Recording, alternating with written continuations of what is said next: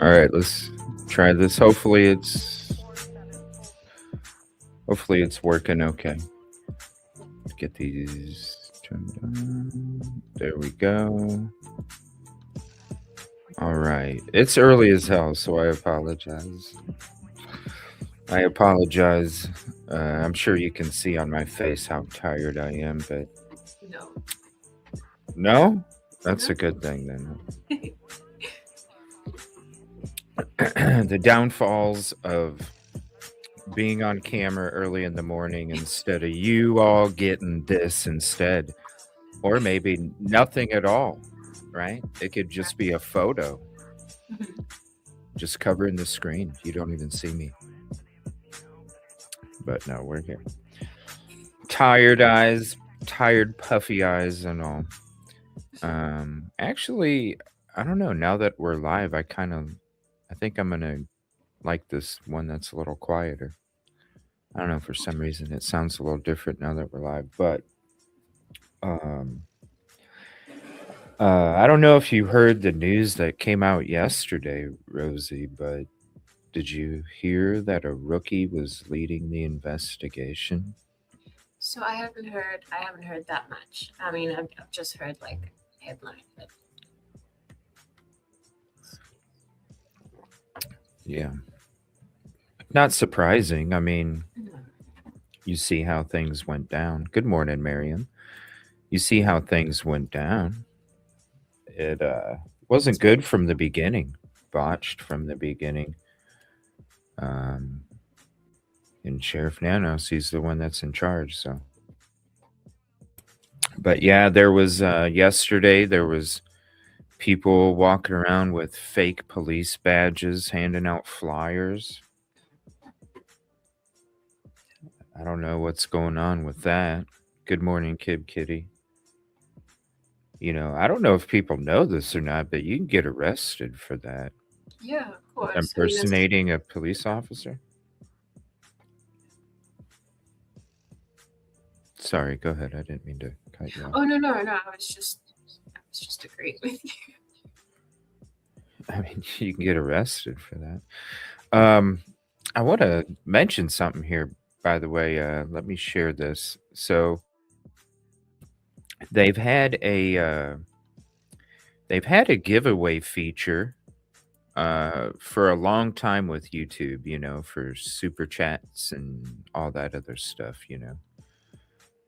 It's something that I was never like. I was always like, if people want to contribute, they'll contribute. You know what I'm saying? I'm not gonna like constantly put up things on the screen and have people in chat ask, hey, I don't know.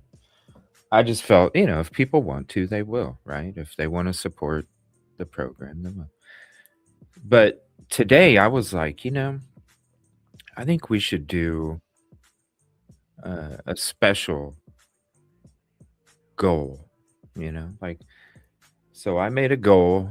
If we get 10 super chats in 3 hours, doesn't matter what they are, then what I'll do is anybody that did, so if there's 10 super chats, anybody that did super chat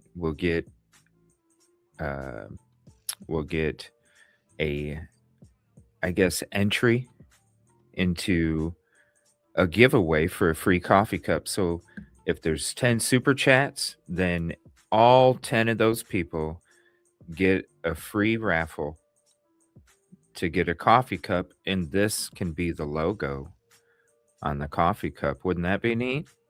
Mhm. Get the logo of CJ and Investigative Rosee. I'm sorry, but your face on that new thumbnail that we have, your face on there, you're like, I ain't messing around. Let's get to it. Let's dig in. Let's Yeah, figure there's no out time. There's no what that time right, for anything else. right. Let me zoom. You see I what I'm don't know saying? what Look, like I got this look like I got a little bit of a surprise, like, Oh. But you're like, I'm here for business. Let's get it done. All right. Yeah. So What's up, Ginger from Western Kentucky? Is it cold there this morning? Is it cold wherever you're at? I don't know. I feel cold. It might not be cold outside, but I feel cold. That usually happens when I'm tired. But Mm. yeah, there's there's a new there's a new special coming out tonight on News Nation.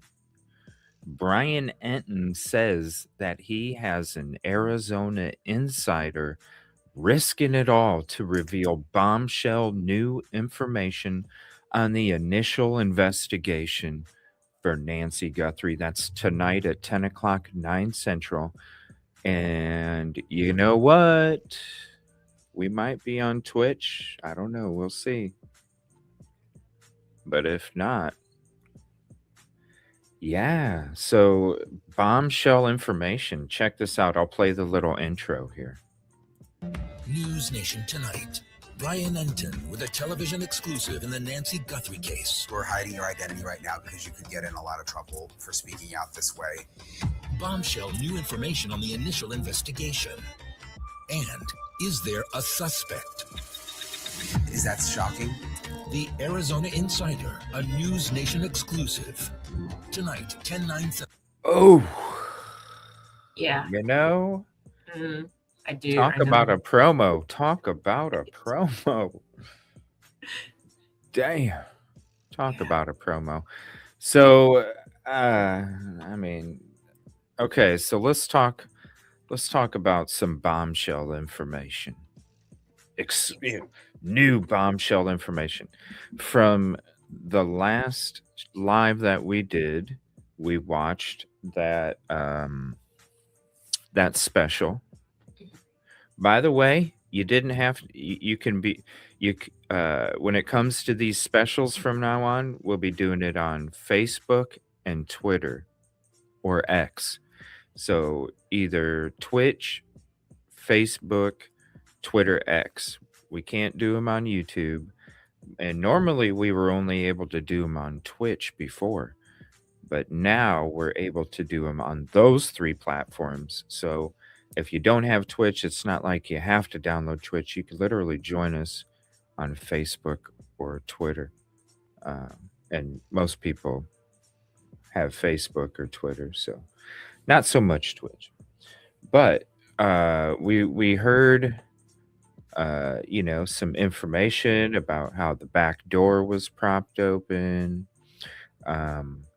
Before that, we heard about the blood being inside like it was outside. Now, when I examined that photo that we had way back, that photo that showed the front door and then there was like a rug or something in there, I didn't see any signs of blood like I did on the outside. But that was from a distance and I only had so much to look at.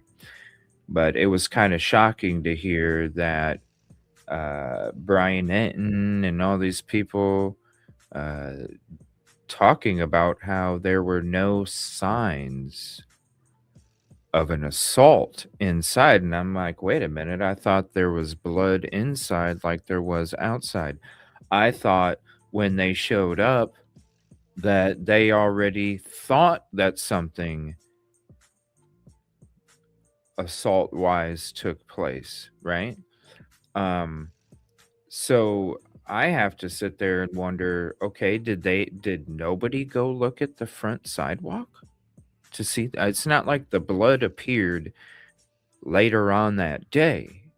Like how do you get to the conclusion that there were no signs of a struggle inside, and then you don't even approach it like something bad happened? You didn't even really look at the front sidewalk. And isn't that crazy how like they said there were no signs of an assault? I expected something Yeah. like they said immaculate. What? Yeah. So I mean, especially in terms of like what we have been hearing, we were all like expecting something. And then I feel like talk of blood inside the house kind of just disappeared. I don't understand, like, who is claiming to have seen that, because now they're using the word immaculate. That's completely different. Yeah, like some rooms were so Yeah. clean that yeah. And I remember it now. I can't remember where we heard it, when, who said it, but I mean, I'm pretty sure that somebody said at some point that there was blood on various objects in the house. I remember those words, Yeah. but What's now, tr- what's real anymore? I mean, yeah, like, and maybe that's, there's a lot of stuff that we're hearing from mainstream media that claims to have information from sources close to the investigation, and maybe it's getting mixed up, like yesterday. Okay, I could have swore that Savannah had said the comment about the blood being inside as well as outside, and I was going through my memory bank and I'm like, wait a minute. I don't think she ever said that. I think that was just Banfield. I'm kind of like, some of these facts, are kind of getting melted. But then at the same time, like, what are we hearing from real sources close to the investigation? The actual press conferences, the actual, um, you know, uh, updates. There really isn't much.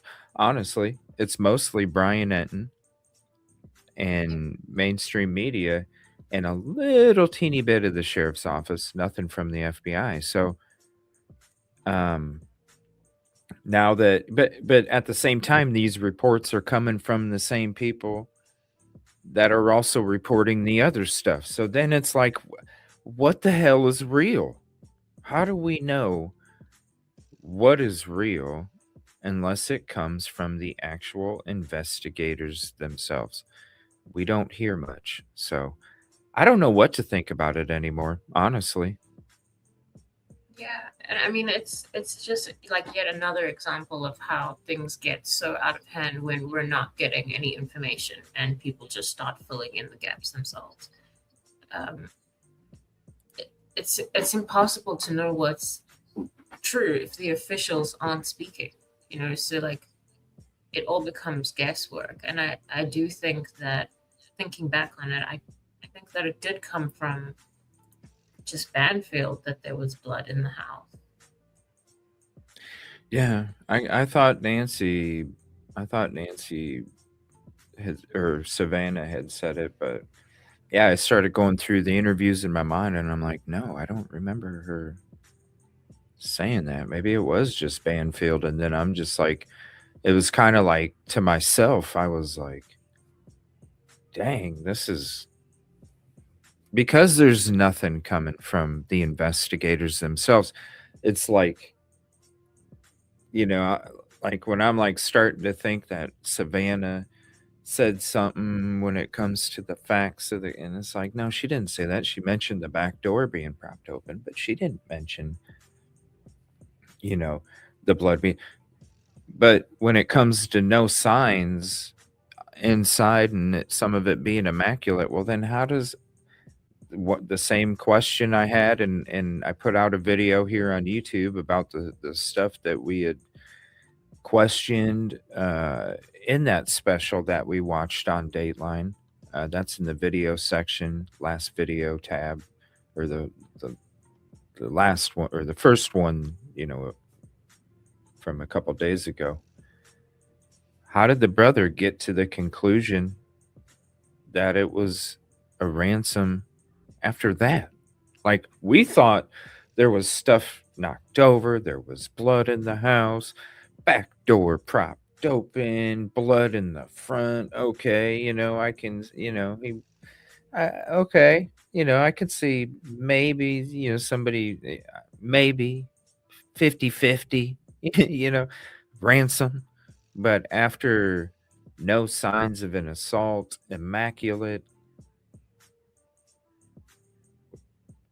I'm like 25.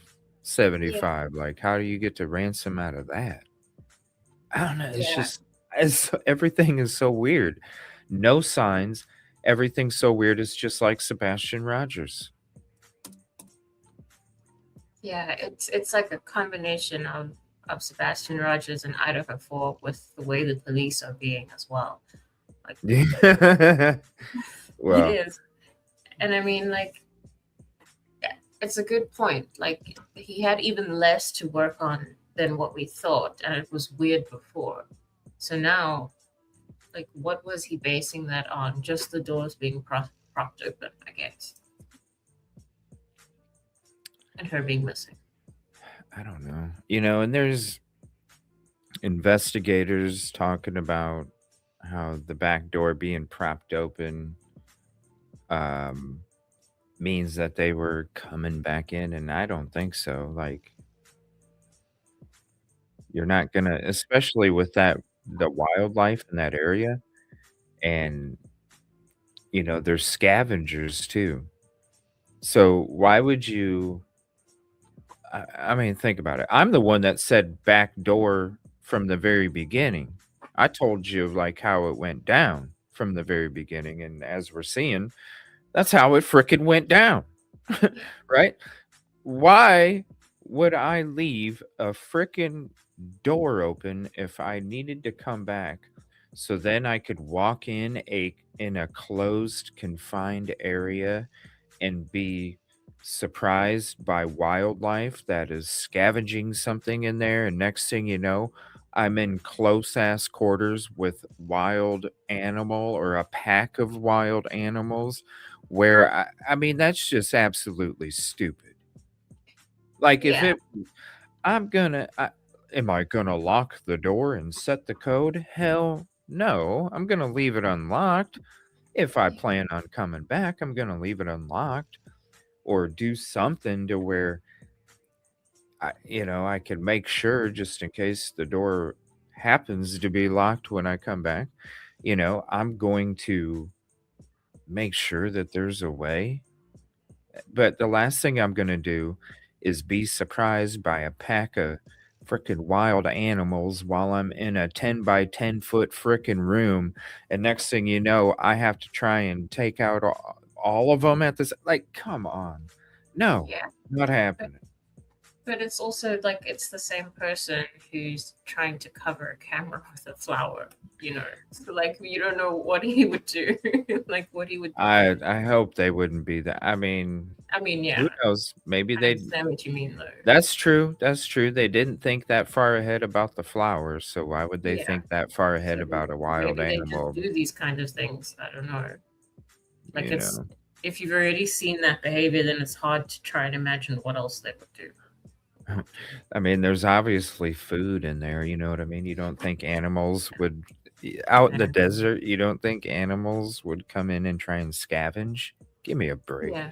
That's the last thing I would want is to be, not even, like, all right, I'm going to go into this room, right? You're like thinking about other shit. Next thing you know, you walk into a pack of wild animals and then you get attacked. Come on, man. Like, you're trying to make it out of there. You're not trying to have a freaking fun surprise when you walk into a room. The last thing you need is things happening that you don't expect because then you make mistakes and things go crazy. All right. So I did want to talk about, I did want to show that video about how the investigative team was inexperienced. We knew that. We said that. We said that. Gotch from the beginning. It was obvious. It was obvious. Obvious. Open up, shut it down multiple times.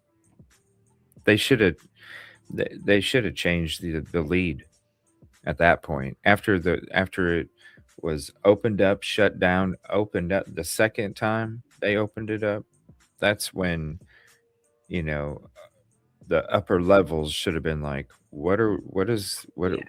Hold on. right? Like, yeah, like you're taking a driving test and you blow through a red light on your first light. Like, what are we doing here?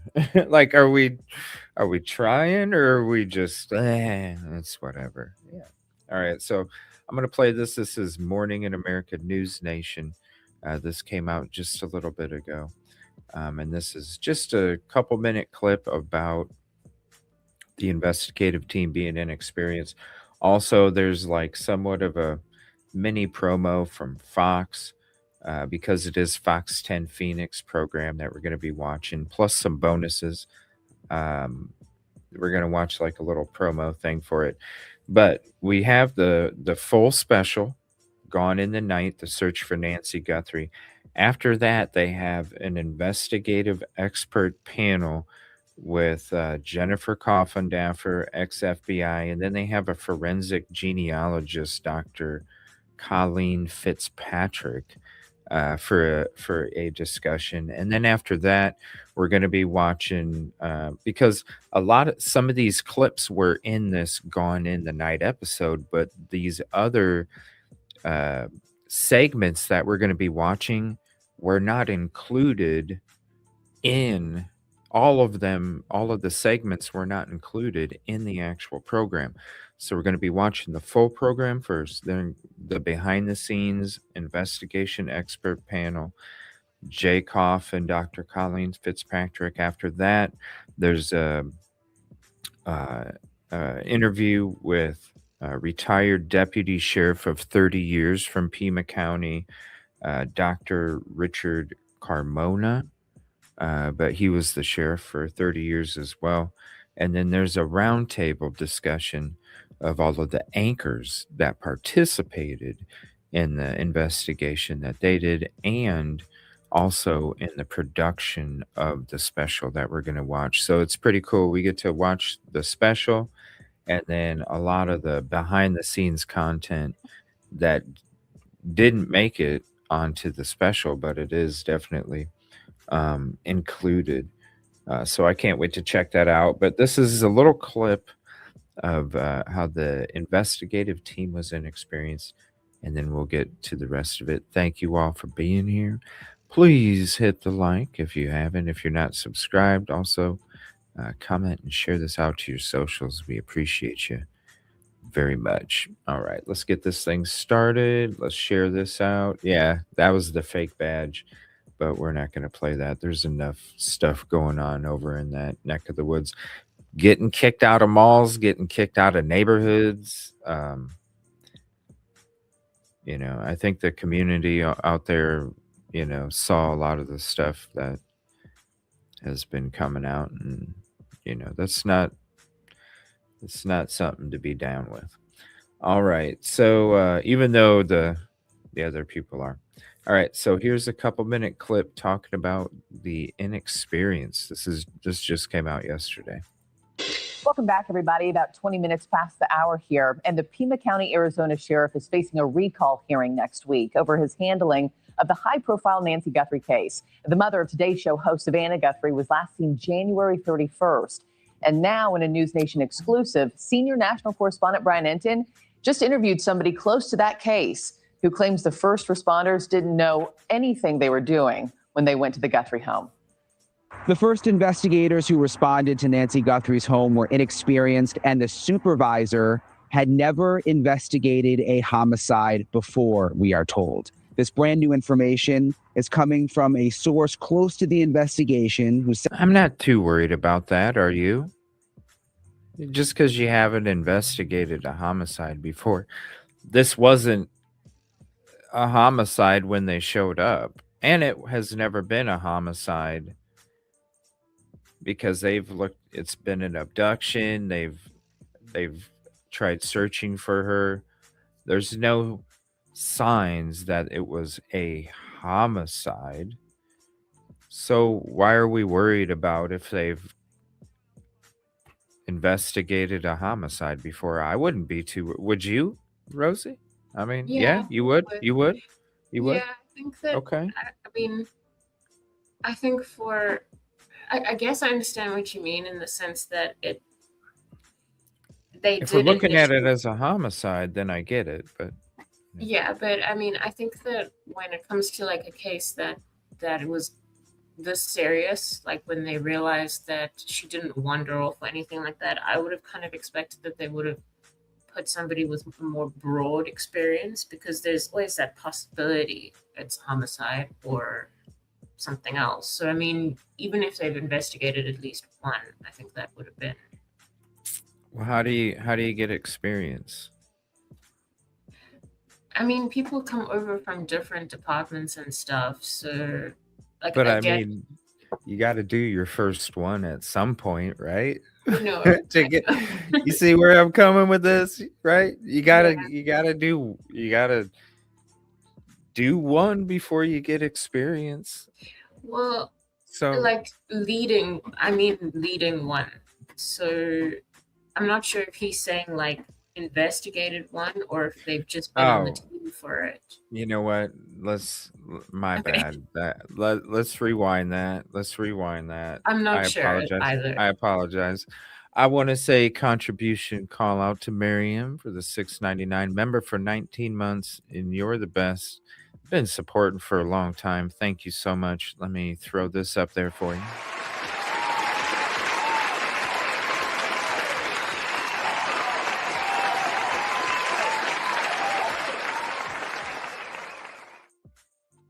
And thank you for being a member of the community. Now, I do have a goal up there that they've had a goal for YouTube for a long time. I've never, I don't know, I just never really wanted to or cared to use it. But I was like, you know what? Let's let's do a goal. Let's start giving away coffee cups with EvilleCJ and Rosee OT on the coffee cup. So I'm like, you know what?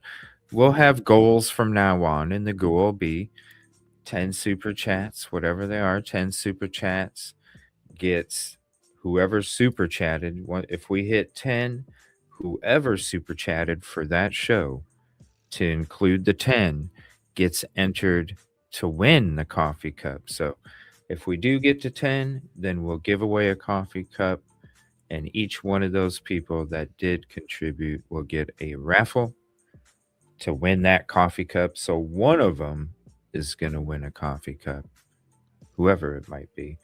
And you'll have the logo of us on there for you.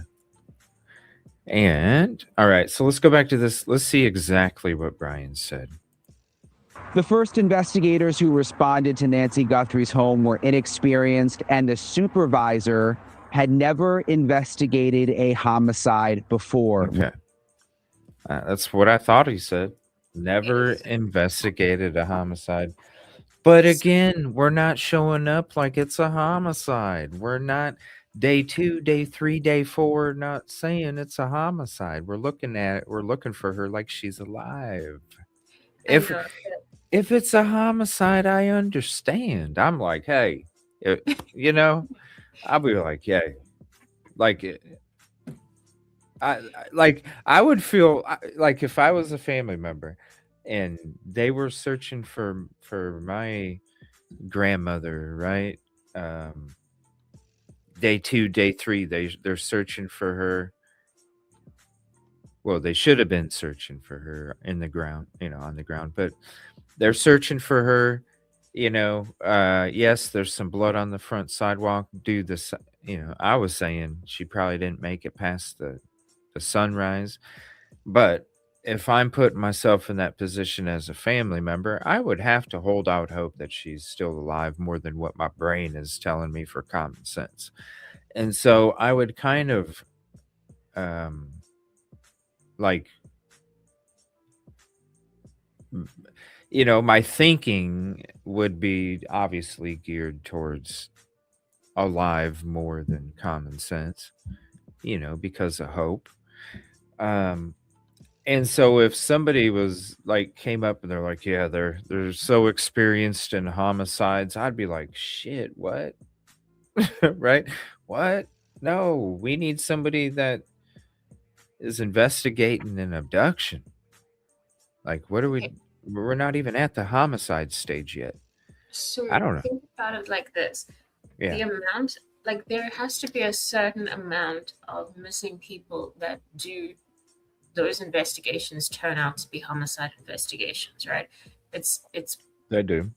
Yeah. So how many missing person cases has he been on if he's never been on a case that turned into a homicide investigation at some point.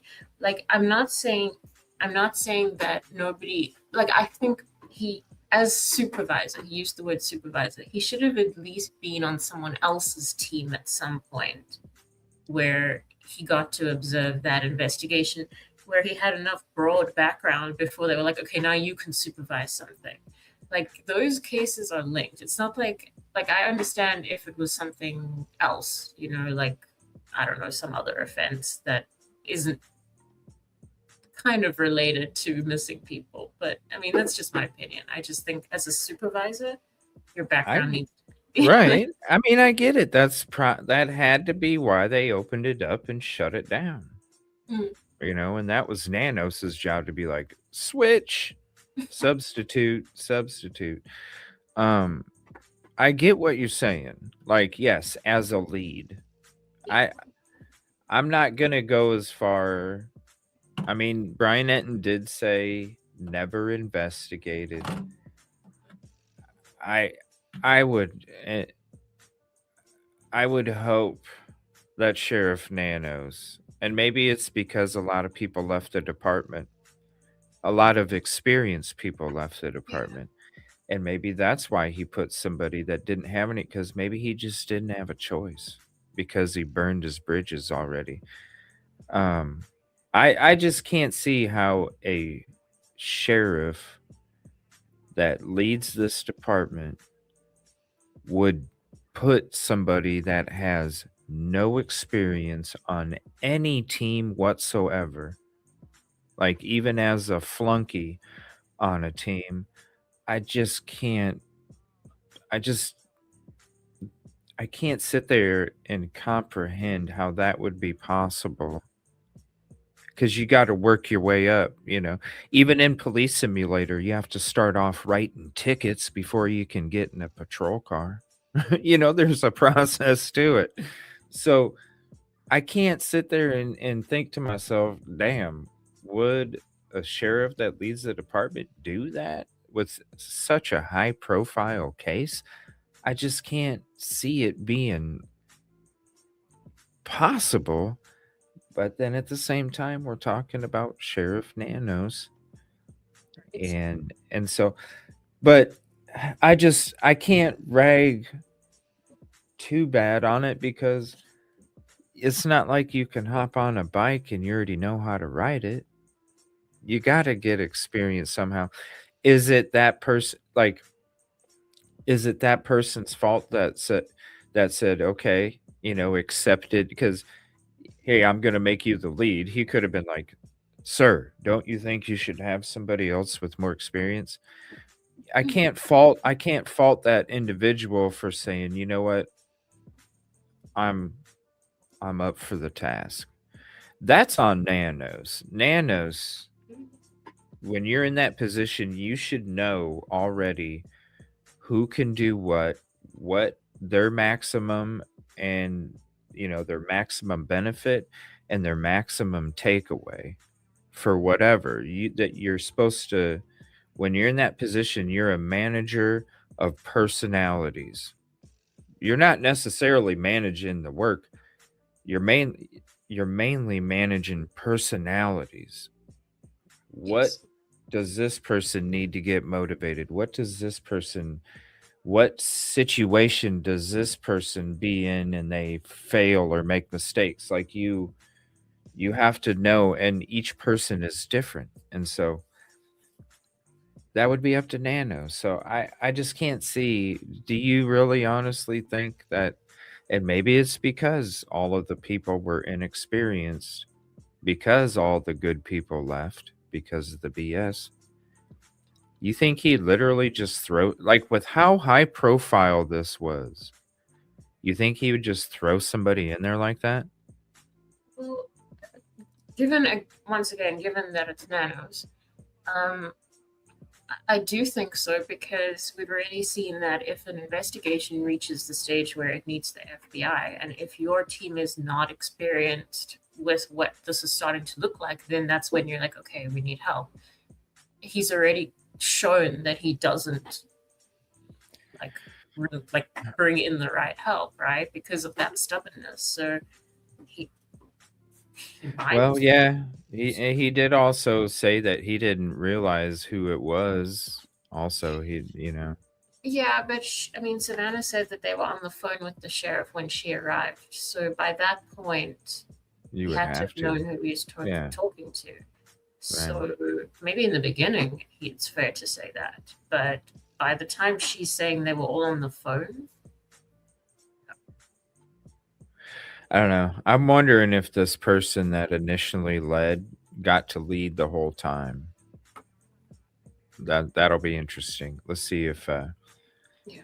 let's see if there's anything else here. Let's see where. Sorry, I'm losing myself in my screens here. Here we go. We are told. This brand new information is coming from a source close to the investigation who sat down with me for an exclusive interview on News Nation, giving new insight into the sheriff's department that's been forced into the national spotlight because of this case. We've protected this person's identity for fear of retaliation for speaking out.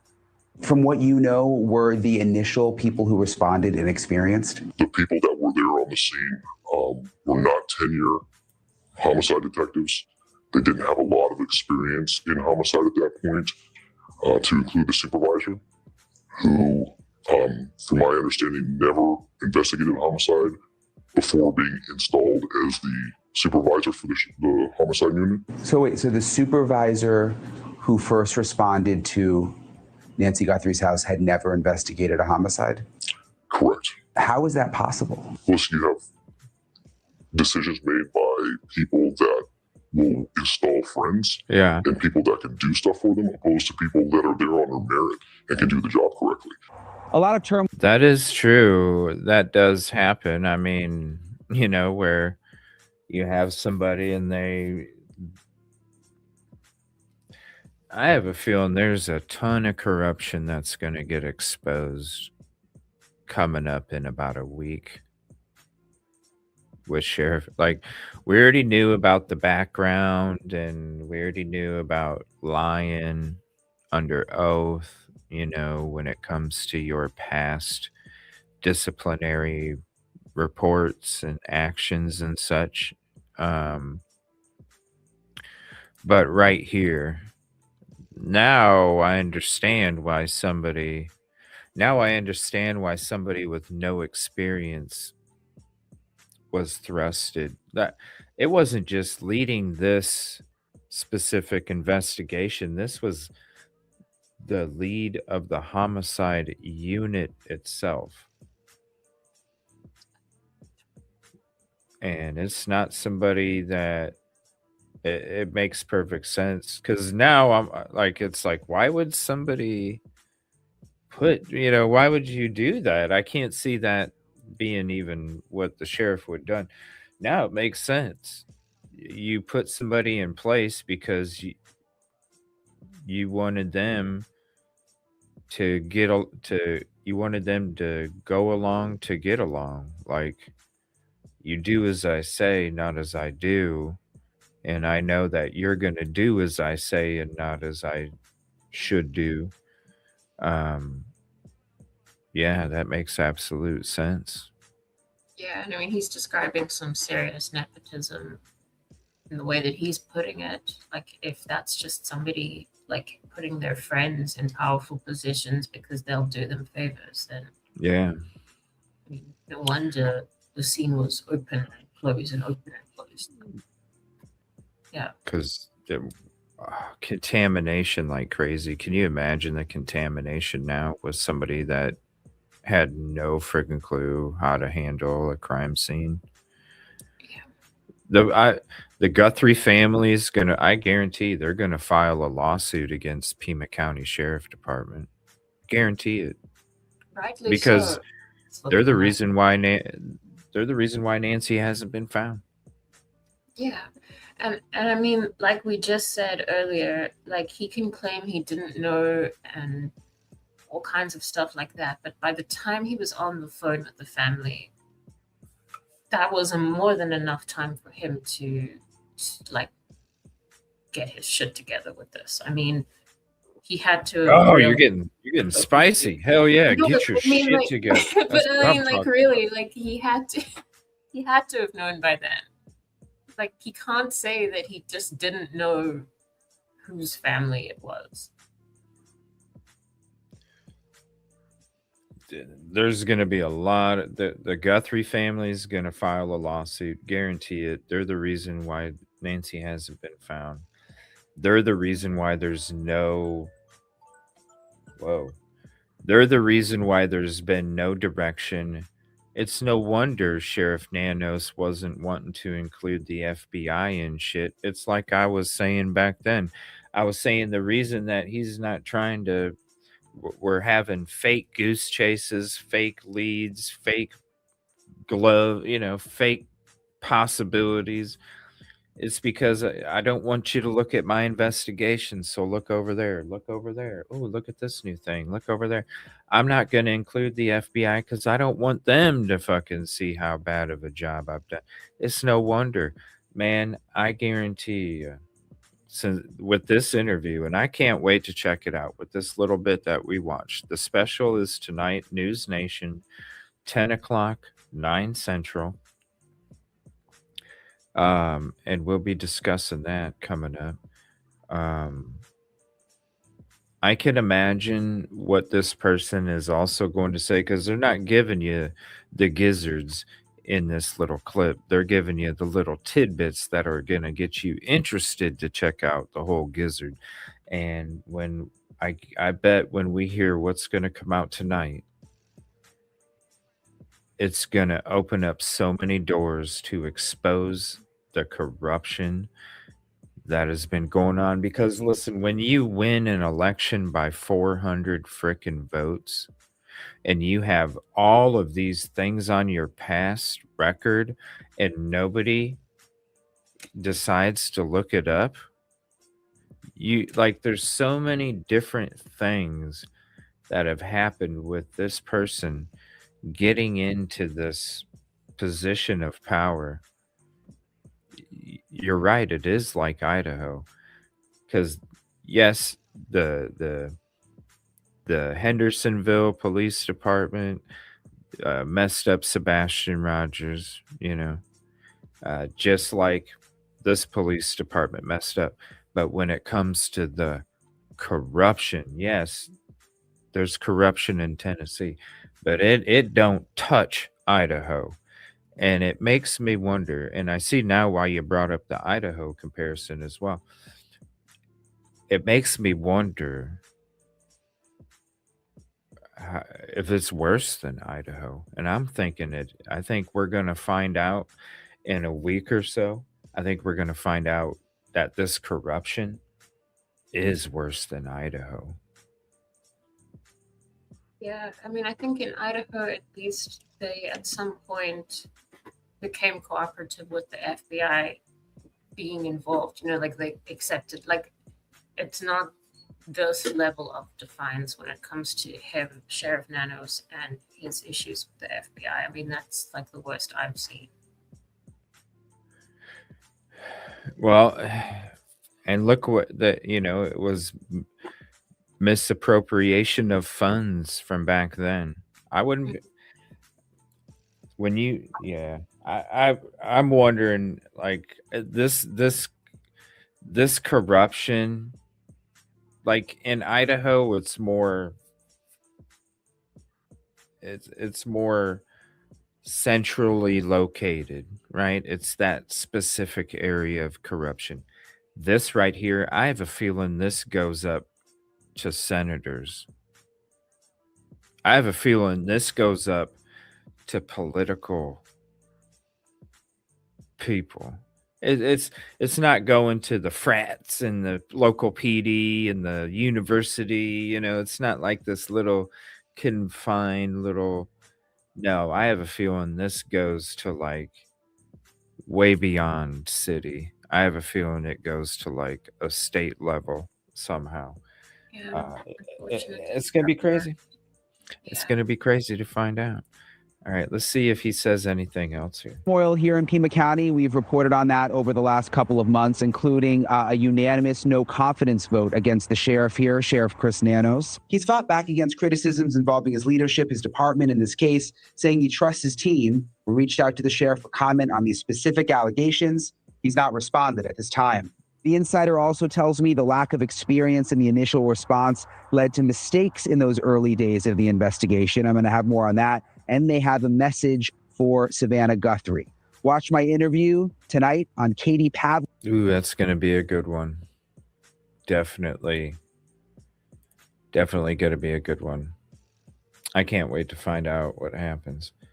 Now he does have a... Brian Enton just came out. Damn him. He just came out with an episode a little bit ago, and he probably goes even deeper into that. Let me see here. But we're going to be focusing on this special. Damn him. Why is he coming out with a video at 7 in the morning? It's usually at night. So now that just threw off all this prep.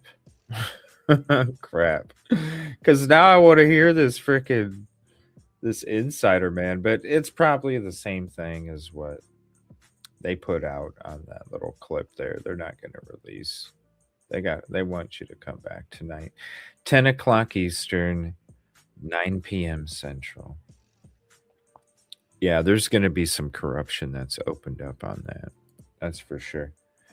All right, let me switch this. So this is Fox 10. Fox 10. Hold on one second. YouTube's always changing stuff, man. Yeah, and they wait until you're used to it, and then they're like, "Oh, now we'll change it." Yeah, like now you have to do like all these 3 extra steps just to switch a video, when before it was literally scroll and click. Now you got to do 3 steps. All right, so here is the special. This is Fox 10. Oh, hold on. Let me share the link. So here's the link to this video. Definitely go show some love, give it a view, drop a like, leave a heart, prayer hands, comment on the video, help boost their algorithm.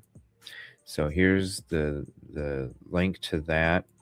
And then let me go ahead and get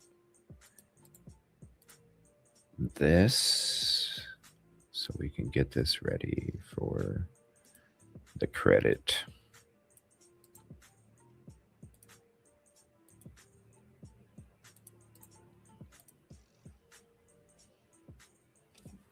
All right.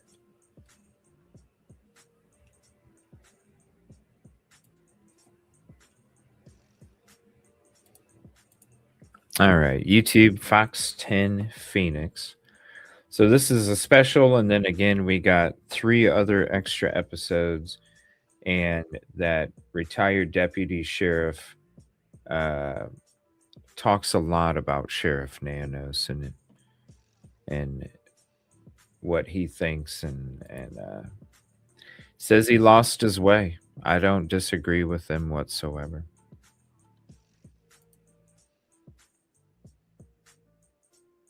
Yeah, unfortunately, look, I mean, with the amount of people that are coming out and talking about it, I think it's hard to deny that there is something there. Like a lot of times you can say, well, maybe it's political, maybe people just don't like him, but I think that he did lose his way. I think that it is probably... yeah. There was no way. It was easy ride, easy coast. I mean, look, he was going to basketball games, you know, like driving around with the top down, you know, just living life, enjoying the fruits of his work. And it's like, bro, you can't watch the game or listen to it on the radio. I don't know. I would feel so bad. The family is, it's already guaranteed. I mean, there's no reports of it, but it's guaranteed. They're gonna file a lawsuit because the Pima County Sheriff is the sole reason why she's not found. That's just how I feel. And I'm sure they can find a bunch of jury members to agree on that. Not hard. All right, here's the special. We're an hour in. So hour 1 to 2 will be this Gone in the Night, the search for Nancy Guthrie, Fox 10 Phoenix special. And shout out to them. We'll listen to their roundtable of the people that were working on this production at the end of the show. We'll listen to the behind the scenes of that one.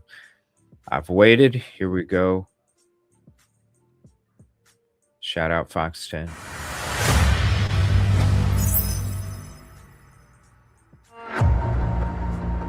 She said, Mom's missing. The search for a mother and who took her. They asked me, do I have proof of life? I asked them, is there proof of death? I'm going to have that faith. But the facts are just as hard to follow. A lot of this is kind of clear as mud. No answers, fueling speculation. It's like a reality show that is nonstop 24/7. A case under growing scrutiny. We're managing a senior citizen who's lost and a sheriff who's lost his way. Gone in the Night, the search for Nancy Guthrie. It's been 2 months since 84-year-old Nancy Guthrie was safe in the comfort of her own home. I'm Fox 10 investigator Justin Lum. As day 60 comes to a close, the Pima County Sheriff's Department and the FBI are still searching for the mother of today's show anchor, Savannah Guthrie. We've seen a media frenzy in Tucson, ransom letters fueling national concern, and a recall effort against the sheriff. As for Nancy Guthrie, we haven't seen proof of life. Nope, still waiting for proof of life. Tucked away at the base of the Santa Catalina Mountains, the foothills are known for their scenic desert beauty north of Tucson. Beneath the open sky is where 84-year-old Nancy Guthrie lived alone on the quiet, dark stretch of North Camino Escalante. It's a neighborhood without a streetlight, where luminance only comes from the stars above. But in the early morning hours of February 1st, 2026, a masked man, armed with a holstered handgun, tampers with the doorbell camera. He stands roughly 5'9" with an average build, wearing a distinctive black 25-liter Ozark Trail hiker backpack. The FBI recovered these videos from deep within Google's back-end systems. The only known glimpse of the man who vanished into the darkness, a suspect in Nancy's disappearance. We are following a news alert out of southern Arizona on this Monday morning. The mother of a national TV host is reported missing. Local and national media rushed to the Pima County Sheriff's Department for answers. Just moments ago, the Pima County Sheriff's Department confirmed they believe she may have been abducted. According to investigators, the digital trail begins on the night of January 31st. Nancy had just enjoyed dinner at her daughter Annie's house. After taking an Uber earlier that evening, her son-in-law drove her home just before 10 p.m. She went inside through the garage, the last time she was seen. The next 4 hours are a mystery until 1:47 a.m. when the doorbell camera was disconnected. At 2:12 a.m., the camera's sensors detected movement, but without a subscription, there was no recording of what the system captured until the FBI obtained the data. 16 minutes later, the final clue: Nancy's pacemaker disconnected from her phone.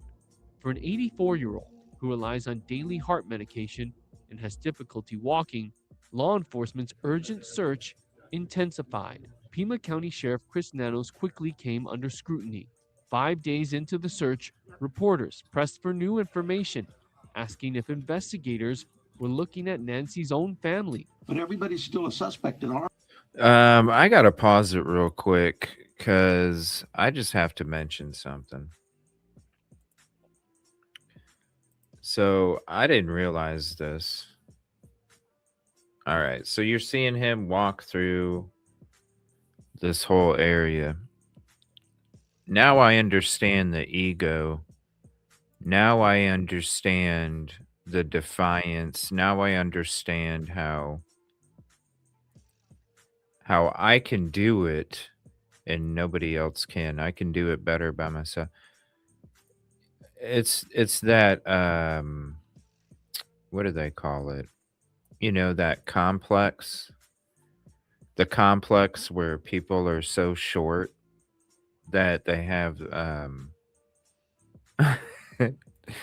y- uh sorry, it's early. That complex where people are like short, you know, they're like really tiny, really short dudes, little short guys, you know, and they're like the little chihuahua dogs that, you know, when somebody walks up to the door, they're all about barking, but there's no bite in them. It's kind of like that. Now, it makes sense now, like because you know it's a thing. It really is a thing. Like dudes that are short as hell have this like anger against the world. Like, no, I can do it. Okay, all right, all right, all right. Go ahead, go ahead. I can do it. I don't know to just say. Now it makes sense. 5 days into the search, Now it makes sense. reporters pressed for new Little information, chihuahua. asking if investigators were looking at Nancy's own family. You know what I'm saying? Little chihuahua. They'll bark like crazy until you open up the door and then they run. It's like, wait a minute. I thought you were about to tear my foot off, and now all of a sudden I'm right here and you're one of those. One of those. Suspect in our eyes. That's just how we look at things and think as cops. Does that mean we have a prime suspect? No. As the FBI joined the investigation, Nancy's property became a recurring crime scene that first week, released and then resealed numerous times. During windows of access, our own crews walked up to see blood spots on the front porch, later What's up, Joanne? confirmed to belong to Nancy. Remember, it was a search and rescue mission the first few hours, and we transitioned that over to a criminal investigation. With that, brought in our partners from the FBI and others. DNA evidence recovered from inside Nancy's home was sent to a private lab in Florida, the sheriff turning down an offer from the FBI's headquarters in Quantico, Virginia. In our latest interview, Sheriff Nanos pushed back, refuting rumors that he delayed federal involvement or chose the wrong lab to process evidence. They were never not a part of this investigation. They were always a part of it. And to suggest that the sheriff blocked evidence, that's just crazy. What Nanos did reveal to us that day is a forensic snag that could stall the investigation. DNA samples recovered from Nancy's home aren't a clean match, but instead a biological puzzle that could take months to decipher. We have DNA from that scene that is a mixture of DNAs. So we have to separate, hope the lab can do that, and still preserve some of that evidence in case the defense wants to test it. Should we make an arrest? So I have to ask now if the FBI has always been involved from day one, why wasn't it sent to Quantico? Like, if you're worried about the DNA and it's got to be separated and hopefully, then why aren't you letting the FBI like why are we not letting the FBI do the DNA testing then? I don't know what he's going to try and say, like the FBI likes Florida lab or something. This is completely off topic, but I had to star that comment. It's called short Nan syndrome because Is it not showing? Oh. Yeah. No, this that one. Yeah. So I don't know what he's gonna say. Short Nan. I saw that now. Yeah. I have no idea, but I mean, when it comes to that's the extent to which he changes things that he says. I mean, first it was like more cost effective or something, and he wanted all of the samples together, and now it's like no, FBI was always involved. That's crazy. Why would anybody say that? So it's like, okay, if the FBI has been involved this whole time from the very beginning, that's crazy. Anybody would say that. Then why send the DNA? Excuse me. Why send the DNA to Florida then? Exactly. Give it to the FBI. Give it to the FBI. Look what they did with Koberger's case, right? Like it went to a state lab, it went to a cold case lab, and then it went to the FBI. And the FBI just a weeks and a couple days later, here you go, here you go, here you go. Here's a name on a piece of paper. And yeah, it's pride, exactly. The Guthrie family, I hope they file a lawsuit. I better be. Yeah, I don't.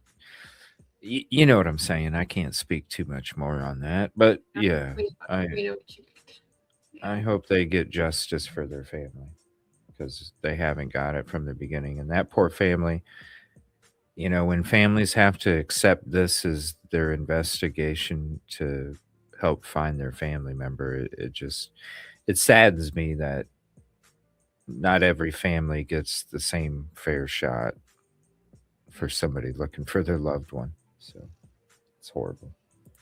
I would say that we have used private labs in the past for things, but the FBI is working on the case with you, and they have the best forensic lab in the world. Hello. And it's at no cost to you. Richard Carmona's resume is elite. He worked at the Pima County Sheriff's Department for more than 30 years. So this is the guy that we're going to be watching on the second behind the scenes episode. So we got the special, we got the first behind the scenes, the second behind the scenes, then the third behind the scenes. We're going to be watching the full interview of this guy on the second one. Serving as a deputy sheriff, detective, SWAT team leader, and by the way, I will have the timestamps in the video. So if you're not able to be here for the whole thing, I'll have timestamps for each different section. So that way you can navigate it a little easier. And it's at no cost to you. Richard Carmona's resume is elite. He worked at the Pima County Sheriff's Department for more than 30 years. What's up, J-Lock? Serving as a deputy sheriff, detective, SWAT team leader, and medical commander. He also reached the highest medical office in the land as the 17th U.S. Surgeon General. When Nanos was elected as sheriff in 2020, Carmona retired shortly after. We're managing a senior citizen who's lost and a sheriff who's lost his way. And you've used the word incompetent a few times. Is that how your colleagues feel in law enforcement? Most of my colleagues here that I've spoken to here, both in federal agencies as well as state agencies, use that term. And it's not my term. It's a term that's repeated here, that based on the actions that are seen on TV, in press conferences, and the interactions with other law enforcement, Yep. they have described them as being incompetent. It's obvious. It is not the way an investigation should run. How It's exactly obvious. has the sheriff mishandled the case? For those first few weeks, there kept being these distractions where we're spending more time on what the sheriff said or didn't say. Like when he made the comment that he's not used to being held accountable for what he says. We were all aghast when I see the pizza delivery man walking in and I see people taking pictures in the crime scene. The first thing that comes to mind is, well, somebody must have released that crime scene, because otherwise you have officers at all the points around and you're not allowed to come into the crime scene. In this case, it seems that it was compromised. Yeah. Contamination from the get-go. And we all thought the same thing too. We were like, holy hell, a pizza delivery person was just allowed to walk on the blood droplets. Not just walk up to the front, walk on the freaking blood droplets. Yeah.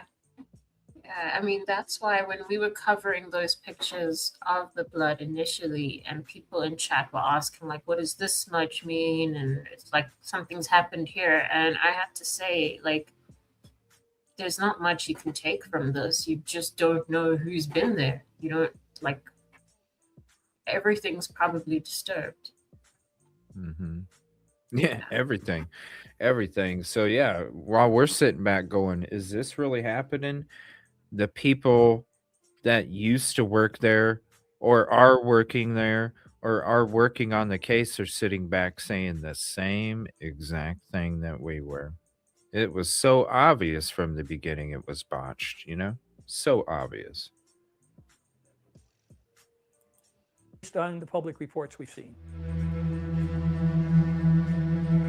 And when the investigation first began, confusion tangled the case. Bizarre ransom notes weren't sent to law enforcement, but to local media and TMZ.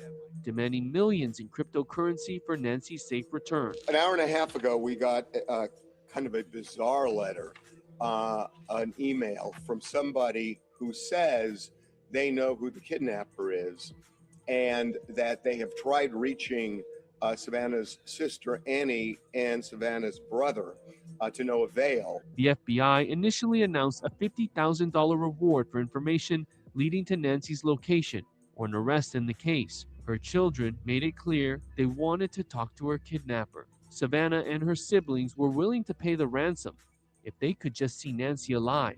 For a moment, a pair of gloves found 2 miles away offered hope. They looked identical to the ones on the doorbell camera, but the DNA profile did not get any hits in the FBI's national database, nor did it match any evidence at the crime scene. Meanwhile, detectives are homing in on 3 critical dates linked to Nancy's abduction: January 11th, January 31st, and February 1st. They also must comb through a digital haystack, thousands of hours of surveillance videos showing cars drive through the Catalina foothills area between midnight and dawn, the day Nancy disappeared. But at the root of it all, trying to unmask the armed man with the Ozark backpack, stalking over Nancy's doorstep. They asked me, do I have proof of life? I asked them, is there proof of death? I'm going to have that faith. In your mind, has this become a recovery mission when it comes to Nancy Guthrie? I don't want to say recovery. It's an active investigation. The issue is that for an elderly lady who's with medical problems, on medication to sustain life, so the further out you get, the less likely it is it'll be a happy ending. At the heart of this mystery is a devastated family. Since the night Nancy Guthrie vanished, her kids have led the charge, using social media to post emotional pleas and offer an unprecedented $1 million reward. Even with countless shares and thousands of tips, some leads raised more questions than answers. Fox 10's Megan Spector reports on the roller coaster of developments. Everyone is looking for you, Mommy, everywhere. The Guthrie family's plea for answers, liked, shared, reposted on social media. A family and a nation united in 2 desperate missions, unmasking those responsible, and above all, bringing Nancy Guthrie home. Each video, words of heartache from children to their mother. Mama, if you're listening, we need you to come home. We miss you. And to whoever took her. Whoever is out there holding our mother, we want to hear from you. Outside Nancy's home, time is measured in the layers of tributes left at the curb. Yellow flowers as a symbol of hope, next to messages and prayers for her safe return. But the Tucson community is still asking, where is Nancy? We're all heartbroken. It's really affected everybody in our community. Imagine everybody in the nation. What we're here to do is to be supportive, and the Tucson community does that. The Guthrie family leaning on the community not just for support, but for information. But we need to know where she is.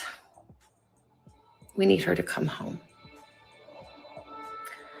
For that reason, we are offering a family reward of up to $1 million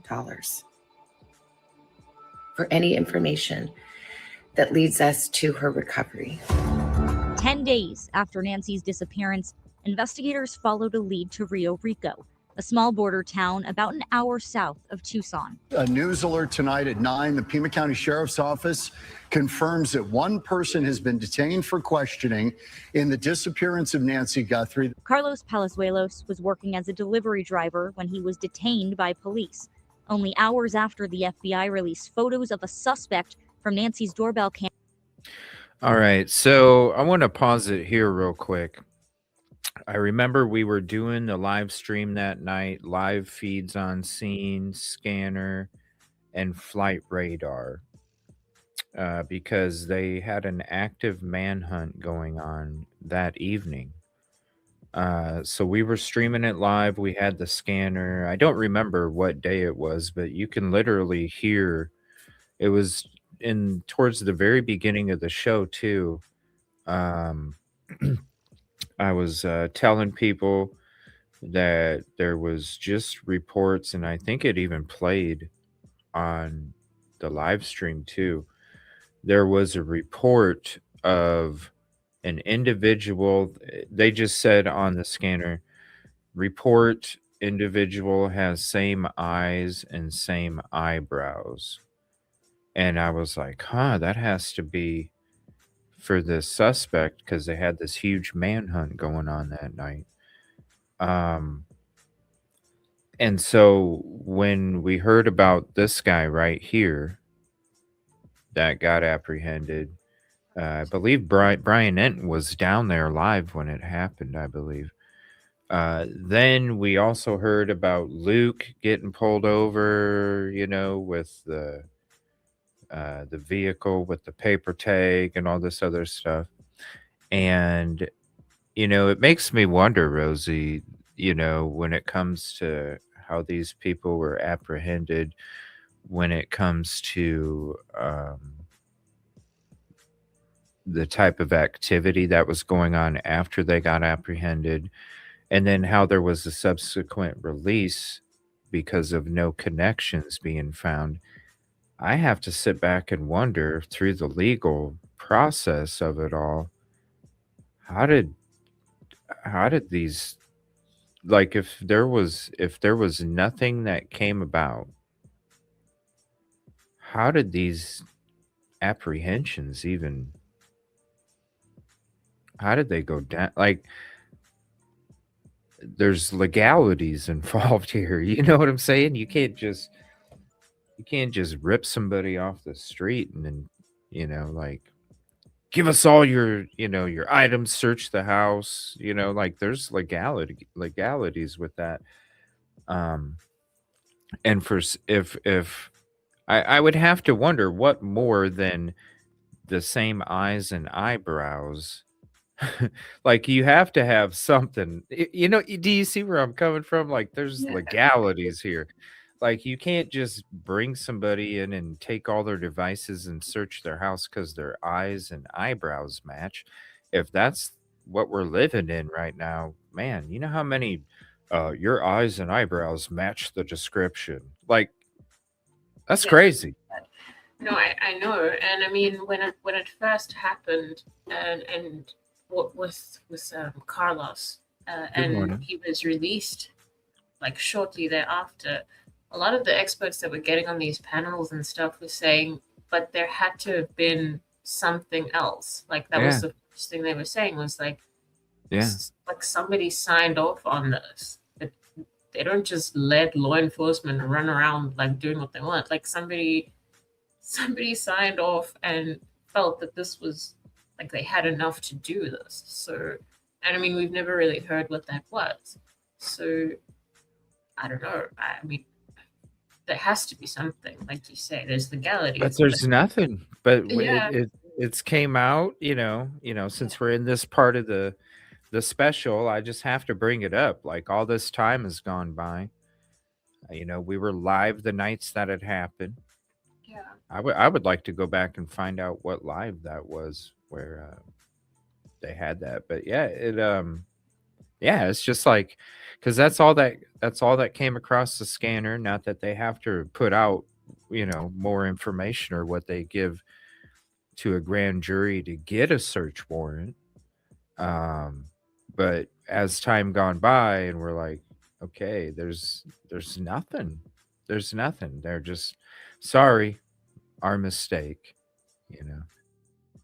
So Yeah, I mean, just had to bring that up. they took devices. Yeah. That's all we know.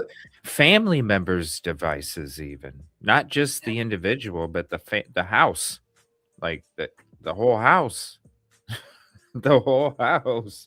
It's like, wait a minute, just based off of eyebrows and eyes. Damn, it's dangerous. It's It dangerous. is dangerous. When they Let can your pull you in eyebrows and have a do look. that, right? Yeah. Oh my gosh, it's scary. Very Camera scary. the morning she disappeared. Until right now, all I know is that Good morning, everybody. I know it's early. We got a hell of a show for you, about 5 different segments. So we appreciate you being here. And if you can't watch the whole thing, make sure you get it in your history feed. Hit the like, share it, save it to a playlist. And after the episode's done, I'll have the timestamps for each segment that we're going through. on this episode. Thank you all for being here. Appreciate you.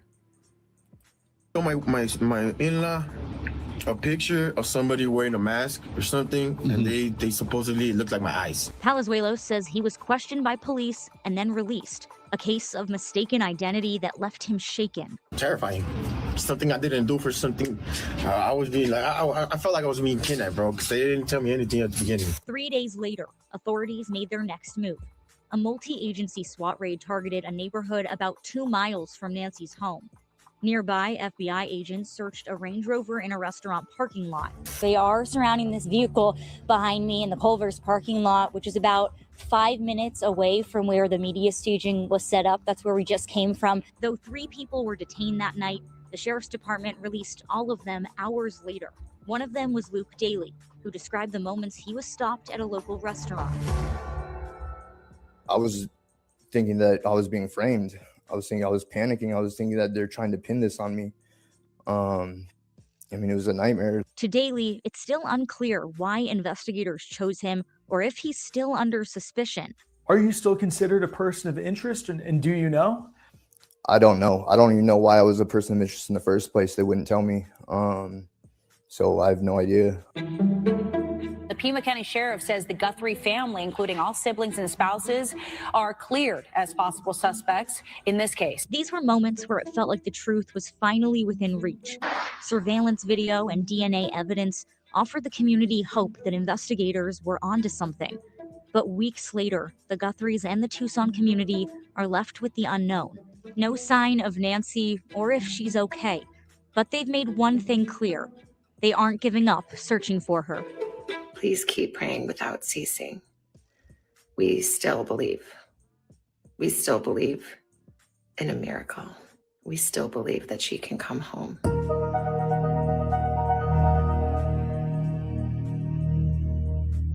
There was a night we had to leave in the dark, in the desert, holding hands, me and my sister and brother and I, get into a car waiting for us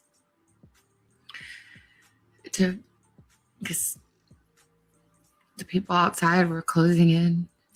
So now that this part comes back up, it was something that when we covered this Dateline episode and the videos of the before the Dateline episode, this was one of those comments that stuck out to you back then. I have to pause it now and ask you, what, a week later, how does that still sit with you? Do you still feel the same way? Yeah. Do you feel different? Like, how do you feel? I still feel weird about this part. I think what it really is that it was just like there was certain things about this that she was told not to disclose, maybe for like legal reasons or something, and that's why it sounds weird, because she's just being mindful of it. Like she probably made notes on it before,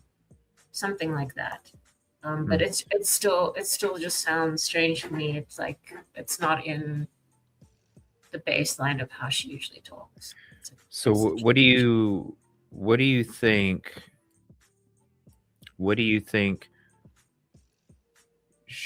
How do I ask this? What do you think? If she wasn't having to take notes and she wasn't having to be mindful of what she's saying as when it comes to what she's not supposed to say, what do you think would have been said if she didn't have to be reserved on her answers for that particular question? What do you think she would have said?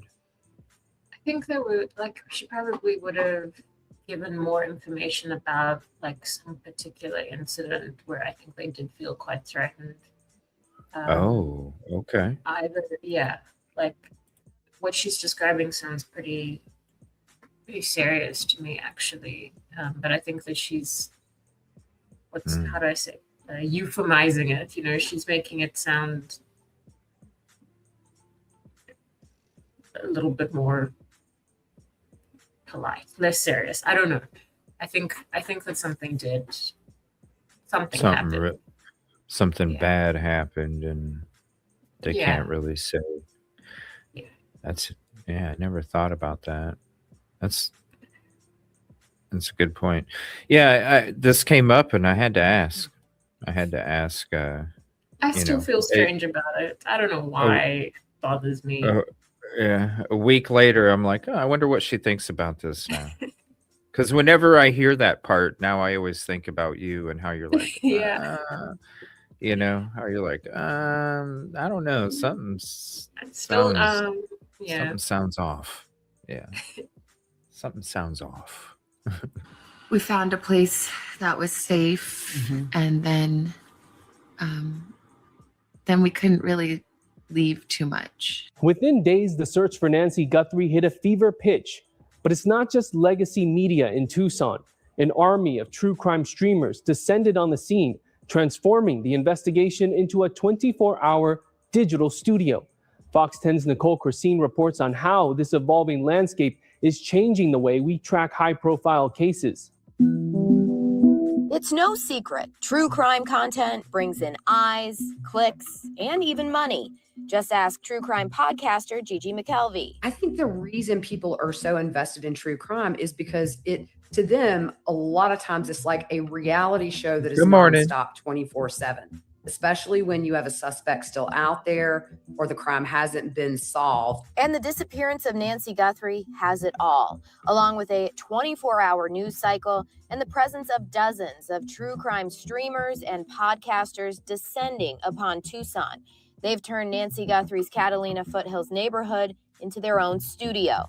McKelvey, who covers many cases for her Pretty Lies and Alibis podcast, chose not to come to Arizona, but she did watch from afar, observing what she says was great reporting from some true crime sleuths, but also concerning behavior from others, like doxing of innocent people. For example, when that very first raid happened, Speaking of doxing, there was a live stream that was happening yesterday of a group of individuals, and a person by the name of Ted doxed Sheriff Nanos's home address. This is the same group that also had an individual wearing a fake police badge while they were handing out flyers. And this group also got kicked out of a mall, got kicked out of the neighborhood, got it's sad. It's sad what's taking place. But yeah, speaking of doxing, just yesterday, you know, as much as you don't agree with how he's handling investigation, as much as you don't, you know, support, why in the hell would you like why in the hell would you do that? Yeah. As much as you don't like the person, I mean, it just it like it reflects badly on all people, you know, like all streamers. Like the reason that they have that reputation is because yeah, people yeah, do that. And I mean, yeah, that is so unacceptable. But I guess yeah. there isn't really a way to regulate some people. No, because you know it's yeah. I mean, you see I mean, hell, one of themselves docs themselves in the same stream, and there's like, sorry, I'm new to this, and it's like, you know, it's amazing, like all the different cases that we've been boots on the ground with, and how many different cases we've experienced other individuals that are like, sorry, give me grace, you know, give me grace. I'm new to this. You should already, like, why don't you study? You know what I'm saying? Like, why don't you study before you go out and do something? Because it's one thing if you're looking for a blow pop candy wrapper, right? That's one thing. If you F that up, it's a blow pop candy wrapper. But when you're doing stuff that is as serious as a missing person, or investigating some kind of information, know what the hell you're doing, because the last thing that this victim or victim needs is somebody going, sorry, I made a mistake. Give me grace. Just like some of those other searchers that'll sit there and pick up shit. Call it in. Don't touch it. Call it in. Let the professionals be the ones to pick it up and look at it and go, let them do it. Sorry, no, it's not good enough. It's not good enough. So this whole it's gonna ruin, we're gonna hear about it one day, and it's gonna be a sad day. You're gonna hear how some freaking person was out there, and this evidence could have led to this person's justice, this victim's justice, and because somebody, sorry, I'm new to this, give me some grace, effed it up. Oh, I can we already had to deal with the because like what you said, it paints a general picture of the people, we're out there doing the real shit. And we had to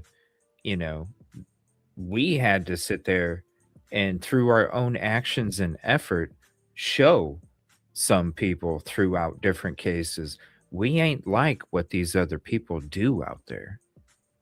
We do things differently. We do things the way it's supposed to be done, not what gets painted and portrayed out there from individuals like what we're discussing.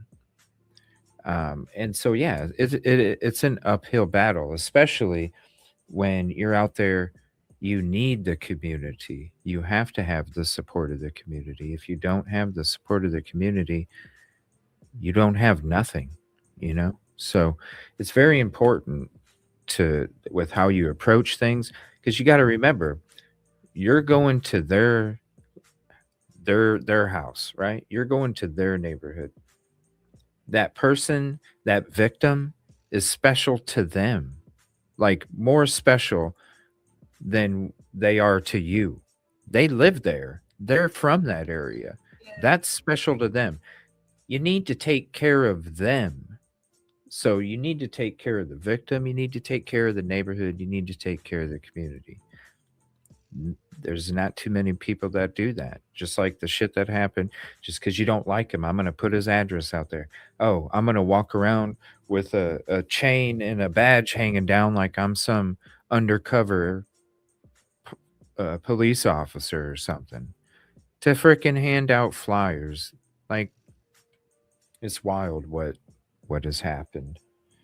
And it's just going to keep going that direction because there's not a lot of people that are holding people accountable. Hey, what are you doing? Even with the dude that's going out there, he's got all these allegations, yet to answer any of them, and we're out there looking for it's ass backwards, man. It is definitely ass backwards.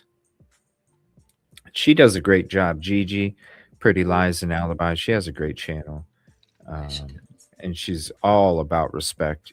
We've heard a lot about, her part in the HTC drama and all this other stuff. And she was just like, look, I don't even want to be a part of it, Yeah. all respect. All respect to her. Yeah, she's awesome. Earlier today, deputies detained a subject during a traffic stop south of Tucson. It was a matter of minutes before there were 50 people with the same name, with their names, their addresses, their phone numbers, their workplaces, even their kids' schools online. Man. And these people had nothing to do with the case. That spread of false information, not just damaging, but often permanent once online. You can have a very small channel. You don't have to have 100,000 followers. If it's good enough, it's going to spread. And so it's like a nonstop snowball downhill. It takes its own form, and the person that put it out there can't delete every retweet or every screen grab. And while our digital age has created a more nonstop approach to desktop detective work, it can also fuel more speculation at a time when facts matter. For as long as there has been crime, there have been people who have wanted to insert themselves into the crime for a variety of reasons. True crime historian and author Kate Winkler Dawson says community involvement in cases has been happening long before the internet. My first book was set in 1952 London about a smog that killed, 12,000 people, but there was a serial killer caught in the middle of this smog. While he is on the run, the Notting Hill Police Department received, I think it was 2,000 snail mail letters and phone calls. Dawson says these tips, which are often red herrings, gum up investigations, as does the endless chatter and unfettered access, as seen at times in the Guthrie case. I don't think it was helpful to have a pizza delivery person show up at her door. Those are the kinds of things that make a case like this, it's too touchable. The false information shared on the Guthrie case even catching the attention of an Arizona lawmaker. Tucson State Representative Alma Hernandez took to social media today to call out streamers and content creators. We have individuals who, quite frankly, don't care about the individual involved because based on what the rhetoric and the things that they're doing, they don't care. They're just doing it to try to become famous on social media. And, that's with what they're talking about, when it comes to these live call shows, right? Somebody doing the live calls at their house, in their car, and the amount, like, there's not even any kind of fact checking, They're just letting these people run free with names. You got other people doing live streams still that are scheduled today, tomorrow, with people's first, middle, last name, like they're investigating the case and shit, talking like full names, going through, like, what the hell? Yeah, It's like, what? There's nobody like sitting there going, why are we doing this? Like, there's none of it going on. And it's like, do these people really care about Nancy and also putting out factual information and not creating these other victims beyond Nancy? Because that's what these people are doing when they're doing these shows on the first, middle, last name of this individual. Sorry about the alarms. But that's what they're doing. They're creating other victims beyond Nancy. It's not helping Nancy. They're not helping Nancy. What they're doing is they're creating more damage for other people that have absolutely nothing to do with it. And if somebody does have something to do with it, the FBI is gonna frickin' tell you. Yeah. And I mean, in all honesty, like, they're like, in addition to what you're saying about how they're further victimizing people that are involved, it's gross. Over and above that, they are assisting the perpetrators of this crime because they're bogging down all of the officials who have to deal with everything that they're doing. So they're just doing a big favor to the kidnappers. They're just like helping them out in a way because they're creating so much chaos that the investigation isn't like the only thing that everybody's focused on. It's like it's almost becoming secondary to. It's all fog. Yeah. So, like, the benefit, the person benefiting is the kidnapper. That they're just getting a little help. That's how badly some people are behaving in this. It's crazy. Just for the clicks and the views and the super chats and the Venmos and the Cash Apps and all of it, attention. Right. Like, these people, small ass channels, and then they get a little bit of attention from the Nancy case, and then all of a sudden they're doing reckless ass reporting and reckless ass shows and creating more victims that are beyond Nancy. And you're right too. Yes. Further assisting the people that committed this crime because you're creating more fog and smoke that investigators have to work through, because you know damn well that there's going to be people that are watching that shit, and then they're calling in the tip line. Well, did you know about this person and this person and this person? Like, give it up. If you were, uh, it's disgusting. And there's another one tonight. There's another one tonight. First name, middle name, last name. Another victim being created by another individual. Reckless ass shit. And it's just gross. Gross. I feel so bad for these people. And I know what Gigi's saying, because we see it too. Yeah. People need to wake up. Not only the people that are reporting this shit, but also the people that are supporting that reporting. People need to wake up. Create more victims, man. It's not the first time. True crimes, the genre's been around for a while now. It's not the first case where somebody became a victim for no reason beyond the victim that was being talked about. It keeps happening. Wake up. Yeah. But Stop in all reporting honesty, this shit. yeah, but I also think that like it keeps happening, but I think that the brazenness of some of these people is getting worse. Like the more they get away with behaving this way, with the next case, they're just like even more out of hand. It is. I just hate seeing it. As a person that really truly cares about humans and anything that exists on this planet, it's sad to see it, because we're sitting back. We actually give a shit. We actually care. And we're seeing the pretenders that pretend to care, but they just care about what's in that bank account at the end of the night. That's all that matters. And how many more subs they got, It's all personal gains, and that's not what this is supposed to be about.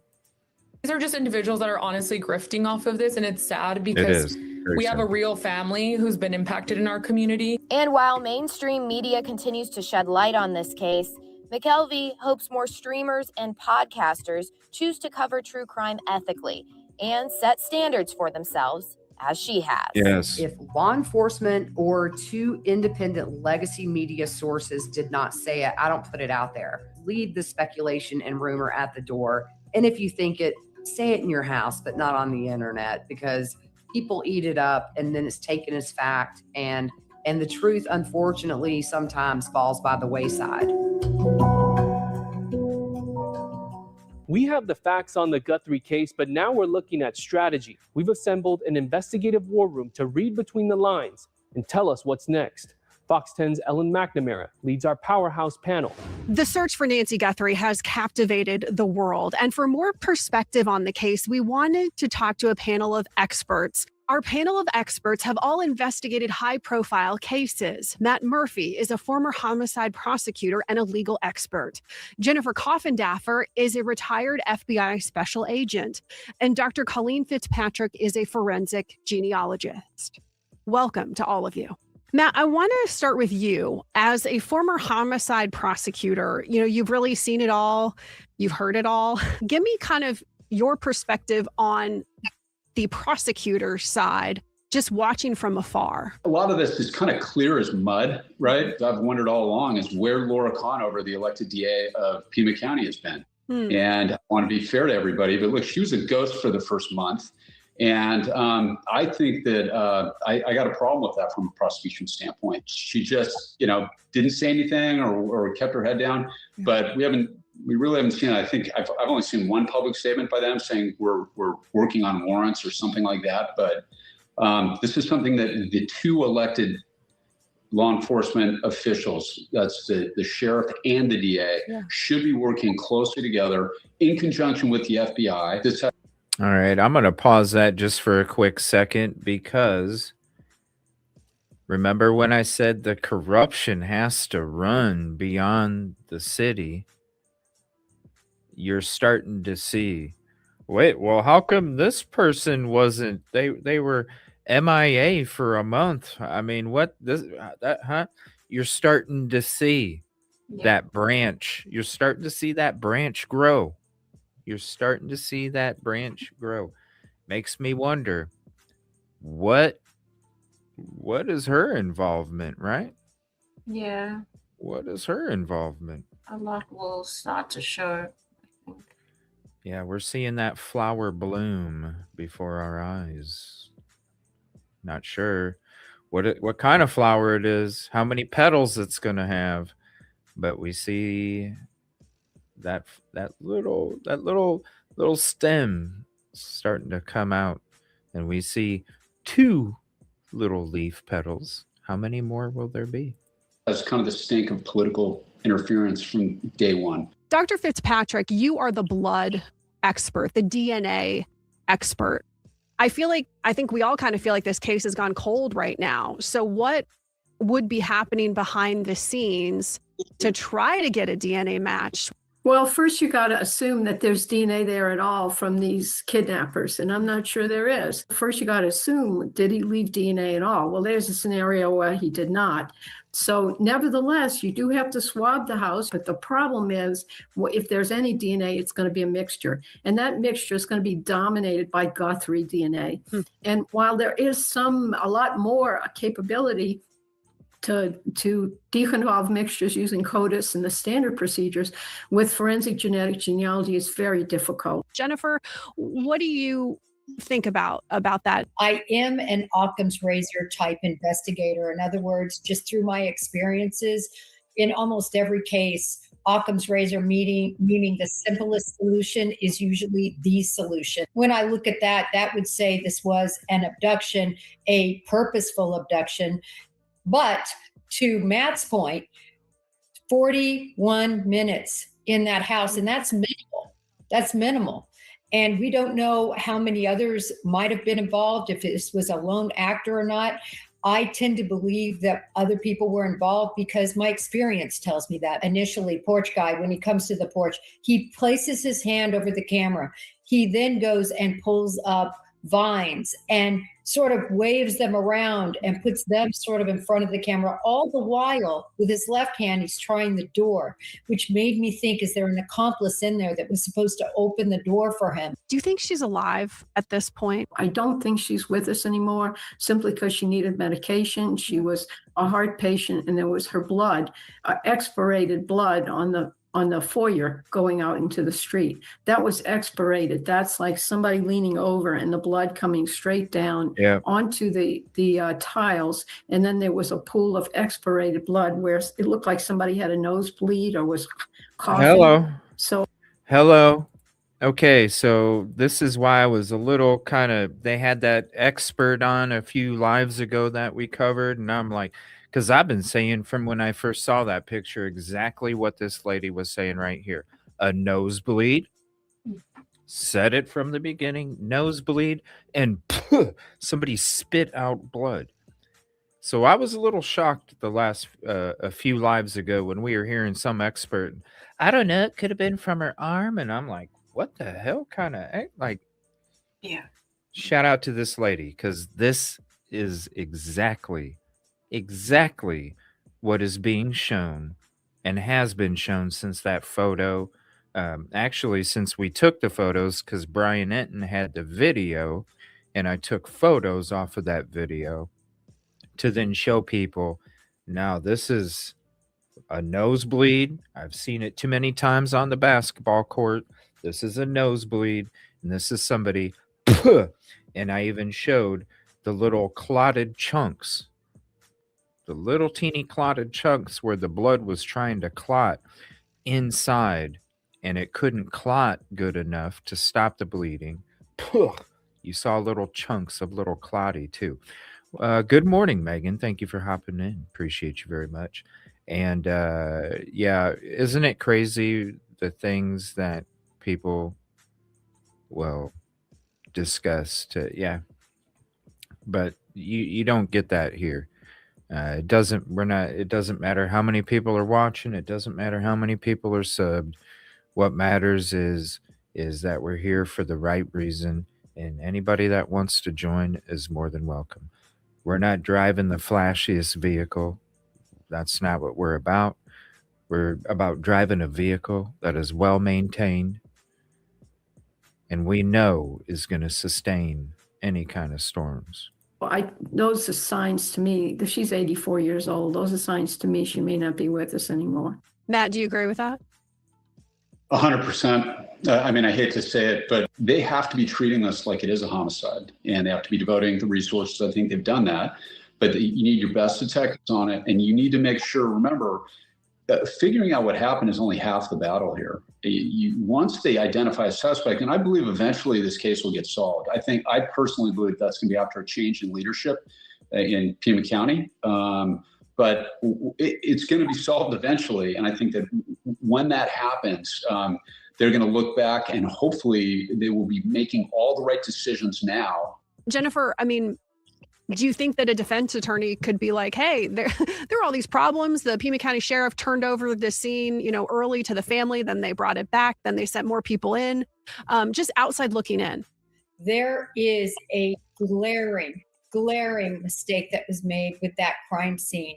20 hours, it was evaluated by the evidence response team of Pima County, and then that entire scene was turned over. The mat wasn't taken, and standing over the mat was porch guy with a flashlight in his mouth. Just the saliva involved with all of that. And the other piece is that there were 4 total searches done. You really only ever get one chance at a crime scene to do it right. The FBI came in, I think on day 4, and they did their own crime scene. They forgot some things. They forgot the car, Nancy Guthrie's car. They forgot the cameras on the roof. So they could go back and get more evidence. Then they went back for a 4th time to search that septic tank. This to me is the predominant error right now in this case. That is a dream world defense attorney. Matt. Normally she's, I don't know. There's a reason why she's not there anymore. I'll just say that. But Yeah. Sebastian Rogers case, all the facts she misquoted.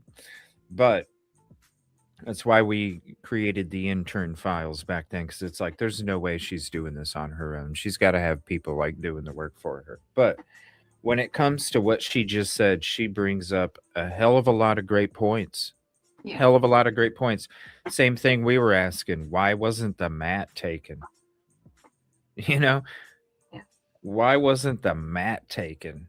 And then also how many times it was opened up, shut down. Now, this is what was crazy to me is I knew about all of the botching from the sheriff's department. What I didn't realize, and I don't, I'm assuming this is, but who knows? We know Jake Hoff in the intern files, but she's just said that the FBI messed up too. That when they went there on day 4, they forgot some things, and then they forgot the vehicle. Like, that's interesting. Yeah. Yeah, and I mean, Good like you morning, say, Angelina. you have to kind of double check the intern there, but it's concerning as well. But I guess it's also maybe to do with the fact that the scene had already been processed by Pima County, and maybe they were working with parts of what Pima County had done, and they were trying to use those records and work on their own records. So maybe they didn't fully know what had been done, and like it might have But been a little still, bit chaotic for them. No, I know. but still, you're the FBI, man. Yeah. No, I I mean, understand.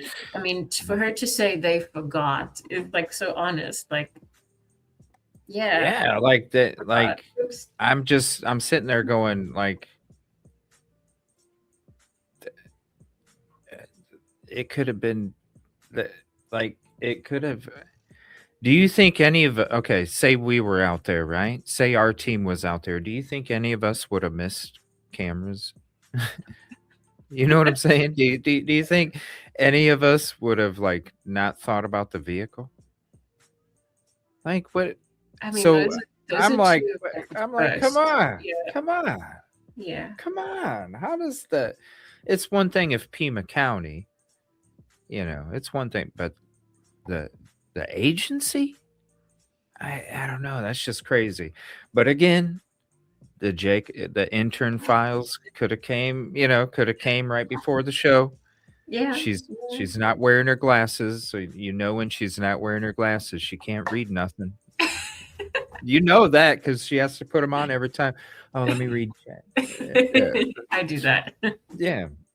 It's Well, look at me. Look at me. I started off the first year and a half. I didn't need to wear glasses on my show because I could read everything fine. And then as time went on, my vision is starting to get a little worse. And so it's like, damn, I got to wear glasses now just to be able to read chat. That sucks.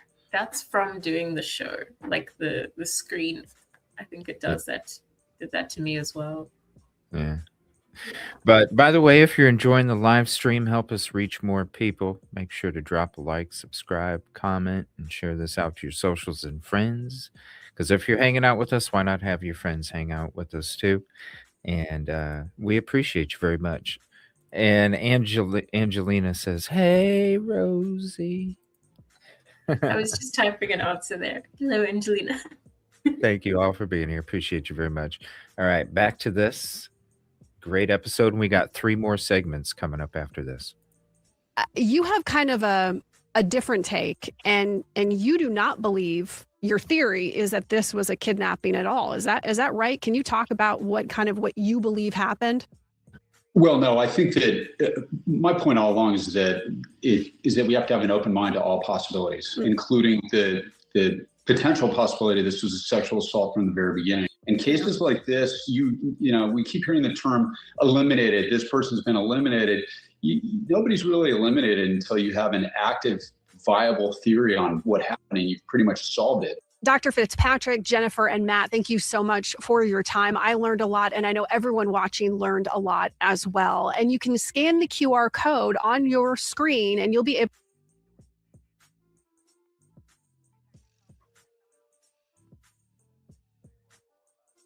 I think you're muted. Yes, I was muted. Thank you. So that was segment 1. So the first hour, we kind of discussed some of the case updates, different things that we kind of wanted to discuss, especially about the investigation being handled about a rookie. So segment 2 was the full special of Gone in the Night, the search for Nancy Guthrie from Fox 10 in Phoenix. Shout out to them. Great job that they did. That was good. They also included some behind the scenes bonus material. So we saw interviews, little snippets. The retired ex-Pima County Sheriff of 30 years. We also heard Jay Koff and what's her name? I apologize. Dr. Colleen Fitzpatrick. We heard little snippets of them. Well, this is going to be, so the first segment that we're going to do is we're going to be listening to the whole conversation, the behind the scenes conversation of stuff, not only that was included in what we just watched, little snippets, little 2-minute snippets of it. We're going to watch the whole conversation that took place with Jay Koff, Dr. Colleen Fitzpatrick. I can't remember the other guy's name. Matt Murphy. Yeah, Matt Murphy. So we're going to watch that whole conversation. That'll be segment number 3, and that'll start here in just a moment. Then after that, we're going to have segment number 4, which has, sorry about that, which has the ex-Pima County Sheriff, their whole discussion. And I can't wait to hear that one. Again, after the show's done, I'll have the timestamps in the description, so you'll be able to kind of click to go to whichever one if you're not able to check out the whole thing in this one sitting, or if you need to come back. And then the last one is going to be, segment 5 is going to be the roundtable conversation of the people that were involved in the investigation from Fox 10 and the people that were involved in the production, the anchors, the people that were reporting on it and have been reporting on it for this whole time. So this will be all in one episode, not just the full special, but we get the behind the scenes bonus content. And I can't wait to hear the conversations that took place beyond what they put in that show. But great job. Yeah. Have to say Dateline, they did an okay job. Who was the Tucson Channel 3? They did that was probably the best Oh special. yes, Yeah. that was really good. I remember. I've also blanked out on the channel name, but that one was really good. Yeah, that's has to be the best special that I've ever Yeah. seen. Okay.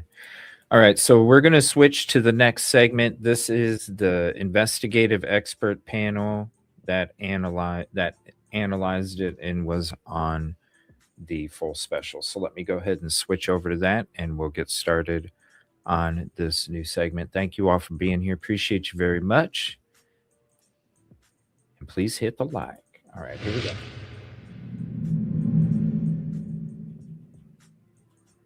The search for Nancy Guthrie has captivated the world. And for more perspective on the case, we wanted to talk to a panel of experts. And these are law enforcement experts. They have all dealt with high-profile investigations. So we wanted to bring them in now. Our panel of experts have all investigated high-profile cases. Matt Murphy is a former homicide prosecutor and a legal expert. Jennifer Coffindaffer is a retired FBI special agent. And Dr. Colleen Fitzpatrick is a forensic genealogist. We've had her on our program a couple of times. She's been a part of some pretty high-profile cases here in the Phoenix area. So thank you guys all for being here. I really appreciate your time. Thank you. Thank you for having us. Yeah. Matt, I want to start with you. As a former homicide prosecutor, you've really seen it all, you've heard it all, and having evidence is so crucial for you when you go to prosecute a case. Right now, it seems that there is not a lot of evidence that any prosecutor could go into court with. Give me kind of your perspective on the prosecutor side, just watching from afar. Well, number one, there's obviously a lot of evidence we don't know about. I don't think any of us have seen or heard of what was happening actually inside the house. One of the first statements that came out talked about how she was snatched out of her bed. We don't know the basis of that. And the sheriff came out and said that one day, then he backed off it, and then he kind of said it again, and then Savannah Guthrie said it. So a lot of this is kind of clear as mud, right? But from the prosecution standpoint, I worked in what's known as a vertical prosecution unit, where we would work hand in glove with the detectives who are working on a homicide. I had the great honor of working with Jennifer's colleagues many times with the FBI on task forces similar to this one. So from the prosecution standpoint, it's way better when it's a state case, first of all, unless there's a federal angle. The FBI is there to assist, and in my experience, they're wonderful. But look, one of the things I've wondered all along is where Laura Conover, the elected DA of Pima County, has been. And I want to be fair to everybody, but look, she was a ghost for the first month. And I think that I got a problem with that from a prosecution standpoint. Maybe they're working super hard behind the scenes, and she just, didn't say anything or kept her head down. But we really haven't seen it. I think I've only seen one public statement by them saying we're working on warrants or something like that. But this is something that the two elected law enforcement officials, that's the sheriff and the DA, should be working closely together in conjunction with the FBI.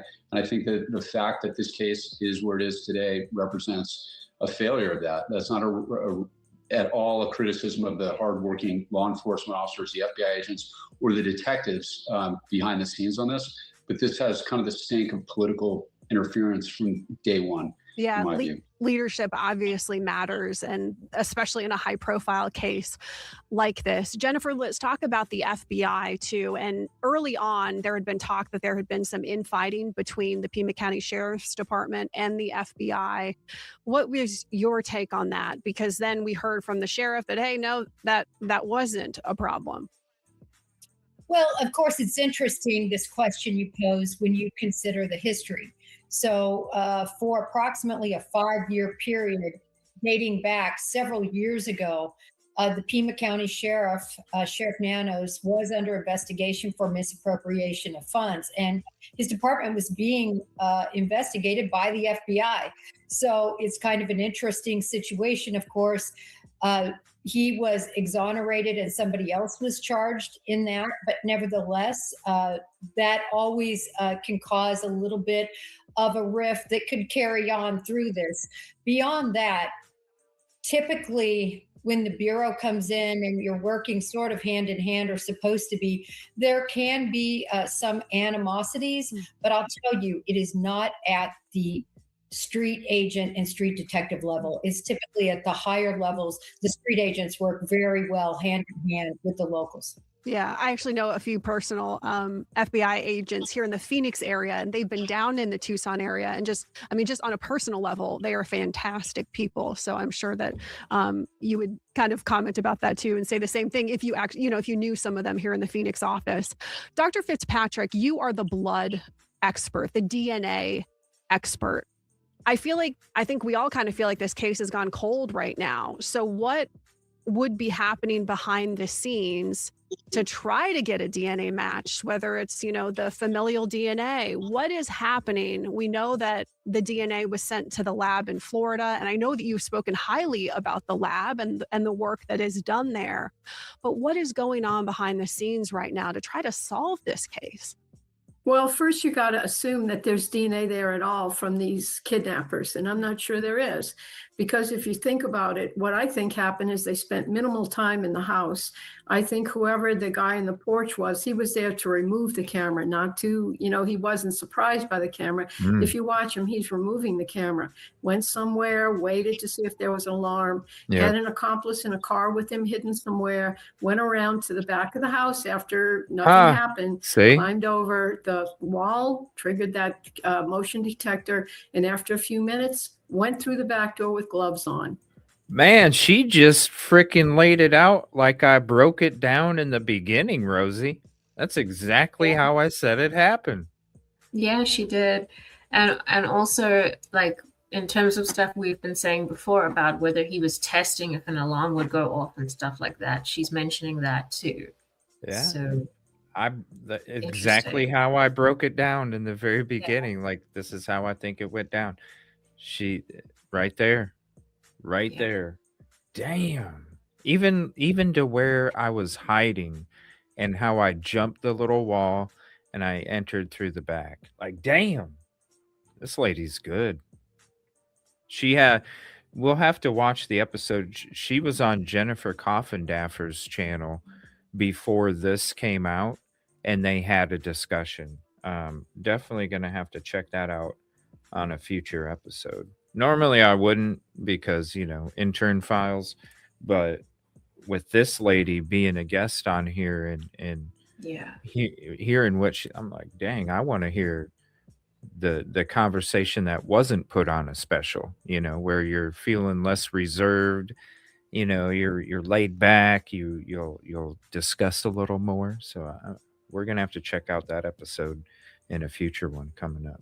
Yeah, this lady broke it down exactly how I think it happened. No DNA there. So he goes in, he gets Nancy Guthrie out of bed. He walks her to the front door. He opens the door with gloves on again. And he's meanwhile called his accomplice with a walkie-talkie, walks the evidence out the front door into the car, and they're gone. So first of all, you've got... Just like I said, well, shout out to this lady. I assume, well, it's logical to say they spent minimal time in the house, whoever this was. And, first you got to assume, did he leave DNA at all? Well, there's a scenario where he did not. So nevertheless, you do have to swab the house. You have to look. I don't know the state her bed was in. I don't know her bedclothes. Maybe she left some stuff behind. They have to swab all that. But the problem is, if there's any DNA, it's going to be a mixture. And that mixture is going to be dominated by Guthrie DNA. And while there is a lot more capability to deconvolve mixtures using CODIS and the standard procedures with forensic genetic genealogy is very difficult, and especially when you have you have an overwhelming amount of Nancy's DNA around. Any kind of foreign DNA, which may be from the kidnapper, may be from a friend, may be from somebody else that was repairing or the housekeeper, that's really going to be hard to extract and work with, or to even observe and look with. So I think that they trying their best. They did try the gloves in the area. Okay, that's easy. But actually inside the house, it's very similar to John Benet Ramsey case where the Ramsey DNA was all over the house. So in this case, the Guthrie DNA is all over the house. So I know that lab is doing well, but I'm not sure what they have to work with, if anything at all. Yeah, you brought up the John Benet Ramsey case. I've said that kind of from the beginning, just being down in Tucson, witnessing the media circus. And not only do you have national media, but now you have, people with an iPhone who believe that they're like a journalist, a blogger, whatever. Yeah. And so, I mean, it is an absolute circus down there, and it has really captivated, the world's attention. Matt, you have kind of a different take, and you do not believe. Your theory is that this was a kidnapping at all. Is that right? Can you talk about what you believe happened? Well, no, I think that my point all along is that we have to have an open mind to all possibilities, including the potential possibility this was a sexual assault from the very beginning. Okay, now so this part did get into the special there. This kind of, I'm going to be honest with you, when we heard this at the end of the last segment, I was a little taken back by this. I was like, a sexual? What? Like, really? I don't know. I know you got to leave all possibilities out there. But I'm going to be honest with you, Rosee, that never entered my mind. So I wouldn't have thought of it either, but at the beginning of the case, I heard some people saying that they had covered that kind of thing before within that age group, and I mean, I know that it has happened. I don't think so. I just don't see it. It never even entered my mind. You know, I don't know. But at the same time, there isn't anything to show what it is. So I suppose, like he's saying, you have to consider everything is what he's saying. It doesn't really make sense to me. I mean, okay. Okay. I mean, yeah, but okay. I don't know. It just never. Yeah. Even though, because if you know me behind the scenes, you know that I'm a person that will explore every freaking avenue of everything, and that just didn't even raise any kind of bells to me. So it's just weird. It's just weird. It stuck out to me. I was like, huh? That's weird. Never entered my mind. Not that it wouldn't be possible, because everything is, but it just didn't enter my mind. I don't know. Let me know in the live chat or in the comment section on the replay. Did that possibility enter your mind? It didn't for me, and you're saying it didn't for you either, or I mean, not more without, than me. Not without it being brought up. Like I saw it somewhere else being said, and then I was like, oh, okay. But I mean, I didn't think of it on my own. Like, I think in terms of his experience, maybe there's a case or two or something where he's seen it before, and that's why he's bringing it up. I think that it's quite unlikely, given all of the other possibilities with this. I mean, when the elder abuse thing came up, that to me was like, okay, that could be possible, right? Yeah. It what the sexual assault, I don't know. It didn't even enter my mind. So I don't know. I thought I'd just see what everybody thought, and also, about it. I don't know if it were that. Like, how would that then turn into a kidnapping? That's quite.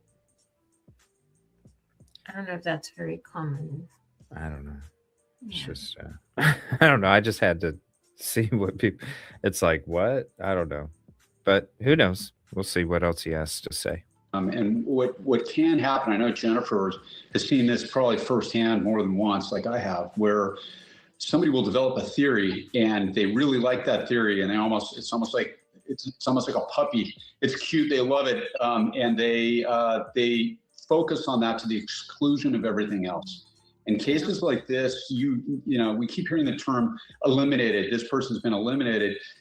Nobody's really eliminated until you have an active, viable theory on what happened, and you've pretty much solved it. And I did it long enough. I spent 17 years in homicide, where more than once I believed a murder was one thing, and then all of a sudden you would encounter some radical left turn, and it turned out to be something completely different. So my point all along is everybody has to have an open mind in this investigation, and everybody has to have an open mind in the public. As far as the media goes, Sheriff Nanos called the media in, as we all remember, at that famous press conference. Mm-hmm. He brought the media in to bring attention to the case. I have no problem with that. But then, he also hasn't been really Johnny on the spot with answering some of those questions. This is a tremendously sad case, but I think that anything is on the table right now, and people have to remember that until they solve it. Everybody has to have an open mind. I know Jennifer's colleagues know that. I know the working detectives of Pima County, who I worked with before, with Pima County on a murder out of Newport Beach once, and they were excellent. And as I've said, FBI is excellent to work with on these task forces. I think that this is a problem with leadership. Yeah, I feel like it's almost like a doctor. You go see a doctor and they've already made up their mind about your diagnosis, and without looking at everything, all the different symptoms and all the different possibilities. And unfortunately, I think that could have happened here. Jennifer, what do you think about that and what Matt just said? Well, I agree wholeheartedly that you have to keep your mind open. You have to go where the facts lead you. And in this case, those facts seem very muddled at this point. I am an Occam's razor type investigator. In other words, just through my experiences, in almost every case, Occam's razor meaning the simplest solution is usually the solution. When you start to get really convoluted and, X, Y, Z has to happen for all these things to fall into place, that's when you can really get lost in a case. You just need to follow those facts. So when I look at that would say this was an abduction, a purposeful abduction. But to Matt's point, 41 minutes in that house, and that's minimal. That's minimal. And we don't know how many others might have been involved, if this was a lone actor or not. I tend to believe that other people were involved because my experience tells me that. My experience tells me that you would not go and do a kidnapping abduction by yourself. And you combine that with the fact that, at least my view of the camera footage, is that there is a small antenna that's sticking out of the pocket, not a jammer, a small antenna that would be that of a walkie-talkie, which is a hand-to-hand radio device. And that's what it looks like to me. So why do I need a walkie-talkie if I don't have another person involved in this? Also, the back of that house, there were locksmiths that were called in. We've seen the footage at the back of the house. So why were they back there performing work on the back door? I just believe it's possible that there could have been somebody enter. If you look at the footage, he reaches up initially, porch guy, when he comes to the porch, he places his hand over the camera. He then goes and pulls up vines and sort of waves them around and puts them sort of in front of the camera. All the while, with his left hand, he's trying the door, which made me think, is there an accomplice in there that was supposed to open the door for him? And he's trying to get the attention in some way. So, in other words, I think Occam's razor, likely kidnapping gone horribly wrong, and the idea of sexual assault, I think, certainly could have played into this. Oh, yeah, I know. It breaks your heart. I don't know. I'm still, yeah. I said also from the beginning, kidnapping gone wrong. If they weren't prepared to cover themselves on the camera to walk up to take it off, then they definitely weren't going to be prepared for a person that would have that amount of blood loss and what they would be able to do to fix it, uh, and no medication taken with them. So, but this whole sexual thing, I don't know. I think she's just trying to be nice. Yeah, I guess like she needs to make each To agree, point you know. feel valid. Yeah. Yeah, to agree with them. But this Otham's razor, I've never heard that word used so much until Jacoff. So I know. must be another one of those inserts from the intern files that came in that folder before the show. Occam, what is it? Occam's. Occam's razor. Is it double edged or No. no? It's not. No. Okay, just making sure. Just making sure. Hard if that is what happened. Sounds The dangerous. three of you, do you think she's alive at this point? I mean, I know that we're assuming it right now, but I mean, this doesn't look good at all. Dr. I don't Dr. think so. Fitzpatrick. I don't think so. And I would like to say, I do agree with Matt. We have to keep our eyes and ears open, our thoughts, consider just about everything. I absolutely agree with that. And one thing, we don't know the interior of the house. We don't know what condition, and that was causing a lot of these theories and speculations. That would give a lot of hints onto what really happened.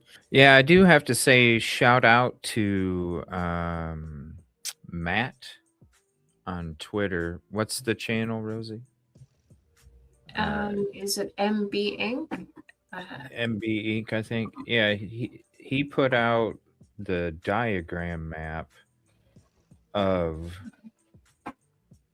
the property. Let me see if I can find it real quick. Look at hold on, I gotta share this real quick. Look at all the mistakes on this flyer, man. Here, let me go full screen. Look at all the mistakes on this flyer. 1.2 million. It's got description spelled wrong, revise. Cam footage description instead of suspect description. Oh my god. There's no colon for missing. Short and direct, wore a mask, gloves, and a black Ozark Trail hike backpack. Wearing a mask, gloves, and a black 25-liter Ozark Trail backpack. February 1st, she went missing. January 31st. Scan below to submit a tip. It's given that it's a QR code. Apostrophe. Specify in Tucson where she was last seen. It's crazy, but I wanted to share. Let me see. He shared a diagram. Oh, there's your other backstabber right here. He actually left the Today Show because he was frustrated he wasn't getting an anchor position. So there's your backstabber number 2. He ended up going somewhere else now. Shout out to Nerdy, a photo that has never been seen before. Them having a cookout there. Where in the hell? Hold on, let me go to his page. 1 second. Because I want to share this map.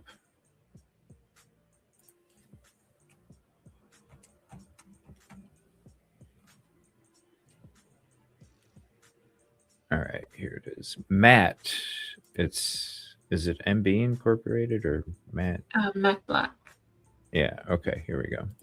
So here's the link. Let me share the Twitter handle real quick. He was the one that actually put out the layout of the house. If I can find it here. I didn't think it was that long ago. Maybe it was. Just give me a moment. Here it is right here. Oh, wait. That's on Nancy Grace. Where's the actual post? Where's the actual post?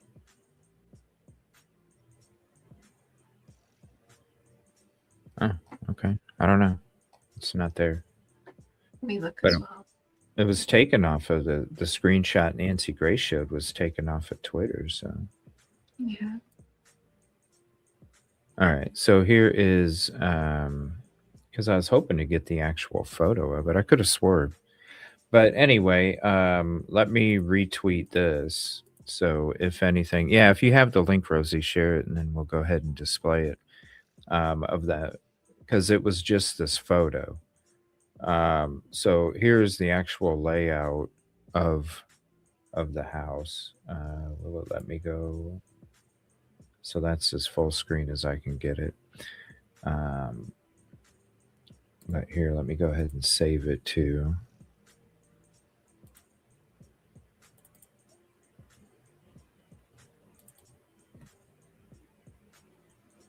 All right, so we got it saved. So yeah, I'll share the link if if we can get it. Otherwise, there's I retweeted it. You can also follow me on Twitter X. Oh, hold on one second. Thank you, Rosee.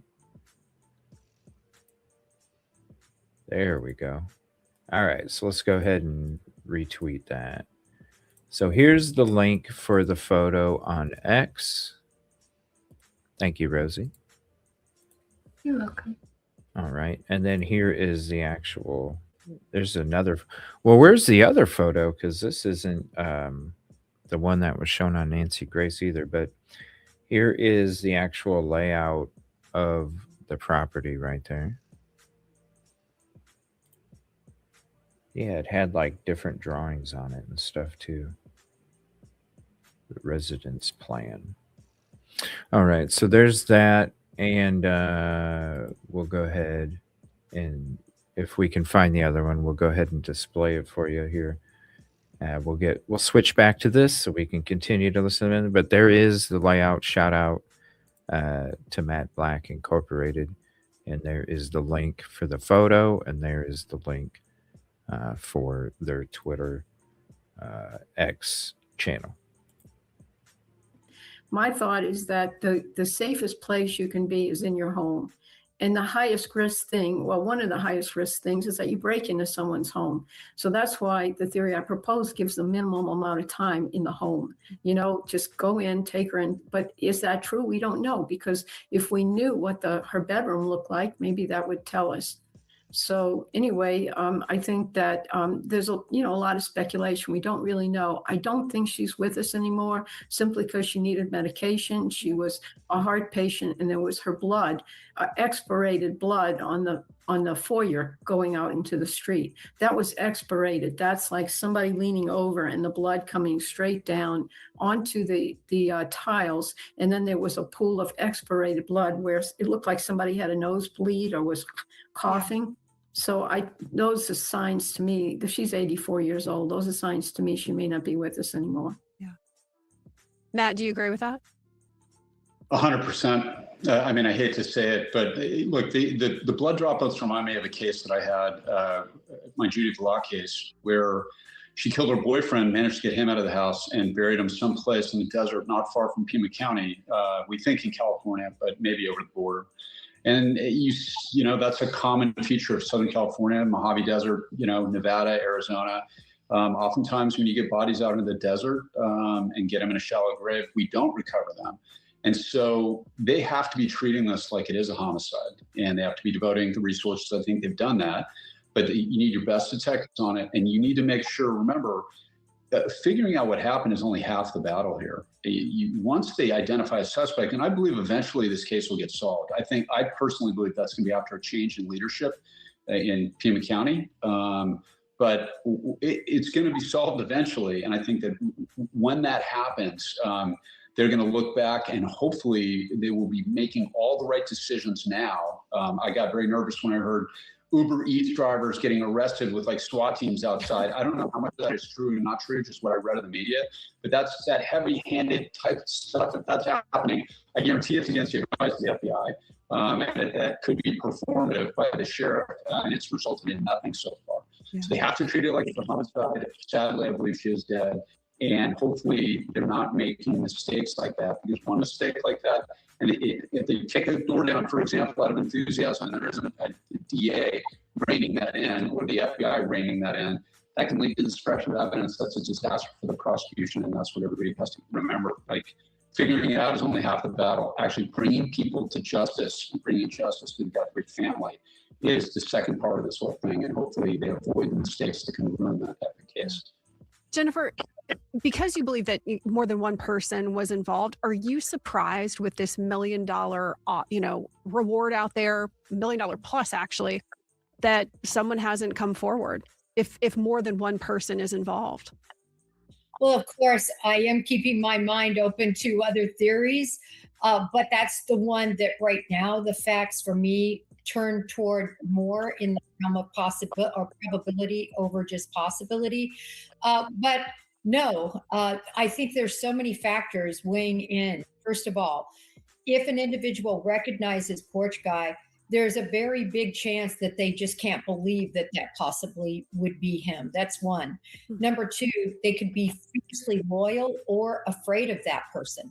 And in that case, they also aren't going to come over despite 1.2 million reasons to come forward. The other possibility, of course, is that somebody who knows him has never even seen these photos. They could be across the border. They could be someplace that they are just not in the know.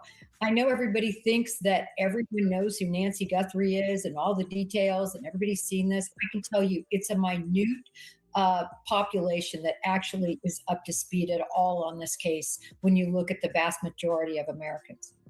Yeah, that is interesting, because in a newsroom, we all know everything. We know every little development that has happened, and the average American doesn't. And some people, if you're not watching the Today Show, you have no idea who Savannah Guthrie would be.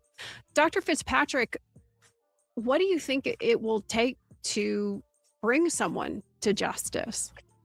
I think it's all the other evidence. They know what's in the house. We don't. That hasn't been released. So, okay, a lot of speculation there.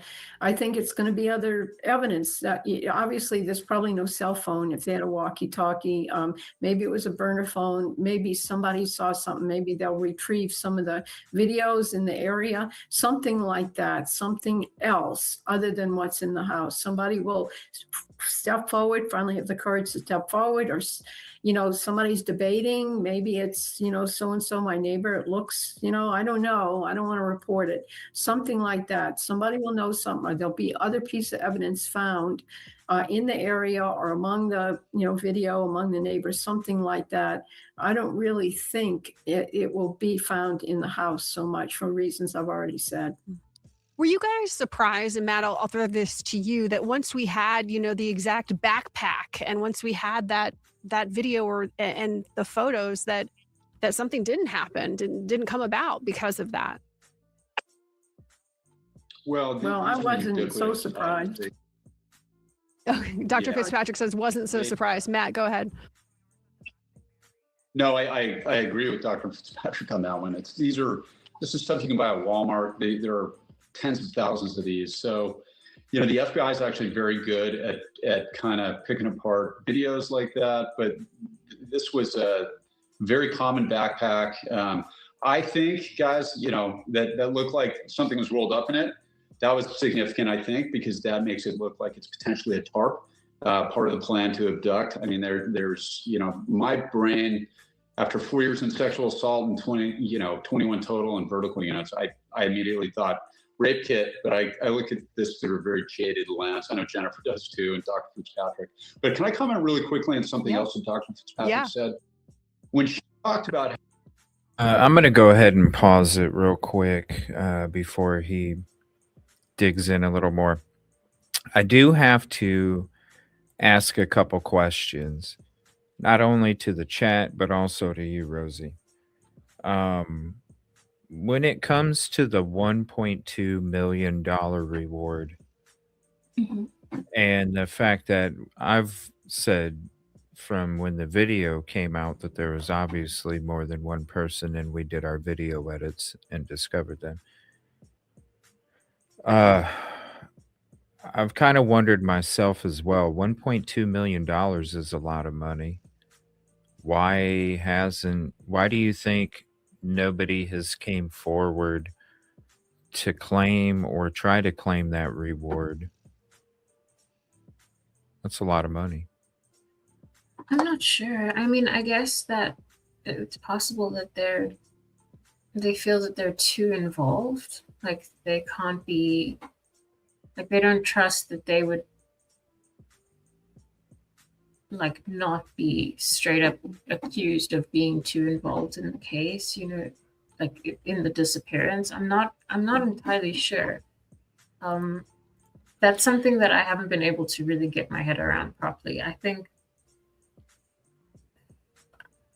it doesn't change my opinion that there's more than one person involved, but I can't say why that would be.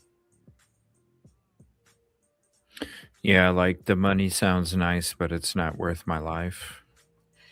I think so. I think that it probably is something like that. And also, I mean, we can't really know the level of fear when it comes to the other people involved, you know, like what is the dynamic between them? Are they terrified of that person or people?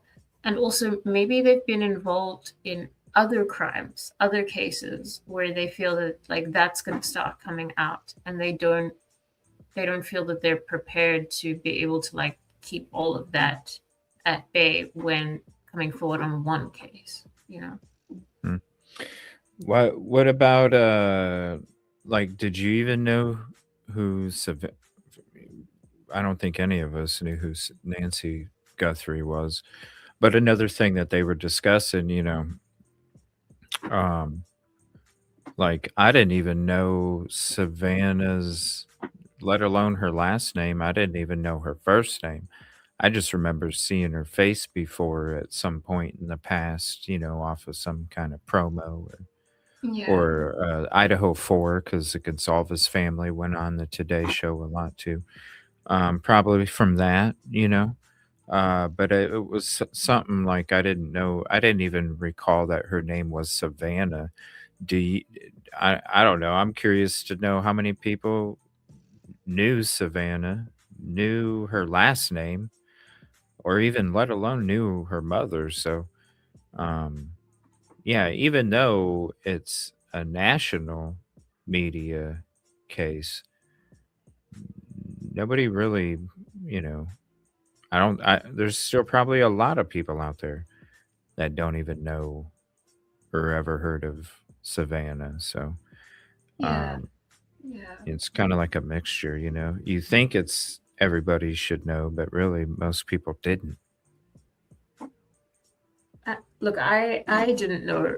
I didn't know at all. The only thing I had, like, when the case started and I saw the video of Savannah, I kind of thought like her face is familiar, like I've seen it somewhere, but Yeah. I had no idea where. So Yeah. it was like that vague to me. Yeah. Same Yeah. here. Yeah. So, I mean, yeah, most you would think, you know, but yeah, it was like, I thought most people would know who she was. I was just like, I just don't watch the Today Show, never have, Right. Yeah. probably never will.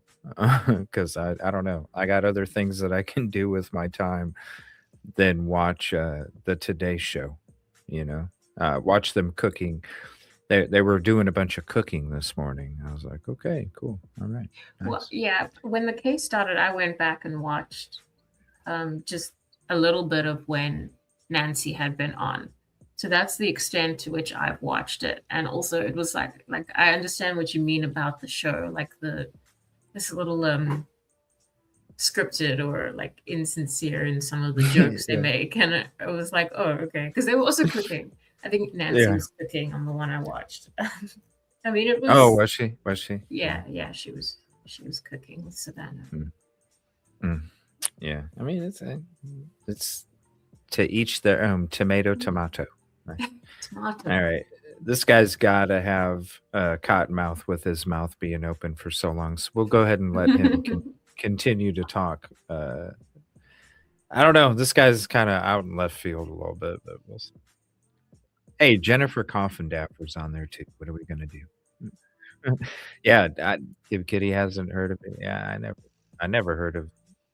Yeah, it's kind of like same with Rosie. Like I remember seeing her face before, but it wasn't like I didn't know.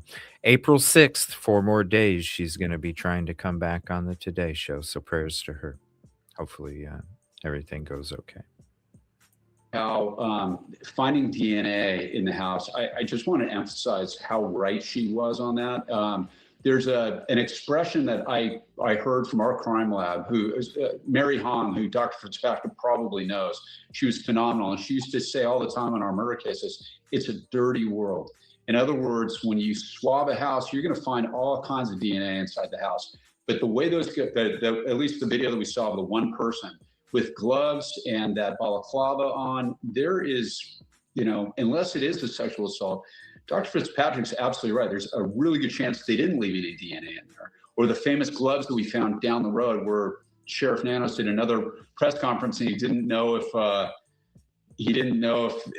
Savannah Guthrie's mother's DNA were on the gloves. That you're going to find DNA all over the place. The chances of it coming back to your suspect is a totally different matter. So the fact that you get DNA, you're going to get DNA on every swab. Connecting it back to somebody that fits the profile. I wouldn't at all be surprised, guys, also if this person has been booked in Pima County Jail for something else, or maybe something similar. But again, that's investigative stuff behind the scenes that we just don't know. Yeah. That's interesting. He thinks that they're probably booked in the jail already. I mean, I don't know. I mean, I kind of tend to, when you brought up the whole group organization thing, it really made a lot of sense to me when you brought it up. And I've kind of been going down that avenue. And I think they're hiding out across the border, away from all the. That makes the most sense. Yeah. Away from all the noise. Yeah. Yeah. And I Not mean, in that all they're honesty, sorry, but the way that they behaved on camera, like they didn't really care about being seen, because I think that also points to the fact that they know they're not like in any real danger. Like, okay, so they'll see my face. I'm not going to be here by the time they've seen this. And Yeah, I I'm think not worried. that like attitude of like, well, it's fine if you see my face, that like I say, it kind of reminds me of what happens in South Africa a lot.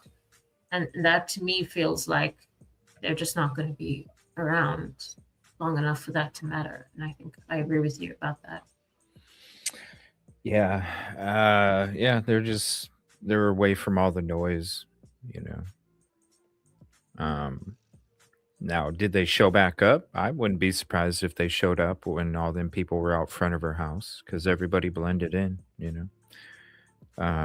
But yeah, if they even did that. But yeah, I really feel like, once that stuff was going down, once it went how it wasn't supposed to go, we just need to get as far away from the noise as possible. And that border creates a lot of protection for them, because there's people on the other side of the border have no idea.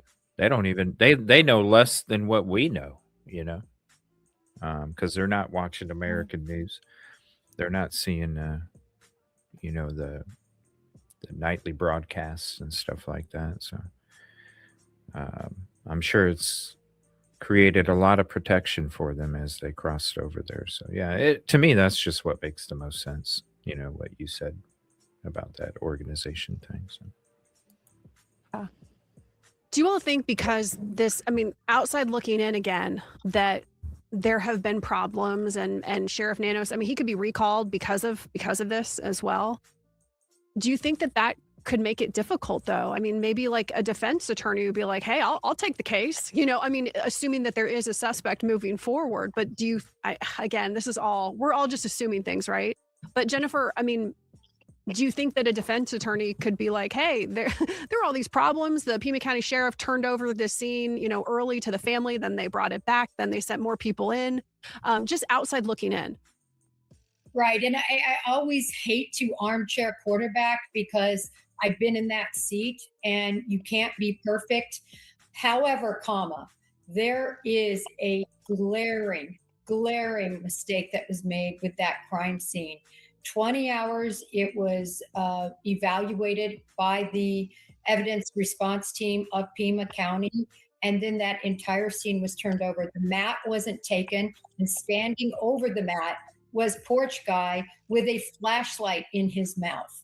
Just the saliva involved with all of that, and the fact that the shrubbery that he took, that he sat there and grabbed, he could have made micro tears in that glove, and possibly some DNA could have been deposited there. As I said, taking out that flashlight in his mouth could have deposited it was a saliva on the huge gloves, mistake. and then the gloved hand could have touched something in the house.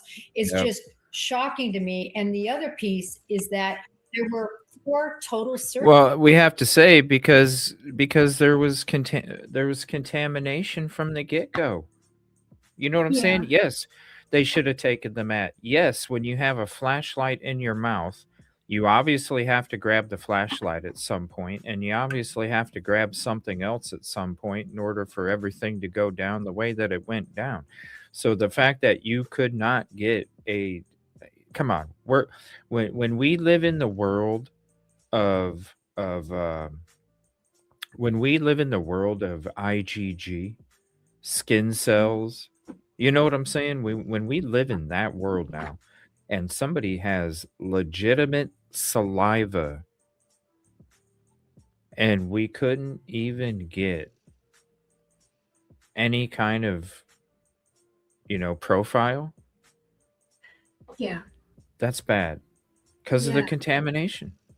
Yeah, definitely. And I mean, also coming back to the map that she's mentioning and stuff like that. I mean, when it comes to DNA, like there's still other stuff that you can use to corroborate things. And I mean, cases have gotten leads based on things like carpet fibers and like different types of soil that have been left. Like that's what a mat is supposed to do. It's supposed to catch materials, right? So like like from an investigative perspective, it's a gift. And they're just like, yeah, I'm not gonna take the mat. Yeah. Yeah. Like that's one thing that should have, as soon as you got there, that's one thing that you should have freaking bagged up. And I mean, Yeah. when you have blood, like literally right there by the mat, on the mat, you have to assume that there's some kind. I mean, we're talking about a thick ass rug. You don't think that thick ass rug is going to collect some kind of fibers and hold them? Come on, that's a gift. That kind of thick rug is a gift. It can hold, even if something blew by it, it can capture it and hold it. Like, should have been bagged. Moment number one. You see that blood? All right, we got to bag this mat. I mean, you would have to, like, when they can literally take dirt samples and figure out where the dirt came from, a location. Like, what are we doing leaving that for it to be walked on and trampled on and contaminated? And Yeah, I that's mean, what, if they're focusing on like the type of backpack that he had or the mask, I mean, that's good and well, but the materials in the mat are like just as important. Like more important. They could be more specific yeah. than the fact And, that he was at a Walmart, maybe. and we know Nancy didn't prop open the door, so there could have been a whole bunch on there too. It's a shame. That's why I feel like the Guthrie family, they don't need to do it for monetary reasons, obviously, but I think they'll do it just to hold the department accountable. Like, look, you did this to us. We're not trying to bankrupt you. but we're trying to hold you accountable legally so that you don't do this to another family, because it's a shame when this happens. Investigators don't give their best foot forward. It's a shame. Big time. All right, here we go. Just a few more minutes on this, and then we'll get to the next segment here. Thank you all for being here. I can't wait for the next segment, too. We got that 30-year retired Pima County sheriff talking about nanos that whole time. It's going to be very interesting. Is done. You really only ever get one chance at a crime scene to do it right. The FBI came in, I think, on day 4, and they did their own crime scene. They forgot some things. They forgot the car, Nancy Guthrie's car. They forgot the cameras on the roof. So they had to go back and get more evidence. Then they went back for a 4th time to search that septic tank. This to me is the predominant error right now in this case. That is a dream world defense attorney. Yeah. We were shocked in our Fox 10 newsroom. One of our photographers, like a couple days later, walked right on up. And I'm sure, you've seen video from elsewhere too. And he just went on up, to that front porch and got video of the blood and was walking on the front porch. And that's why we said we're going, wow, if you're a defense attorney, are you kidding me? And Matt, I know that you'd also talked about the fact that federal prosecutors didn't even show up to the house. It was almost like a month later to look at everything. Yeah, look, a defense lawyer will have a field day with what we've seen so far. And they've got a job to do. Ultimately, I believe somebody will be arrested for this. And that is why there needs to be, you talk about a recall. This has been an abject failure of law enforcement leadership, in my view. I think it's been poorly handled. I'm with Jennifer 100%. I've been on that stage. I want to be fair. I hate it when talking heads would get up and criticize anything that my cops or my FBI agents or that I was doing in a case. But at a certain point, you gotta, you call for the media's help. You gotta be prepared to take the heat, and I think that goes to Laura Conover as well. I think this case ultimately is going to need a fresh set of eyes from the top, and that is going to require new leadership by the voters in Pima County, in my opinion. Before we go, I want to ask all of you, Dr. Fitzpatrick. I know you've dealt with families, victims' families too. What would you say to the Guthrie family right now? I mean, I can't even imagine, what they've been going through. And Savannah, in the news business, covers horrible stories like this. So I'm sure she never envisioned this would actually happen to her either. But Dr. Fitzpatrick, what would you say to the Guthrie family? And then I'll ask the other two that same question. Well, in spite of, I'm not in the, legal part of it and the investigative part of it, I would just say, hang in there. We're doing the best we can. There's been mistakes made. Hopefully they'll be corrected if they can. If they're not, we'll do the best with what we have. Just everybody wants to find her. We're all on your team. We're all on your side. As a community, we are doing the best we can, even with the mistakes. We'll try and correct them. We're all on your team. We want to see this solved. It may not be solved today. It may not be solved tomorrow. But one day, I don't believe in closure because somebody's never coming back. I mean, I believe in release. Once you know what happened, you can come to terms with it and you can move on with your life. Until then, you spend so much psychological energy and hope. You're burning a lot of bandwidth, so to speak, trying to wonder what happened. But once you know, you can let that go and you can get on with life. And that's what we hope for them. Yeah. And Jennifer, I mean, justice is kind of the big word, I guess, now for the family. Well, finding out exactly what happened to Nancy, I think, is the biggest question that I hope law enforcement can resolve for this family. What happened to Nancy Guthrie? Yeah. At the end of the day, that's the question they want answered. And one of the biggest things that it still astounds me that nobody talks about every day is the fact that you have somebody capable of this horrible crime that, to his credit, Sheriff Manos did admit that this guy could strike again if he's not caught. That's the other piece. Law enforcement has to catch this guy and anyone else that might have been part of this, because there's somebody capable of such an atrocious crime that's still walking around out there. Yeah. And I mean, being here in the Valley, the Tucson area, certainly like Scottsdale area, there's a lot of retirees and a lot of older women, frankly, are freaked out and they keep talking about it. You know, what happened to her? What happened to her? Matt, as a former prosecutor, what are the conversations happening behind the scenes with the Guthrie family? Well, hopefully what's happening behind the scenes is there's a prosecutorial team that's been assigned to the case, and they have met with the lead investigators. And what we would always do on ours is as soon as you kind of figure it out, you sit down with the family, you let them, I would always give them my personal cell number. I never regretted doing that, just so they know there's people that care and they understand there's human beings that are working very hard to solve it.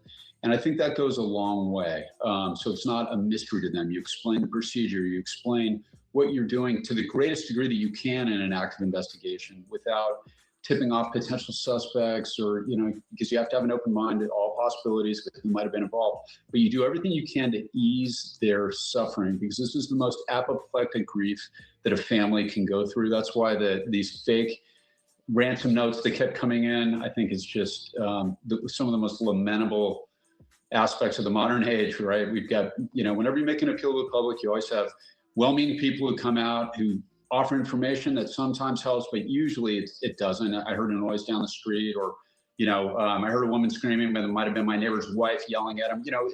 You have to sift through all that. You have your loonies that come out every time. The vampires did it, UFOs took it, but now we have this in the modern era. We have scammers that are going to come out and try to tap into that money. Those things are all fake. I guarantee Jennifer immediately recognized them as being fake, having probably worked it a million times. That's a really sad part of this. So you try to hold their hand as much as you can and let them know that it takes a long time. I did cold cases from the 70s, with serial killers.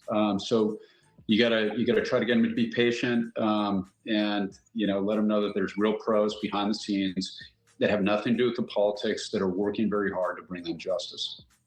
Jennifer, before you go too, clearly the Guthrie family was working hand in hand with the FBI. So, those videos, everything was scripted. That's kind of our understanding. Everything was scripted. People had criticized the Guthrie family for not offering a larger reward right away. Wow. There was some talk that maybe that would just, cause way too many tips to come in already, more than they already had. That was nanos. Can you talk a little bit about that? What is also going on behind the scenes with the FBI and the Guthrie family? Is there that very specific coordination happening? Yes, there is. With each of those appeals you saw, that was very scripted, in my opinion, and it was very purposeful.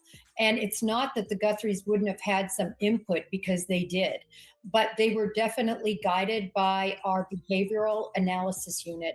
And that's the unit, the profilers, what people call them generically, are the individuals that literally sit behind a desk all day long for 8, 9 hours. They don't go out into the field. They study these cases, and they study like cases, and they study what would work. We saw a very empathetic type appeal over and over again. It's not too late. And when you see these types of appeals systematically betrayed by the family or portrayed by the family, that told me the BAU thinks that they are actually talking either to somebody that might even know Nancy. That's what that told me at the time. And I still see this soft approach that they are making in their appeals. And that is definitely driven by the BAU. Yeah, really interesting. I know, and too, in a newsroom environment, being in local news, I've been in it for 22 years now, and occasionally you get some really creepy messages, and there are some people out there that they think that they know you. I know it's happened in pretty much every newsroom that I've worked in. And so we've also thought about, hey, who was watching Savannah too, and seeing the footage of them in Tucson and going to a restaurant together and knowing that Nancy was living alone too. I mean, I'm sure that is also a possibility as well too that everyone is looking into. Before we go, Jennifer, I know that you have a podcast. Tell the folks a little bit about that and where they can find you. It's called Break the Case with Jim Coffendaffer, and we have a show every morning at about 8 a.m. Eastern Time. And then also you could follow me on X at Coffendaffer FBI, and then of course I'm on News Nation. Yeah. And Matt, I know. Okay.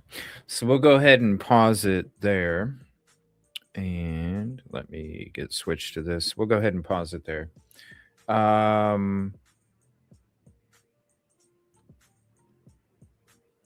Yeah, Jennifer Coffendaffer, I don't know. She said the behavioral analysis unit though had for some reason it was always Nanos coming out and making statements. So I don't know. Yeah, I mean, the FBI hasn't been very public on anything to do with this. I'm not sure what she's. Yeah. I don't know. Maybe talking more like you think you know what's going on. I mean, I can't see anybody in the bureau giving her any kind of. I mean, let's be honest. Let's go back to the other cases. Idaho 4, Sebastian Rogers. There's a lot of stuff that is being reported that's not even legit. So I don't think they share anything with her, because if they did, I think she would sound a hell of a lot smarter and report factual information. I mean, we got to think about this. She's the one that just came out recently and started a GoFundMe and said the family was cool with it, and the family had to come out and make a statement that that just shows you how not involved she is. Just because she has previous on there doesn't mean that she gets she probably gets the same information that Ashley Banfield does. It's not going to be it ain't going to be anything more than that. So I have to, I'm sure that they did take a part in advising the family how to navigate the ransom or ransoms, but it was Sheriff Nanos that was saying he didn't want the family to put out a reward because it would flood them with tips that are just going to be junk. So, I don't know. I would feel bad if it's kind of like with Idaho 4. They wanted to put out a reward. The families did right away. And Moscow PD advised them, no, don't. I don't know. I would have a hard time. I'd have a hard time not putting out a reward. I really would. Yeah, I agree with you. I mean, especially in terms of like just being family, and there's a limit to what you can do to help, but you want to help. Like obviously you feel like there must be something you can do. And I guess like coming back to what was also being said there is that a lot of times the tips don't yield results. I mean, I've seen cases where it's just been one tip that's gotten the whole thing going. You can't really tell what's going to happen, Yeah. You need as much information as you can get. As quick as possible, too. Yeah. Yeah. Yeah. So I don't know. I'd have a hard time not putting out a reward. I really would. All right. So we're going to get to the next segment here. This is the second to the last segment. This is going to be retired deputy sheriff of 30 years, Pima County, talking about Chris Nanos and how he lost his way. Now, we saw a couple minute clips in that special in the second segment of this episode. Again, I'm going to have timestamps in the description after the episode's over. But we're going to hear this whole conversation, 25 minutes. We'll pause it here and there for fair use, obviously, and to talk about things that are being brought up. So we're going to check this one out. And then after this is the roundtable of all of the people that worked on the production of the special. So I can't wait to hear what they have to say on it, too, because they were the ones that were doing the investigating for the episode and also producing it. So they're going to have, I'm interested to hear their conversations, and maybe hopefully they'll get into what they feel. We don't typically get that with newscasters because they have to be biased, but hopefully we'll get to hear, their opinions on, what they think of it all too. But segment number 4, Deputy Sheriff, retired Deputy Sheriff. And here's this episode. Thank you all for being here. Appreciate you very much. And thank you, Rosee. You too. Okay, Mr. Carmona. Mr. Carmona, thank you so much for doing this, first of all. And I want to get into a little bit of background that you alluded to earlier, sort of how you crossed paths with Sheriff Nanos. You've known each other for a long time, but as you said, you're sort of working in different realms within PCSD. If you could take me through that. Yeah. So I probably met Chris back in the mid 80s. So to give you an idea of the 35 plus years, and our paths crossed intermittently. I spent most of my time in SWAT. I was a detective for a while as well, but I never worked directly with them. But like in any department, you get to know all the other officers, you interface with one another, you may be working cases that you're helping each other out. So I certainly had regular discussions with him on a whole host of things, seeing him in the building, seeing him in one of the rural areas where he was working, those kind of things, but very casual, but really very limited as it relates to investigative work or true law enforcement work, because we were in different places most of the time. And I'm sure you've been asked this, but are you surprised at his rise to sheriff? We were all very surprised because there are a few people that think he had the competencies to be able to lead at that level. He happened to be at the right place at the right time. Our sheriff, who had done an extraordinary job for many years, was ill, retiring. Another sheriff came in, he decided to run, and he got the office. So I would say for the most part, most people who knew him were surprised that he had won the election. And even though he had won the election, Yeah, corruption. I questioned his competency to lead at that level. I mean, we are nearly... Yeah, just pausing it real quick. That smells like a lot of corruption already. And it's not surprising that there was a bunch of people before this even happened that questioned him and his competence. And it's not surprising as well that they have an overwhelming vote of support to have him recalled. So, not surprising. Not surprising whatsoever. 2 months into the Nancy Guthrie investigation, 8 weeks. I mean, what are your takeaways from what authorities have gathered so far? Well, it's a very difficult case, okay? It started out just as an elderly lady who didn't come home. Actually, an elderly lady who came home. I believe that she was brought home by her son at night and then didn't come out the next day. They couldn't find her. And as you know, those commonly happen with senior citizens. Sometimes they have dementia, sometimes they disoriented, they're found wandering, they forget to call their family. So there's a cadence that you go through to make sure that this isn't just a simple problem.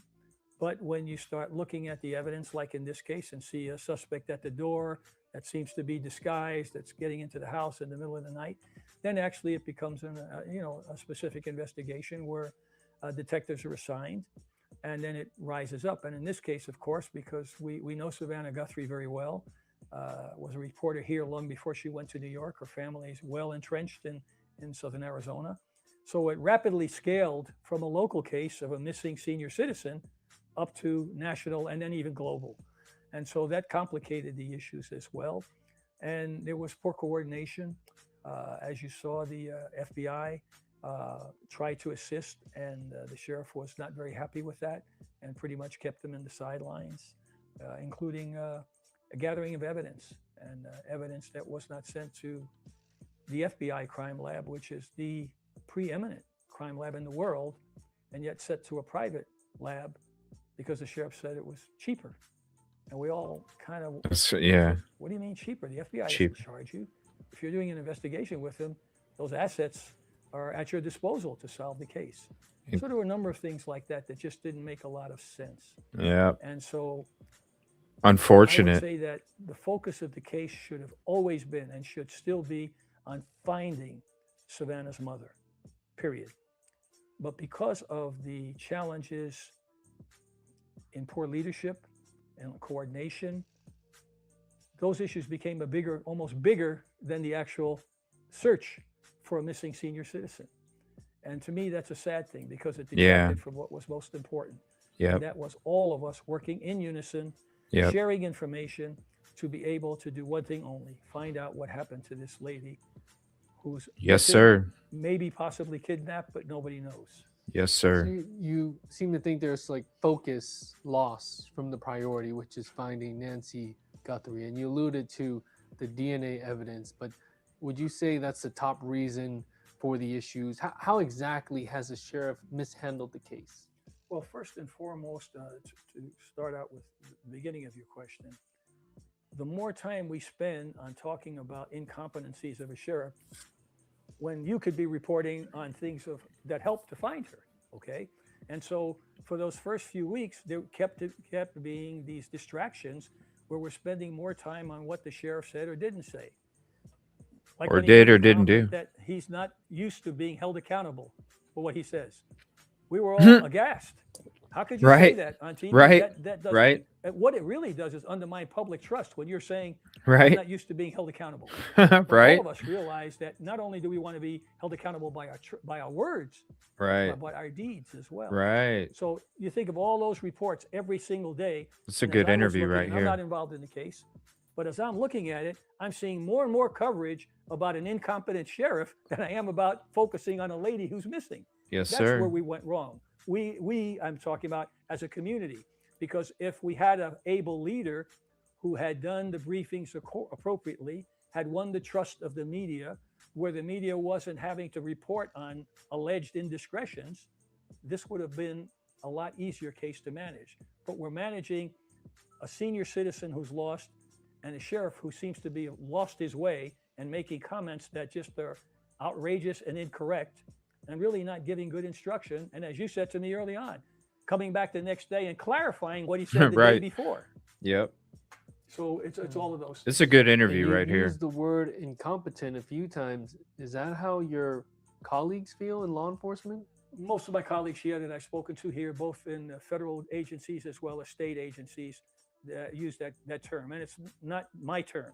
It's a term that's repeated here, that based on the Wow. actions that are seen on TV, in press conferences, and the interactions with other law enforcement, they have described them as being incompetent because it is not the way an investigation should run. Not Within at the all. first few days of the investigation, we saw the crime scene released back to the family, then put up multiple times within just the first week alone. What problems come out of that?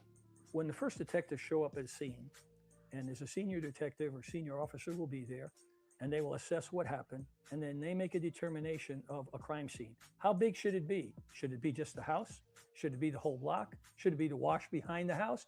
So you have to get certain information to make that decision. Generally speaking, when you set up the crime scene, you set it up even wider than you need because you're not sure. Then you can make it a little smaller. But once you declare that crime scene, nobody comes in and out unless they have your permission.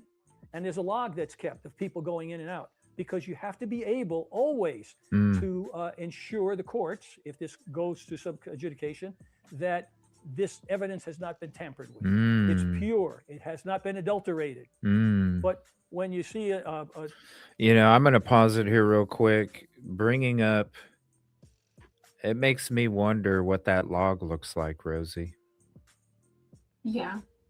What does that log look like? As much as that crime scene, I mean, like, as much as that crime scene was closed down, opened up, closed down, opened up, closed down, opened up, I would really like to see that log.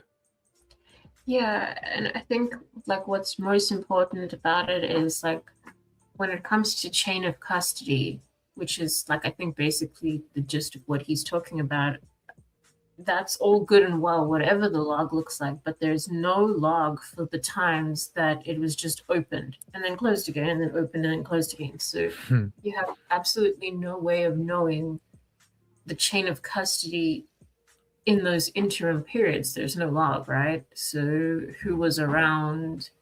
Like, it's a disaster. I bet it's as messy as the whole investigation and the closing off of it. I mean, it's got to be messy. That log has got to be messy as hell, missing stuff. I'm wondering if anybody even really like focused on making like they were even focused on who came in, who came out. It makes me wonder. Like I it's got to be messy.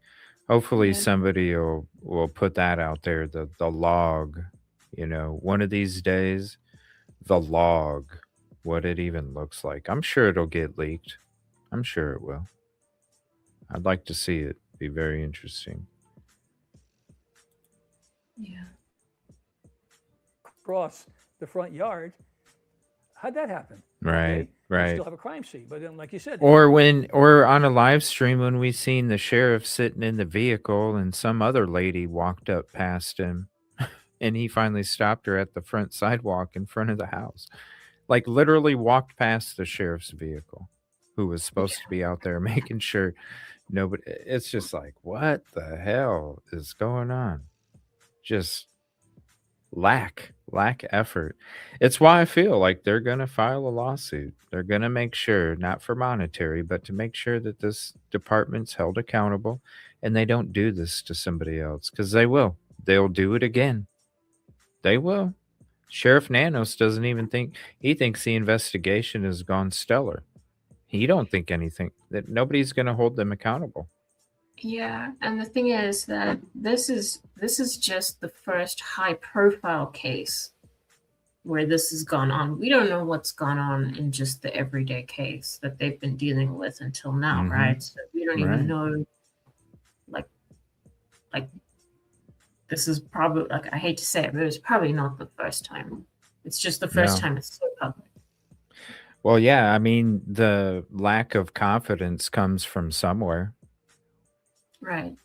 You give somebody, especially in that position, you give them the ultimate trust, and it's up to them to lose it. And he done lost it before he even, I'm sure these people are like, some of them are sitting back going, you know, we thought we would give him another chance after another chance after another chance, and look what happened. Eggs on their face too. Yeah, and I think what's like most dangerous about that situation is that it's not like an average workplace. This is where like the bond between people who have to deal with these dangerous and upsetting situations, that's where you really do need leadership to be able to like function and cope. And And keep that's organization too yeah, during if that. that's how the people feel, the people that are like relying on you for things like their safety, then Yeah. yeah, it's bad. It's worse than just, like if they were some other organization. Yeah. And I bet this guy feels bad too. He's probably like, man, I wish I could have, because you're listening to him and the dude, this is a great interview. He's laying it all out there. And we totally agree. Or I do with everything that the dude's Me saying. too. Like, yeah, 100%. That's his community, It's got to feel, and part of the department that you worked for too. It's, even though you didn't have a part in it, you still have to feel some kind of guilt because you're associated with that department and what took place with this investigation. Everything he's basically putting out there. So yeah, shout out to him. Great interview. The sheriff said, well, he opened up, words to that effect that he opened it up. Generally, it is not a commander at that level that opens up the crime scene. It's the senior investigator who says, I'm done now. We can open this because I've gathered all of the evidence I have, and it could take days. You may shut that down for even longer. Okay. Should have But been. for the sheriff to say that he did it himself, that didn't make a lot of sense to us either, because he's not the one there doing the investigation. The investigator is the one. The investigators are the one who are going to make that decision when and if the crime scene can be opened. And that's when you do that, you're basically saying, I've recovered all the evidence I need for this case now. And people can come back. Family can come back and live here. Visitors can come and so on. Do you feel like maybe the scene was too tight? I mean, media was right across the street lined up. Is that too honestly, I can't say because I was not there and I wasn't involved in this case. It is not uncommon that media are involved in big cases like this. And generally what happens is with the investigators will make a decision. I'd like the media to be at this location because where they're standing, there's no problem with evidence. I'm not worried about that. If you don't prospectively engage the media and they're randomly in places, they could be standing on soil that you need as part of an investigation. So I wasn't involved. I'm just saying this is in general how you would handle it. You always have to be able to work with the media and let them know what their boundaries are, where they can stay, how often you will brief them, what the cadence of the investigation will be. And apparently this wasn't done either. Our photographer was able to go up to the doorstep when the scene was released and get shots of the blood spots on the patio, as were other crews. I mean, how concerning was that? Well, it was concerning to all of us. I mean, again, I want to be clear. I wasn't involved in the investigation. But when I see the pizza delivery man walking in and I see people taking pictures in the crime scene, the first thing that comes to mind is, well, somebody must have released that crime scene, because otherwise you have officers at all the points around and you're not allowed to come into the crime scene. People who do come into the crime scene for purposes of the investigation, there's a log. So if you're the detective, I write your name down. Let me see that what time log. you left. And if you're taking evidence with you, I write it down. It's got to be bagged messy. and tagged the bullet. They bagged and tagged a pair of shoes. Then that goes into evidence downtown. So there is a cadence that is followed to ensure the veracity of all of the evidence that is acquired. In this case, it seems that it was compromised based on the public reports we've seen. The surveillance videos of the suspect has probably been seen millions of times now. What stands out to you about this masked man? Well, it's very unusual. I would ask, who is this person? And I'm sure my colleagues, that's what they did in an investigation. You look at what clothes he's wearing. You look at the backpack. What's up, he has, Kevin? and you start to find out.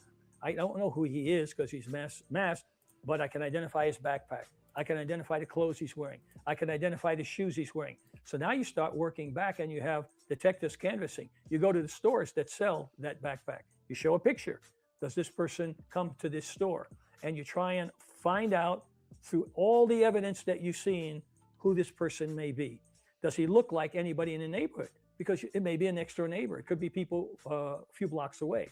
So it's called canvassing. Certain detectives will be assigned to canvass, and they'll go to each and every house and they'll say, have you ever seen this picture? Have you ever seen this car? Did you see anything last night? And you gather all of the information in that crime scene area and around it, and you put that together in a package, and then you start your process, and it continues for days, if not weeks. And Right.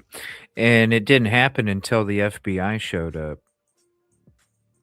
Days later. Didn't happen until the FBI showed up. Yeah. Major mistake.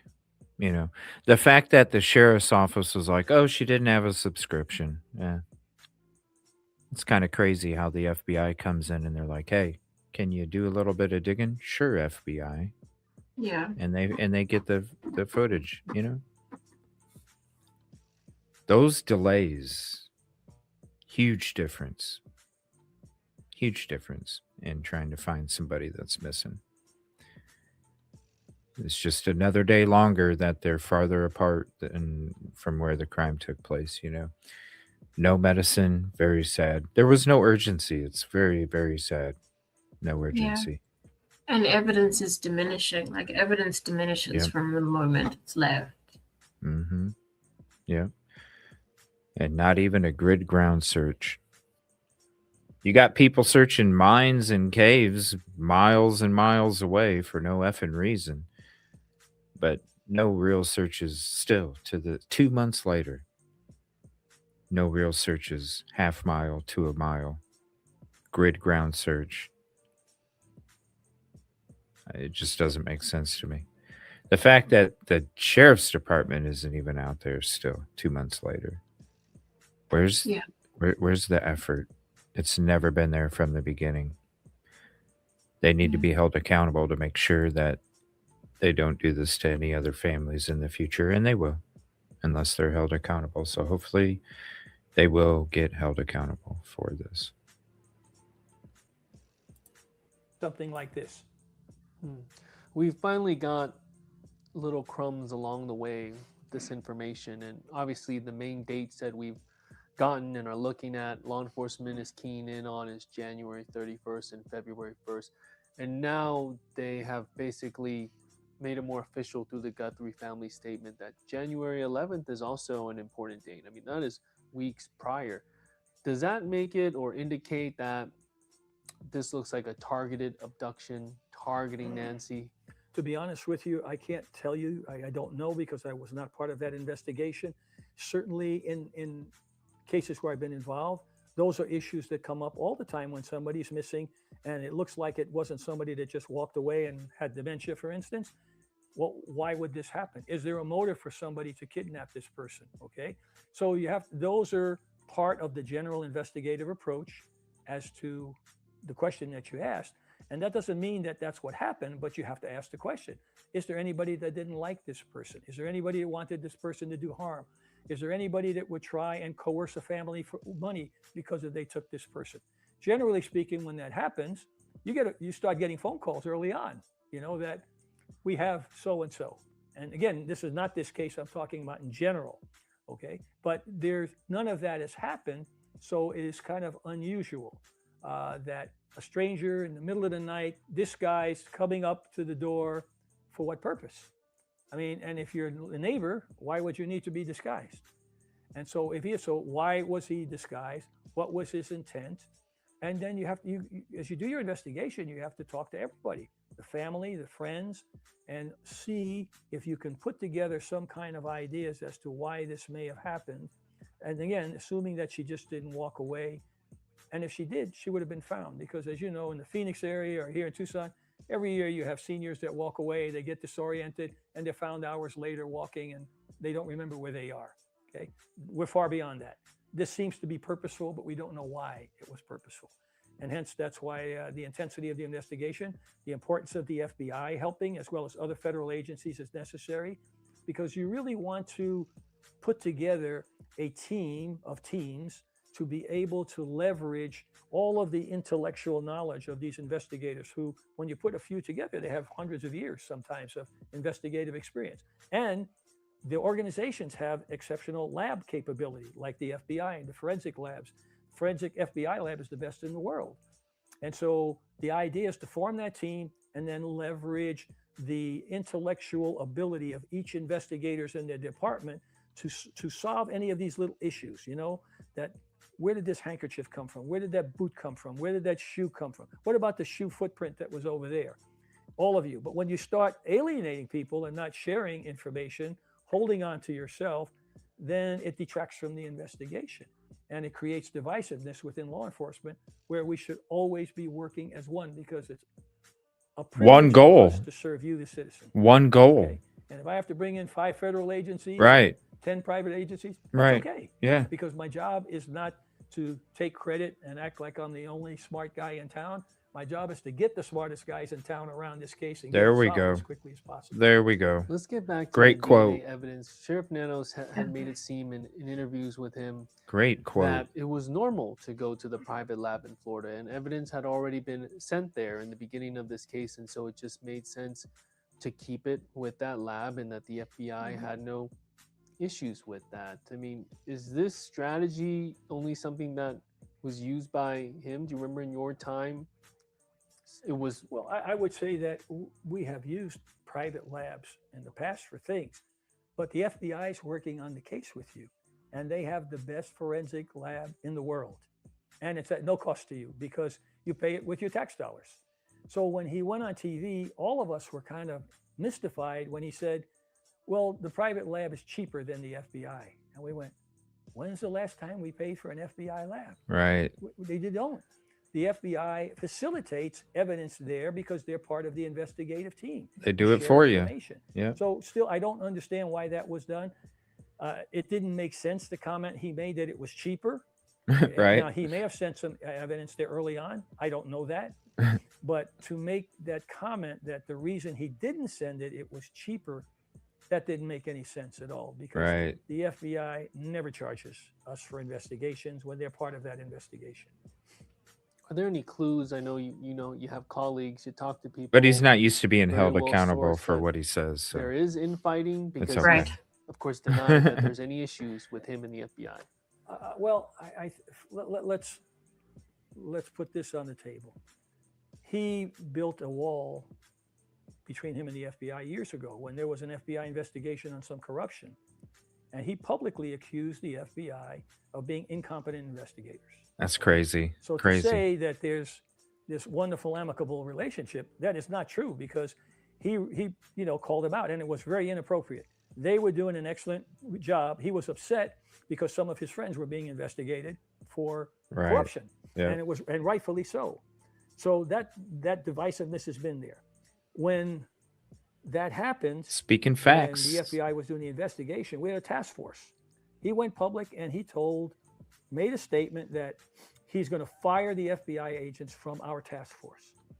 It's like, why? Well, because he disagreed about this investigation.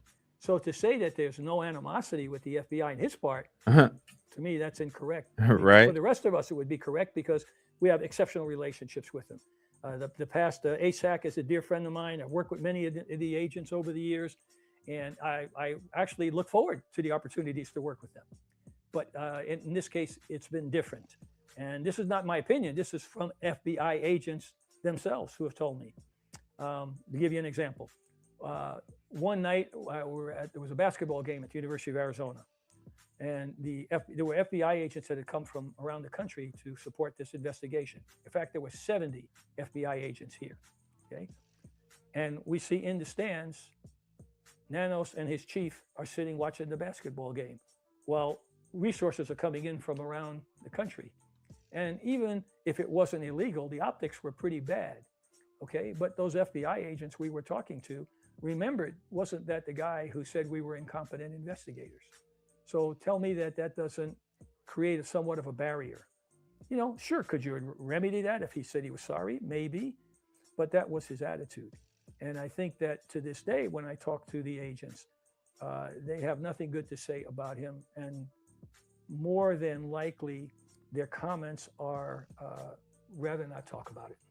So there's always been negative vibes despite the administration, whatever year. Make it clear, negative vibes that he caused, not the rest of us. Because all of the rest of us, we work with the feds, DEA, ATF, FBI all the time. And I gave you a specific example. This is public information. It's not my opinion. He said he accused them of being incompetent investigators during their investigation of corruption. He did. And then he threatened We played the video. to fire, quote unquote, the FBI agents working on our joint task force, a crime task force. Okay. So how does that engender collegiality? Right. That's the point. In your mind, has How this did he get the become position? a recovery mission when it comes to Nancy Guthrie? I think, I don't want to say recovery. It's an active investigation. The issue is that for an elderly lady who's with medical problems, on medication to sustain life, what's the likelihood? Yeah, Unless day She 60. has some benevolent captor who's feeding her and giving her medicine. Even day 10. That's the problem. Day So the further 7. out you get, the less likely it is it'll be Yeah. a happy ending. But I know that my colleagues who work both on the federal and state and local are all hoping that this will be an exception. Right. Just the horrific thought of somebody stealing your mother. I mean, forget about a case. Yeah. It's just, you come home and mom's gone. And Yeah. it's just heartbreaking. And I think that's where the attention of this case should be. Somebody's mother got stolen. And all of this divisiveness is not helping to solve the case. We down here have a very good relationship and a very good history of aligning with 20 other or so departments law enforcement departments and federal agencies solving crimes. Not uncommon. We don't have these problems, except here it's become somewhat divisive. And so I think that most importantly, all of our efforts should still be focused on finding Savannah's mom and staying united as much as we can, both for the mission of finding the mom and showing the public that we work well together to solve complex problems. That's important, because if we don't have public trust, we cannot function as a viable law enforcement agency. And you know the Guthrie family. Yeah, well, I've met them before. Savannah, I knew very well. She interviewed me a number of times. The mom I had met years ago, but I can't say I really know them. Savannah, I knew very well before she left Tucson quite a few years ago. So she sat across from you many times Yes. and talked to you. Yes. I mean, how did this become surreal for you when this investigation began? Like, well, this is really happening. This is a story. You can't make this up. Yeah. Though the first thing that came to mind, I just remember Savannah as a junior reporter when she would come out and interview us, whether it was a SWAT call or emergency or something, And she was just a nice young lady. That's just what I remember. And I didn't know her mother back then, but I just remember she was a local kid who did well, and then she went to New York, and she did very, very well. So it was. I would say it made it more personal because we actually knew the family, we knew her, and it wasn't simply another missing person. Yeah. And Yeah, they knew her. There is a recall effort against His the sheriff community. that is happening as we speak. This may be an easy question for you. Do you feel like he should be removed from this investigation? Well, it's not up to me to decide that. I would say that I have questions as to how he handled the investigation and the relationships. And the questions arise not from my part of the investigation, because I'm not, but the public disclosure that you all have brought forward, and speaking to agents and law enforcement officers who I know are involved, who I think a fair statement would be very disappointing and embarrassed at the lack of leadership. Now, I want to qualify that. The detectives doing the investigation, they're good, they're doing their job. It's not like the investigation didn't take place, but we added a layer of confusion because of ineptitude by a person who kept changing the story, making comments about not, like I said, I'm not used to being held accountable for my words. That detracts from where we're supposed to be.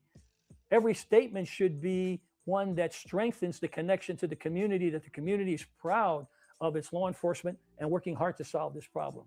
So you have these two things going on.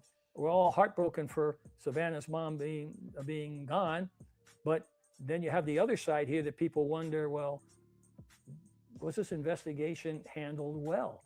What the leadership there? And these are the questions that keep popping up. And when you erode the trust, you are less effective in anything you do, especially law enforcement. And so that's the sad part for me. And I think that I've heard about the recall, and we'll see what the people say.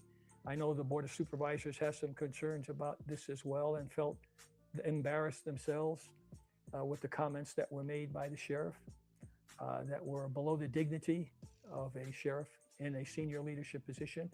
And I know the FBI agents I've spoken to felt that they were not treated as peers often in this job, where they were ready to do anything and everything, which they did, but they didn't feel they had to work as hard as they did to circumvent some of the challenges. Mr. Carmona, thank you for your time and your insight. Appreciate Yeah, that was a great interview. Very, very good interview. Yeah. Said I think a lot of stuff that all of us have kind of felt or said when it comes to this investigation. And it kind of brings me back to the first episode that we did when we were covering it. And Tech Death came in and said right from the beginning, yeah, this guy's got an ego problem. Somebody that's all the way on the other side of the country even knows the reputation of Sheriff Nanos, Yeah. That's crazy. And I mean, it just shows that it's been coming up the whole time. Like the first time we covered it, and it's just every single time that that means that there really is something to it. Like if it's just every episode people are reiterating the same point. Yeah, like everybody knows. Everybody knows. So this is the last segment of the episode. I'm going to be playing it at 1.25 speed. So I'll give you the link to this so you can have it for yourself as well. So there's that link. Again, I'll be playing it at 1.25 speed. This is the Nancy Guthrie roundtable discussion of the anchors and the people that worked on this. So I'm really interested to hear if we get some personal opinions on what they have to say. Also, we'll be doing an episode tomorrow morning. It'll start a little later than the one that we did today, but we're going to be having an episode. Brian Enton, again, is going to be doing the episode on The Insider. Oh, 1 second. Is going to be doing an episode on the Arizona Insider. That'll be later tonight, 10 o'clock Eastern, 9 o'clock Central. And so that probably won't come out on YouTube until maybe 11 o'clock Eastern, 10 Central, maybe a little bit later than that.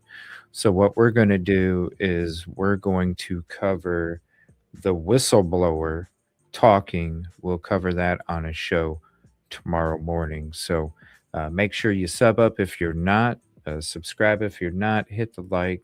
Also, make sure you hit the notification bell as well. That way you get notified when we do put out that scheduled live stream for the morning. And I can't wait to hear what this Arizona Insider has to say. I have a feeling it's going to crack open that egg that it is going to start leading to the doors that then open up to the corruption that has been taking place for so long over there. All right, so we're going to switch to this. This is the roundtable of the people from Fox 10. Hopefully we get some opinions. Hopefully. Oh, 1 second. I want to say thank you to Molly Taylor for the 1999 super chat, and thank you. Let me go ahead and throw this up there for you as well. Thank you for being a part of the community, and thank you for your contribution.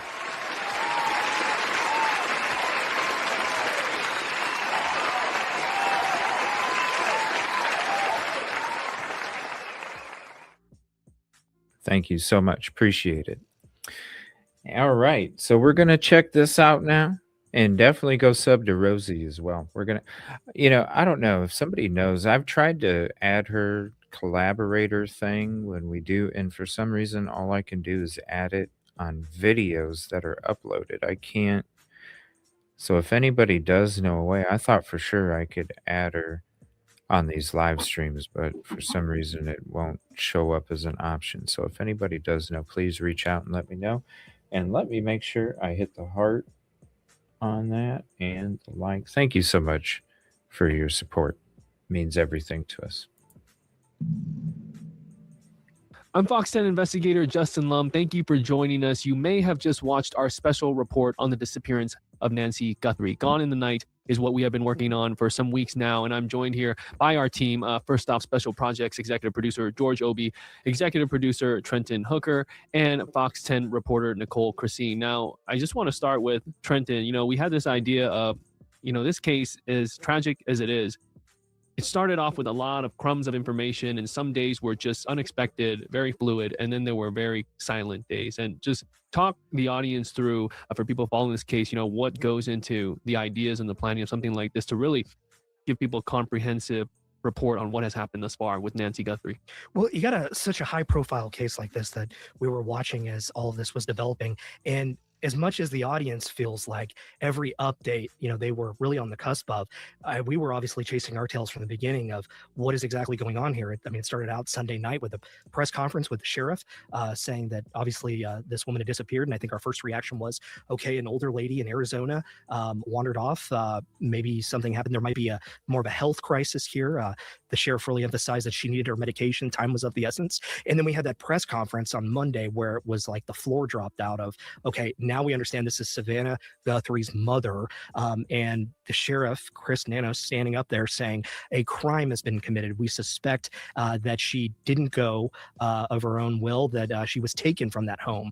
And then we were chasing, obviously, all of the details there. We had so many of our crews out there. And as we started having these bombshells that were released, and then the gaps, the silence from the authorities with trying to even understand what pieces they were giving us and how they connected to the overall story.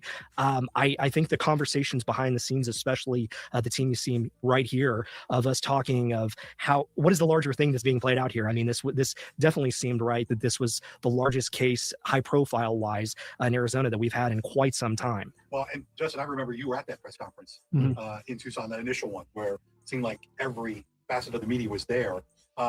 Curious to see what, there's a lot of discussion that goes on before the official press conference and then afterwards.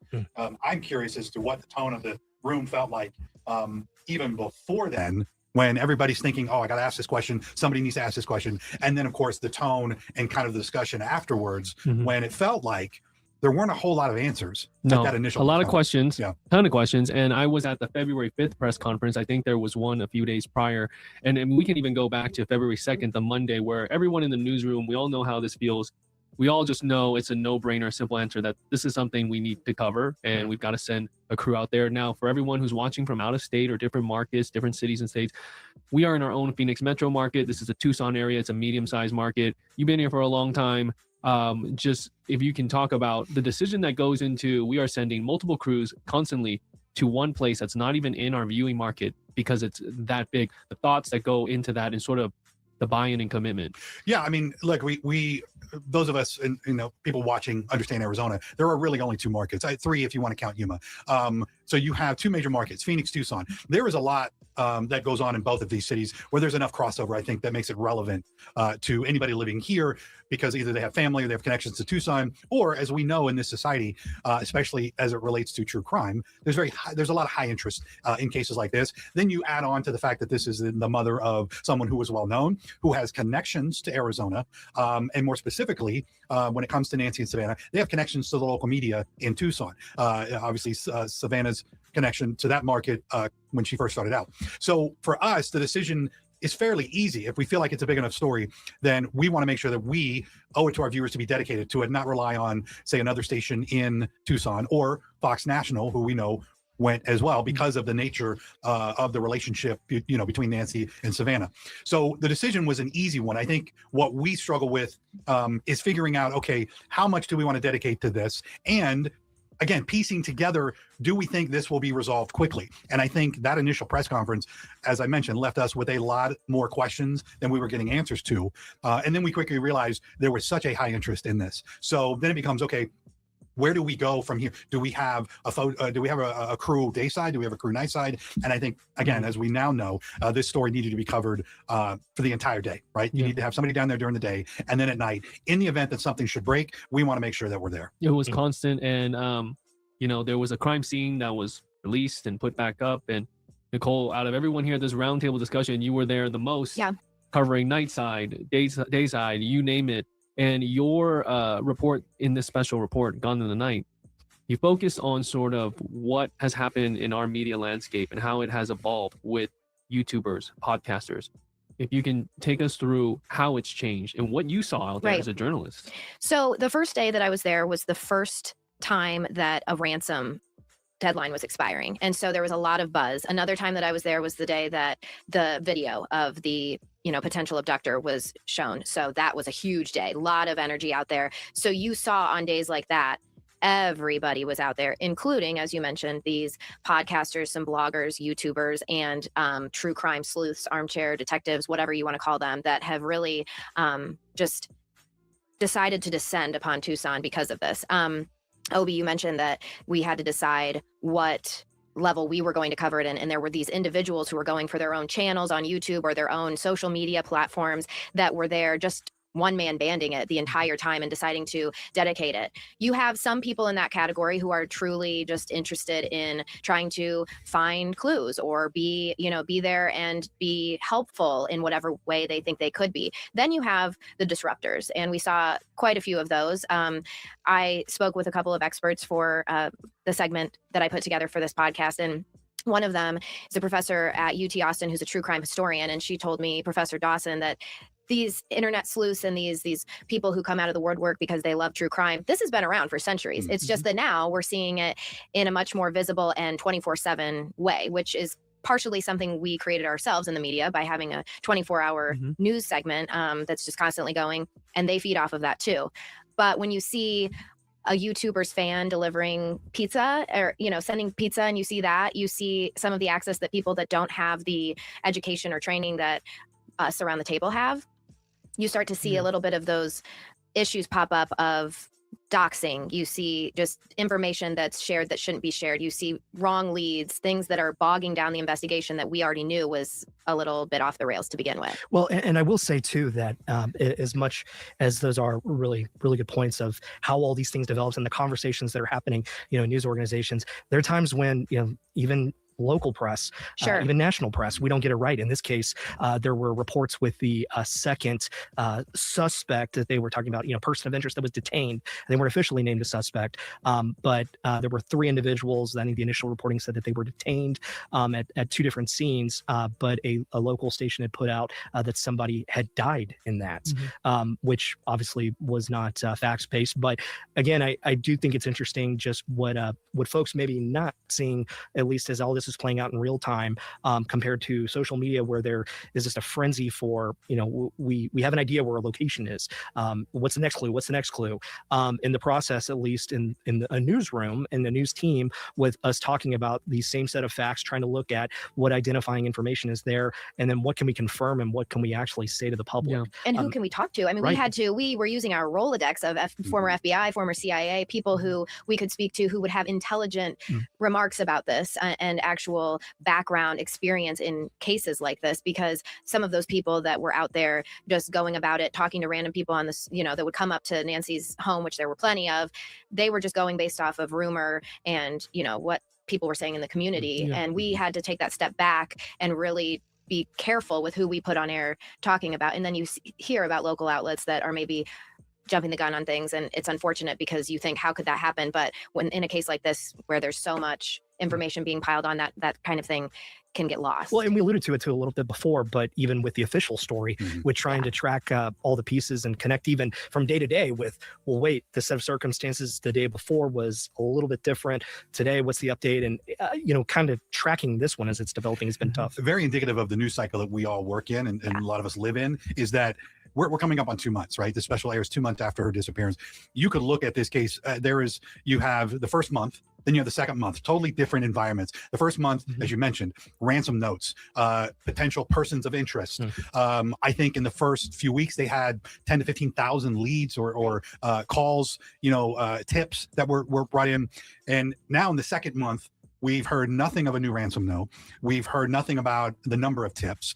We have no new evidence, right? That first week or 2, we had surveillance video. As you know, being in the neighborhood, we had people talking, people submitting, they might check into this, check into that. And then in the last month, we've heard little to nothing. I've joked with Justin, we still get calls into our newsroom from people who are just, you should check on this and you should check on that. But even that has died down considerably in the last month. And then you hear our web team will give our top stories on the web every day, and still it's Nancy Guthrie. So there's still that public interest. People are still clicking on the story, I think, every day just to see if there's anything. But you're absolutely right. I mean, none of our crews have really been down other than to work on this special in the last few weeks. And we have no sign that Sheriff Nanos is going to give any sort of update or just a status for everyone to, dial into and find out something. And it's important to remember too, you have 2 agencies, if you will. You have the FBI and the Sheriff's Department. We don't know what the relationship is. We've heard some rumors. We've seen kind of how they're working together, but also how they're working separately, especially when it comes to DNA. And so I think people on the outside looking in, that should be taken into consideration, is hopefully they're cooperating and sharing evidence. But at the end of the day, everybody's trying to figure out where she went, what happened to her. And I think it should be noted that, again, we are looking, if you go back the last 4 weeks, we haven't really learned anything new. We have nothing groundbreaking in this case. Doesn't mean they don't have anything, just means they haven't released it to the public. Yeah, especially when you have the FBI involved. There's a lot of things that they hold close to the chest.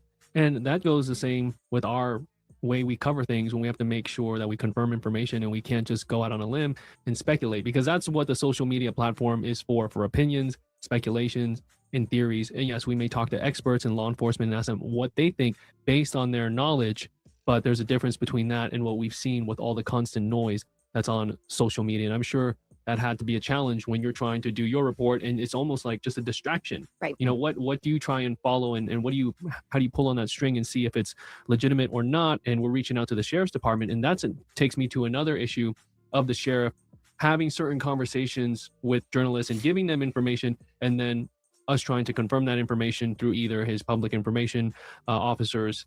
And it just became this, it was so much noise in the press conferences that stopped. And the only way that you could really get that info is by taking that exact nugget and getting it confirmed, or maybe hoping that Sheriff Nano's replied to you. And I think that's one of the dangerous things about the lack of a press conference versus the one-on-ones is we found in several times, I'm sure you saw when you did the one-on-one and then saw others, there were different ways that he would word different things. Exactly. And so then you've got everyone between all of the different news outlets and then all of the crime sleuths online just dissecting every word. And if you say one word differently in this interview than this, it's kind of our job to dissect that and try to find out. And it's certainly what the internet's going to do too. So that's why, one of the reasons I think we were hoping he would have a press conference is so that everyone can ask what they want to hear and he can give a response versus these individual, sometimes tweaked answers to things. And the last real press conference involved. Yeah, and I'm going to pause it right there real quick. When it comes to him, he was afraid. He got called out for his initial press conference, how he misspoke on the day. Yeah. He didn't want to be called out again. That's why he was not doing very many interviews, because he speaks out of diarrhea of the mouth. I mean, that's what he has. I think every time he tried to fix what he had previously done, it kind of got worse to the point that he realized that he has to just stop. He's not competent, like everybody's saying. I want to say contribution call out to Karen A. Thank you so much for the $10 Cash App. And let's go ahead and throw that round of applause up there for you as well. Thank you so much. Appreciate it.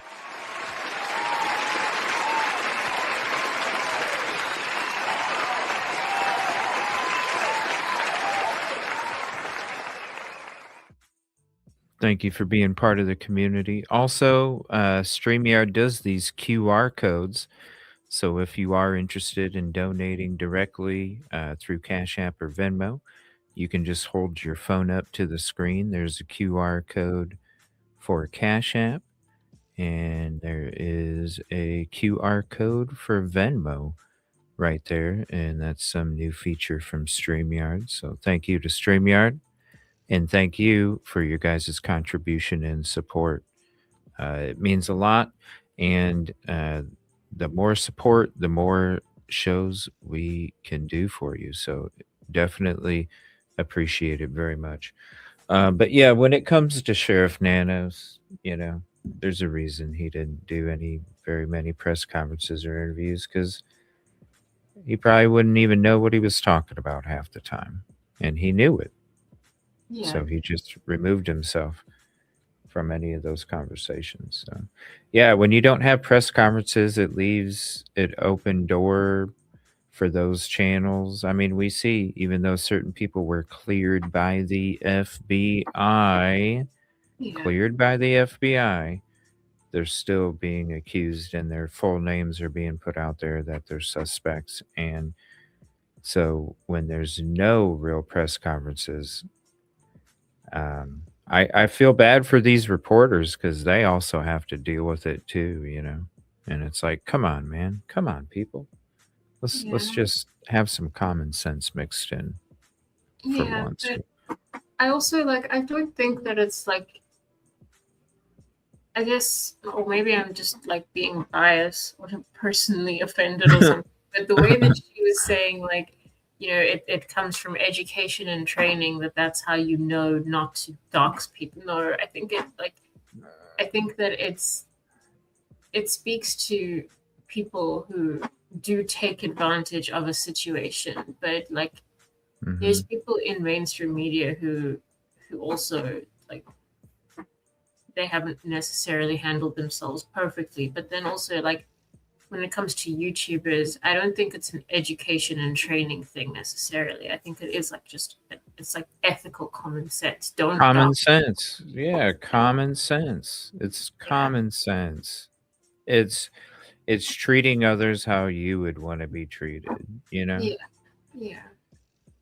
If you didn't have nothing to do with it and somebody was doing a show on you, first name, middle name, last name, going through your Facebook, going through all these different personal things, Yeah. like you're not an investigator. Sit the fuck down. Like, what are you doing? And I There's mean, there's a certain way to investigate and not. You're not helping the police. If you want to investigate things, do it to help the police, not create more hurdles and obstacles, you know?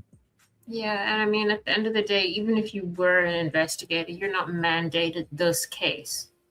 Yeah, It's you not don't have all the information. Yeah, you're not. I mean, like, imagine if police departments started just interfering in other police departments' cases. Like, that doesn't happen because you respect who's mandated the case. And if it's not you, Yeah. then just know your place about it. And like I said, I don't think that's a educational thing. I think that you just, No. some people know that. It's just like when I first started. I knew all the, I knew Yeah. what to do, what not to do, how to do it, this and that.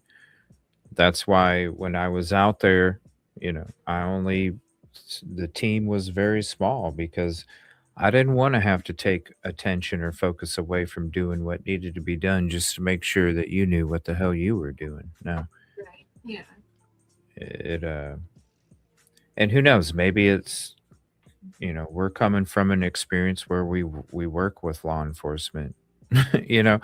They maybe not, but it's just like kind of the point I brought up earlier in the beginning of the show in our first segment, where it was like, look, I had to learn from somewhere, from the start, from somewhere. So, just to say, oh, I'm new, no, that's not an excuse. You need to do your research. You need to, before you start putting it on a phone and pretending, do your damn research, because this is a victim. It's not some candy wrapper. Good morning, Susan. How are you doing? Thank you for hopping in. Appreciate you. Yeah, we got a real early show today. By the way, again, tomorrow, we're going to be covering the Arizona Insider, the whistleblower speaks to Brian Enton tonight. Rosee and I are going to cover it tomorrow morning. Look for the notification to come out later on today with what time we're going to be doing that in the morning. I can't wait to dig into that one. That one, I have a feeling, is going to be very crucial to when it comes to all the foolery that's been taking place from this guy right here. All right, back to this again. This is at 1.25 speed. Thank you for being here. Please hit the like, subscribe if you're not, and share this out to your socials and friends. Help us hit that algo. The FBI. So begs the question, what is the issue or potential rift between these agencies? We talked in depth with Richard Carmona, the former deputy sheriff, who has a lot of criticism when it comes to nanos. You've interviewed him as well, and for this special, it was important to get some insight.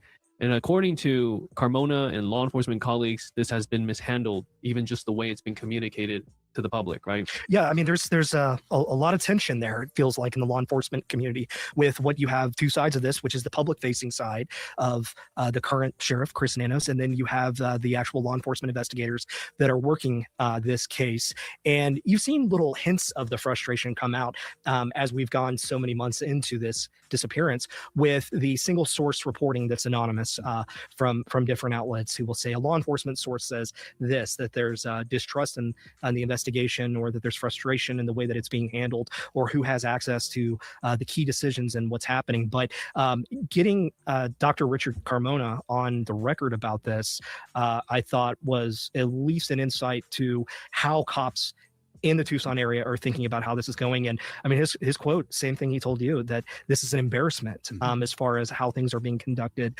that this small community getting this worldwide spotlight, and how the accountability shouldn't change. You know, one thing Sheriff Nunes did say early on in one of the first press conferences was that he wasn't used to having everyone hang on his every word, and being accountable for everything that he's saying. And, you know, Carmona took issue with that and said, how can you not? Which is, why would you say that? And because that's also an insult to your local media, because they are supposed to keep you accountable. And I 'Cause he's a assume that moron. they do their best in interviews. So I don't know why he would say that. I know sometimes you just got to think before you speak. And so that came Just like when he said on day 15 that it could be 10 or 15 years before we find Nancy. On day 15, he's got diarrhea of the mouth.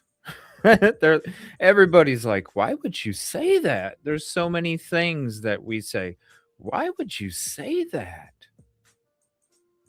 Diarrhea. Oh, wait. I got a special sound here. Hold on. We got some new sounds. Here we go. Diarrhea of the mouth.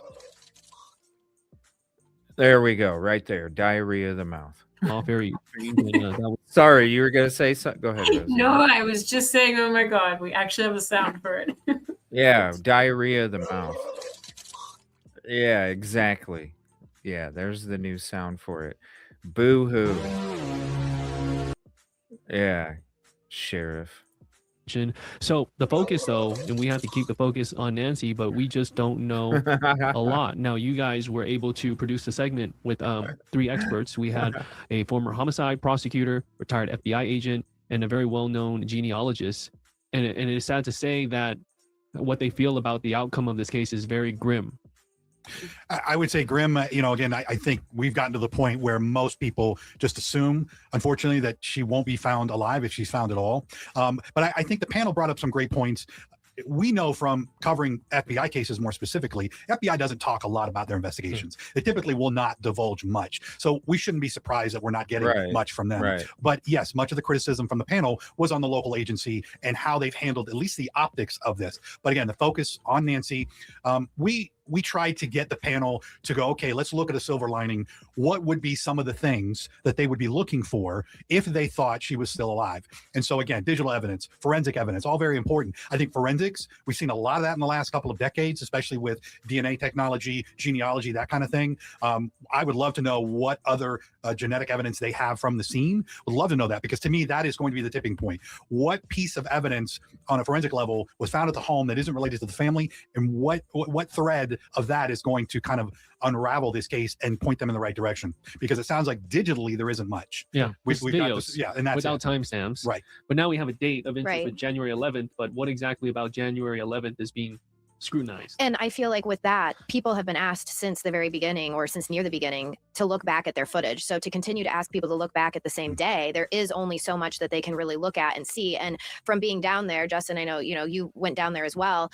And it really is, as they say, it's large lots with a lot of foliage. It's desert landscape. It's dark at night. I mean, you cannot see much in front of you when you are out there past sunset. And this happened in the middle of the night, they believe. So, it was the perfect landscape for someone who wanted to do something like this to be able to go there. And then, she brings up the genealogist. When I talked to her earlier in this coverage, she brought up the DNA confetti. You can imagine, how much mixed DNA there probably is in that home, just from her family, her friends. It sounded like she was a social person. She sounded like she had help in her home for some of her medical needs. And so you know, you think about the video and you think about the DNA, it's a lot to process through. I'm not surprised either that we haven't, you know, heard maybe some of the results yet. I'm sure they're still How pending long to is some it going extent. to take? Yeah. Mixed DNA. And I think Right. it's important when they released the doorbell camera video, you know, that, and my first thought was, well, that's going to generate twice as many tips. Now, is that a good thing or a bad thing?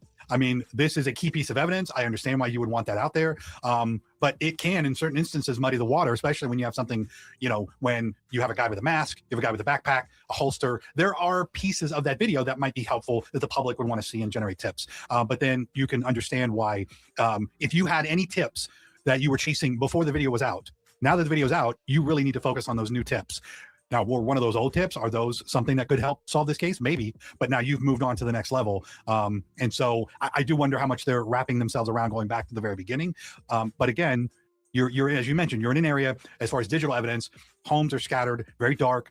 In fact, we looked it up. There are only, I think, 3 or 4 license plate reader type cameras just in that vicinity. What's It's up, like brown eyes girl? 5 to 7 mile radius. So they can't even draw on that. Whereas here in the Valley, we know we have a lot more of those cameras, and those have been used to help solve cases like this. Well, and they said that the total amount of surveillance footage from that night, just with Ring cameras getting the traffic patterns in those foothills, it's tens of thousands of hours to go and review. And I mean, just think about the manpower it is to sit someone down, a tech, to actually review that footage, to go, okay, I think I saw something. I mean, just an enormous task here, obviously, with what we've laid out with the forensic evidence, with the DNA. I did find it interesting with what you were mentioning with when those releases happened with the digital surveillance that was there. Then we felt like we had this momentum, you know, just in that week that happened, which ultimately we know that there were 4 people involved, you know, with what the police were doing that had nothing to do with the case whatsoever, that they said. And I'm curious, at least from a law enforcement perspective,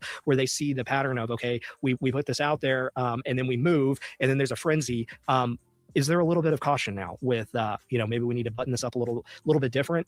But it did, at least from a standpoint, you know, seem like we really had that wave building, and then there was nothing. There was nothing. You know, we've often talked about, you know, having covered these types of cases over the years, just missing persons cases. The amount of resources going into this case does seem a little bit mind-boggling. It's almost like the elephant in the room.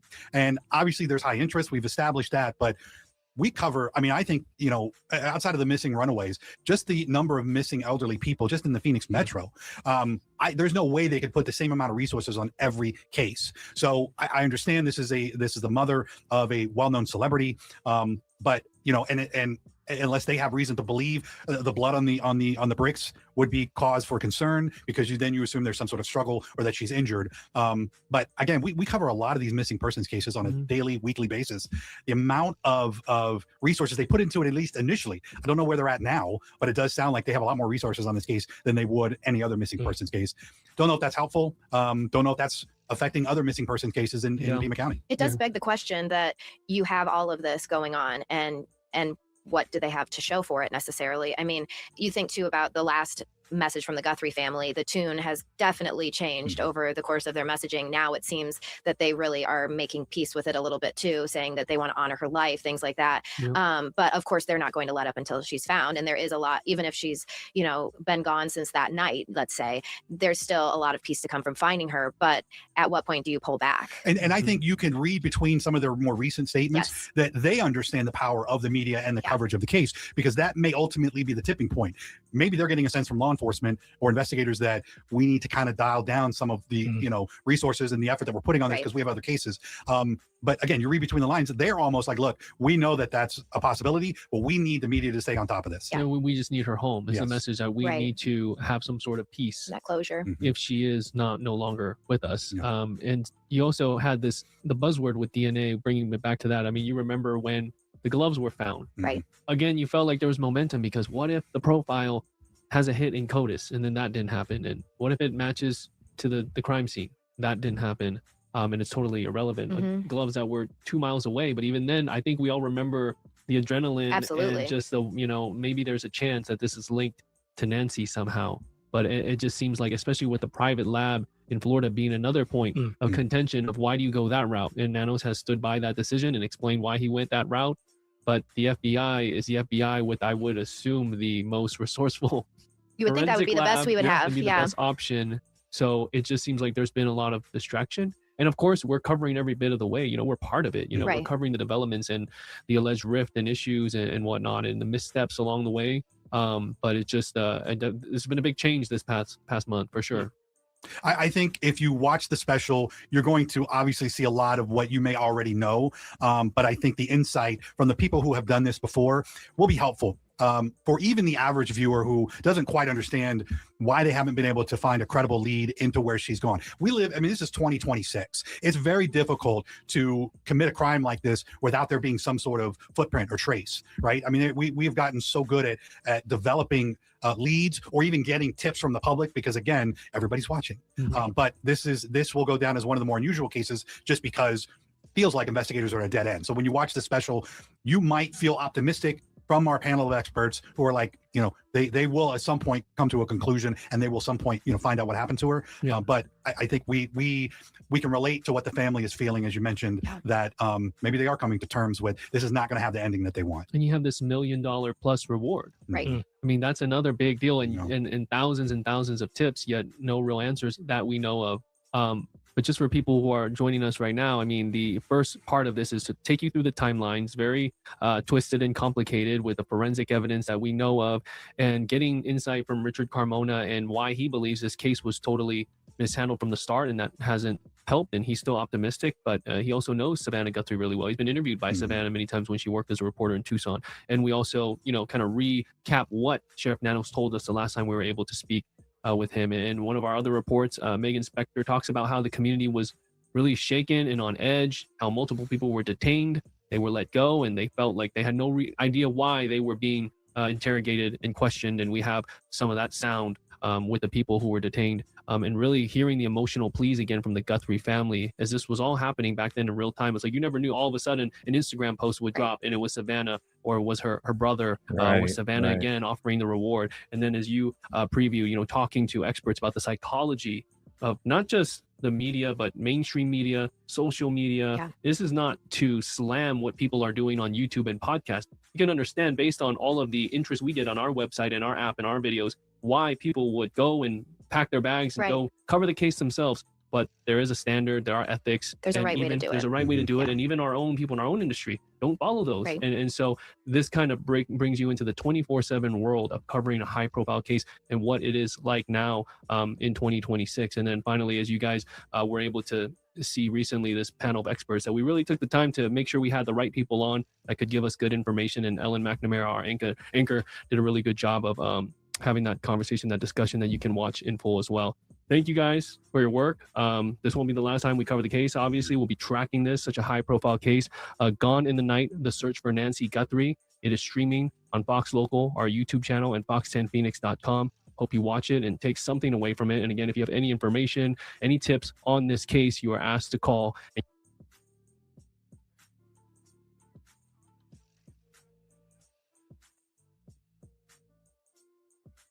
think you're muted. Hold on.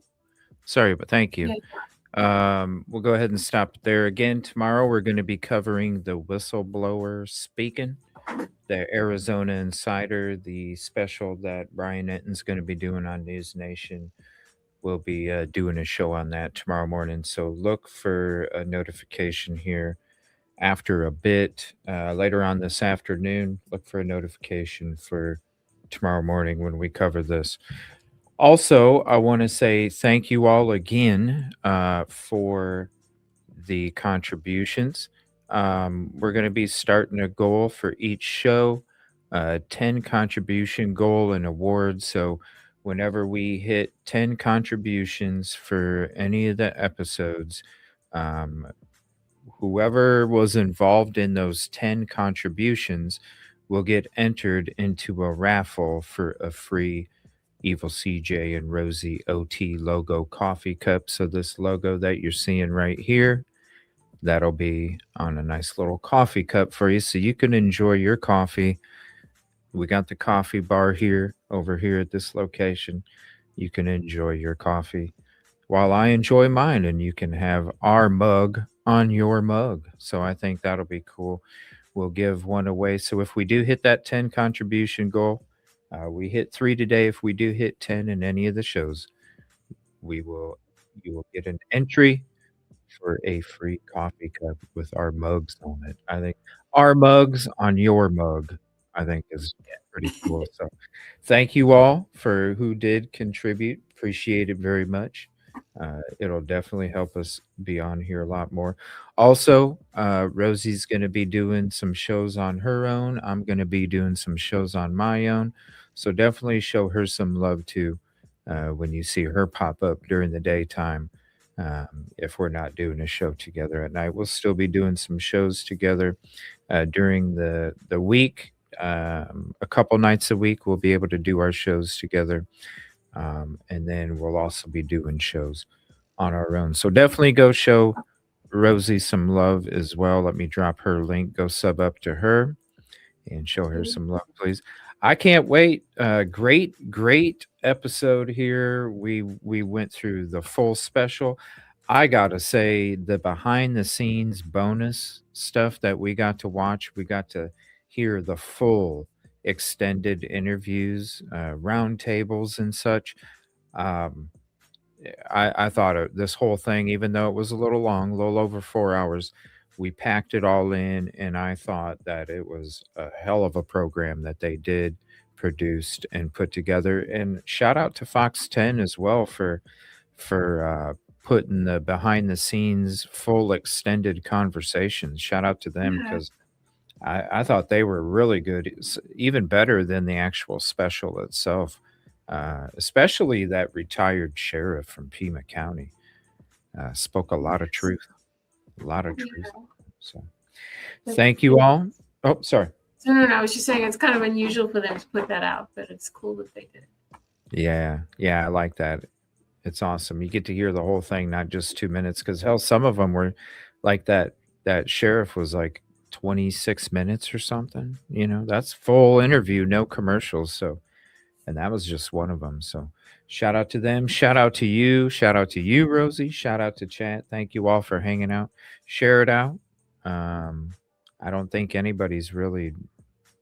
I know that they saw about the special, but I don't think anybody's really seen, especially that sheriff conversation. That was a good one. So hopefully we'll hear more discussion amongst the community, and with what he has to say. It was all truth. No chaser, and that's what you want. So it's unfortunate. Let me go ahead and end this poll. Let's see what the poll says for, do you think the Guthrie family will file a lawsuit against the Pima County Sheriff's Department? We had 45 votes, 56% yes, 44% no. That's a very close poll there. Yeah. I'm shocked. I would assume that most would have voted for the lawsuit, but it's almost a 50-50. So that's interesting. I'll have to do, let me screenshot that poll. Maybe we'll do an episode coming up here in a few days where I open up the phone lines and let me know why you don't think they would. I want to hear that. Thank you all for being here. Thank you, Rosie, for hanging out with us as well. And I can't wait to see you guys tomorrow. It's going to be a good one.